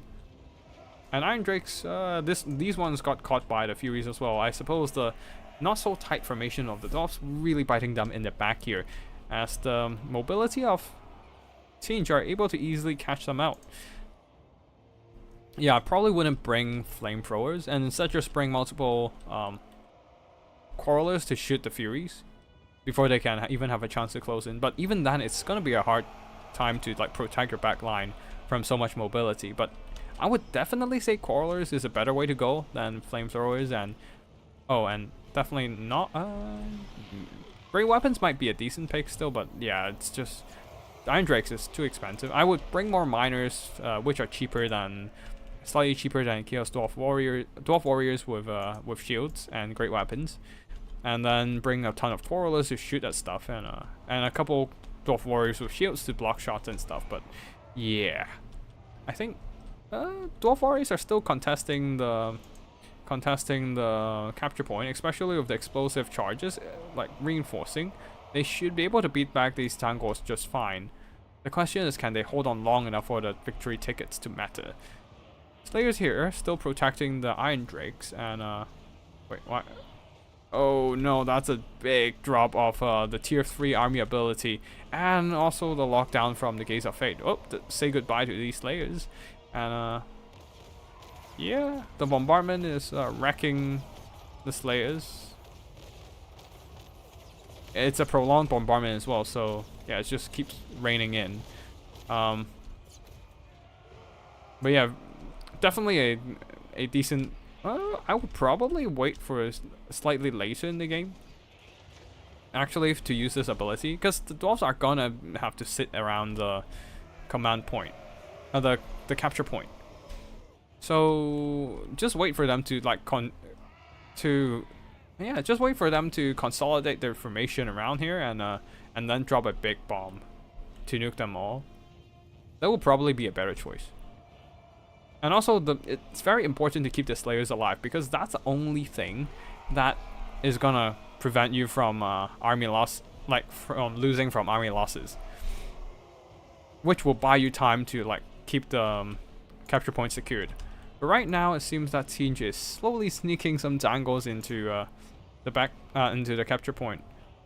These Dwarf Warriors really need to just sit on the capture point, and oh no, the Tangors are moving in, and the Dwarf Warriors are moving away from the capture point. Oh no, they're still kind of inside the capture point, so yeah, they managed to push back the Tangors while holding the capture point. But the Ekron's Miners are gonna get nuked. The Dwarves are kind of forming a box here, hoping to protect themselves from the Tzeentch attack.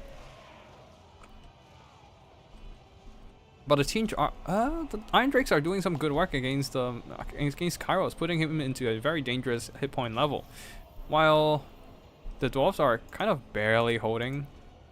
They're holding, but barely. Doing some minor damage to Kairos, pushing him back. Oh, but oh no.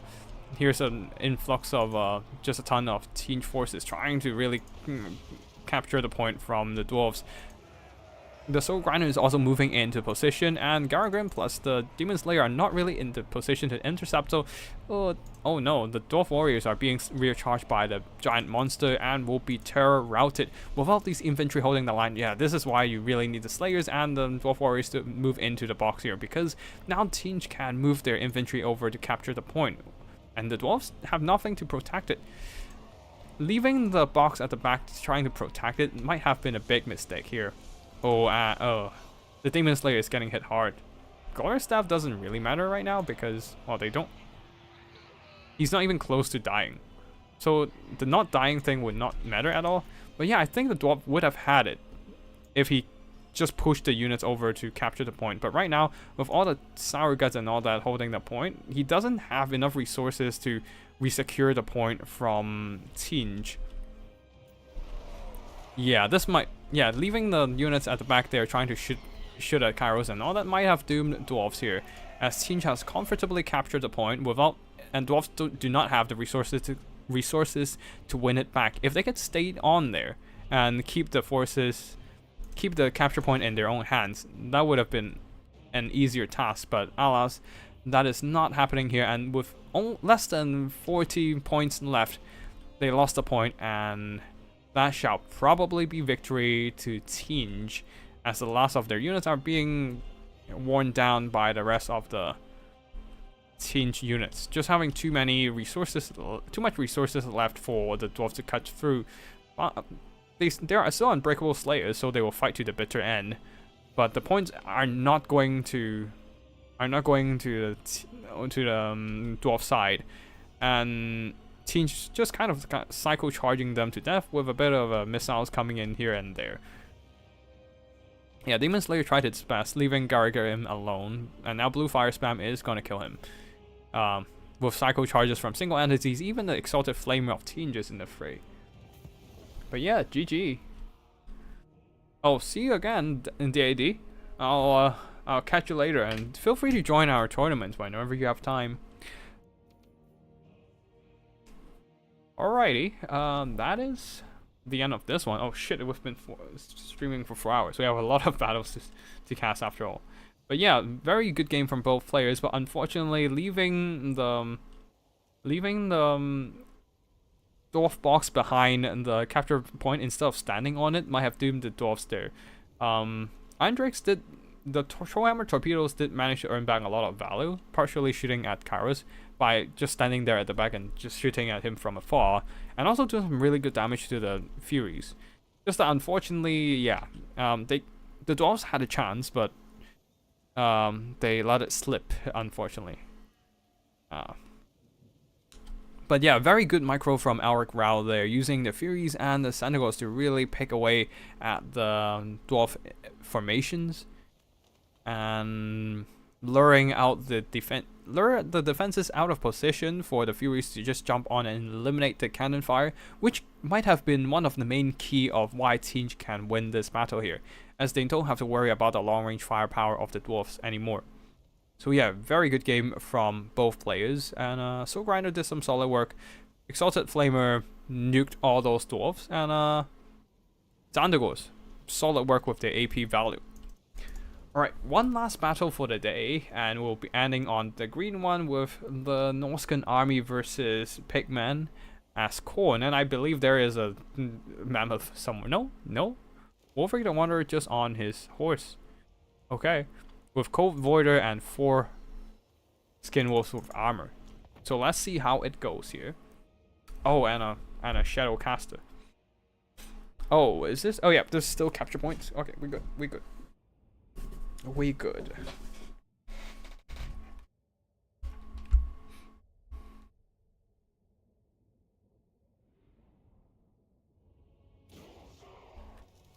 Alright, one last battle. On one side we have the Norskans with 4 units of skirmishing cavalry. These Marauder horsemen can put out some decent hurt even into armored units like the Exalted Bloodthirster, 3 units of Marauders, and 4 units of Skin Wolves with armor, one of them the most of savagery.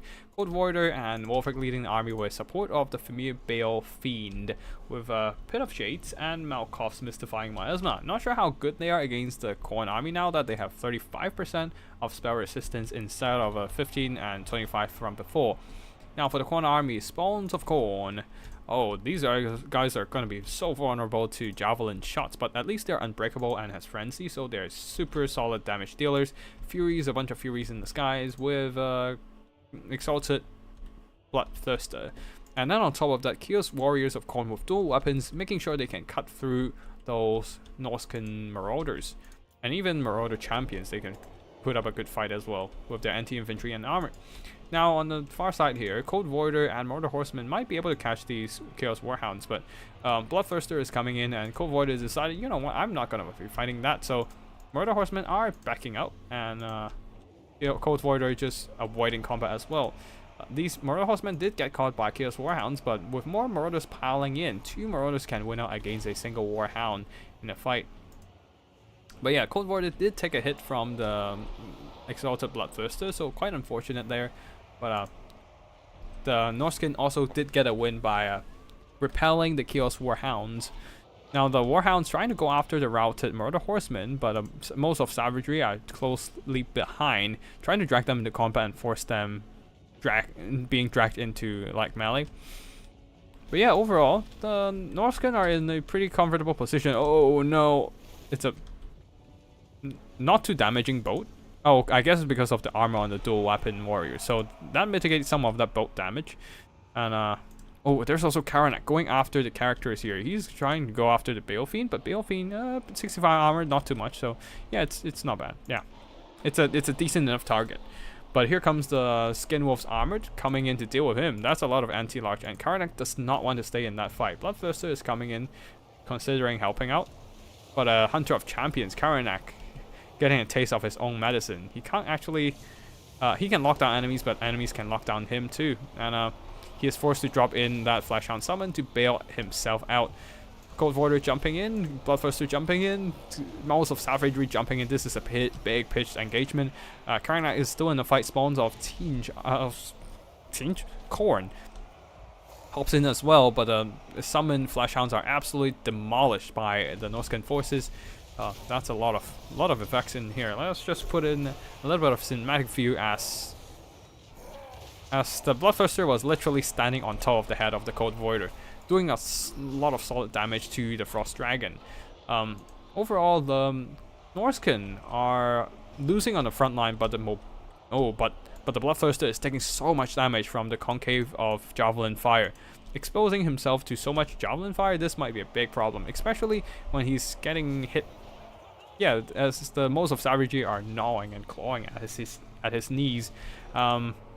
Wolfric the Wanderer as well, beating him down, and with 90 armor, that is not exactly the most insane value in the world, and so much stuff surrounding and beating him up. The Bloodthirster is trapped and eliminated, sniped out by the Familiar Balefiend, Mouths of Savagery and all that stuff. And yeah, Familiar Balefiend also has armor sundering, so if he actually lands a hit on the Bloodthirster, he will further reduce his armor by 30, so yeah, that helps the Mouths of Savagery for sure. And as a result, the Khorne lost their lord, and Balance of Power is significantly against them right now. And yeah, remember, this Conquest mode still take Balance of Power into account, and an army can still lose by losing out on Balance of Power. So yeah, this might be what's gonna happen right now, as Pit of Shades is nuking the health of these Khorne warriors. Javelins are chucked into the backs of the Chaos Warriors of Khorne, so yeah, they don't have shields, so the heavy armor will help them tank out some of the damage, but they will still be taking the damage. And Balance of Power is kicking into Army Losses territory, and that shall be the end of the game here, with only the Unbreakable Spawn still holding the line, but that is not gonna be enough to help Khorne turn the tide, as everything else just straight up routes away from the battlefield. And yeah, that's it for today's stream. I hope you all enjoy this this Conquest mode tournament. We might be doing more Conquest mode events later, and see what happens. I think this is a pretty decent mode in my opinion, so yeah, definitely gonna try doing more stuff with it. But for now, that is gonna be the end for tonight. It's been 4 hours of stream, and it's my throat is getting dry from the heat and from the dryness, lack of humidity overall from summer. So yeah, let's have a look at the army performances here, and then we'll call it a day. Karnak unfortunately just overextended a bit there, and that forced everything from Khorne to jump in alongside him, and then Norscan has the resources to pin down the expensive stuff like the Bloodthirster, outtrade the spawns of Khorne, and they don't really have the Khorne Warrior dual weapon support in that position. And yeah, the Bloodthirster just got sniped by Wolfric, the Familiar Balefiend, and a bunch of anti-large Skinwolves, and Cold Voider jumping in as well. Skinwolves getting some solid value, especially the Mouths of Savagery, having, I think they have Frenzy, right? So like solid damage overall, earning back most, if not all of their value. Yeah, earning back most of their value. And then of course Mouths of Savagery earning back way more than that. Javelins did some solid damage as well. 2 of them earned back their cost. But yeah, that's about it for today. And yeah, I hope you all enjoyed the tournament. Big thanks to anyone who showed up to the tournament and played in it. GG for everyone playing in it, for all the good games. And yeah, unfortunately we're ending the stream now, Bonnie M. But you can also check out the recording. So yeah, like, I mean, there will be an archive on the channel, so you can just check it, and you can tune in and keep it as like some kind of background noise. It will be a nice thing to just listen to while you work on stuff and whatnot. But yeah, that's it for today's stream. I hope you all enjoy the multiplayer Conquest mode, and yeah, I'll see you in the next one. Tactical Lich signing out.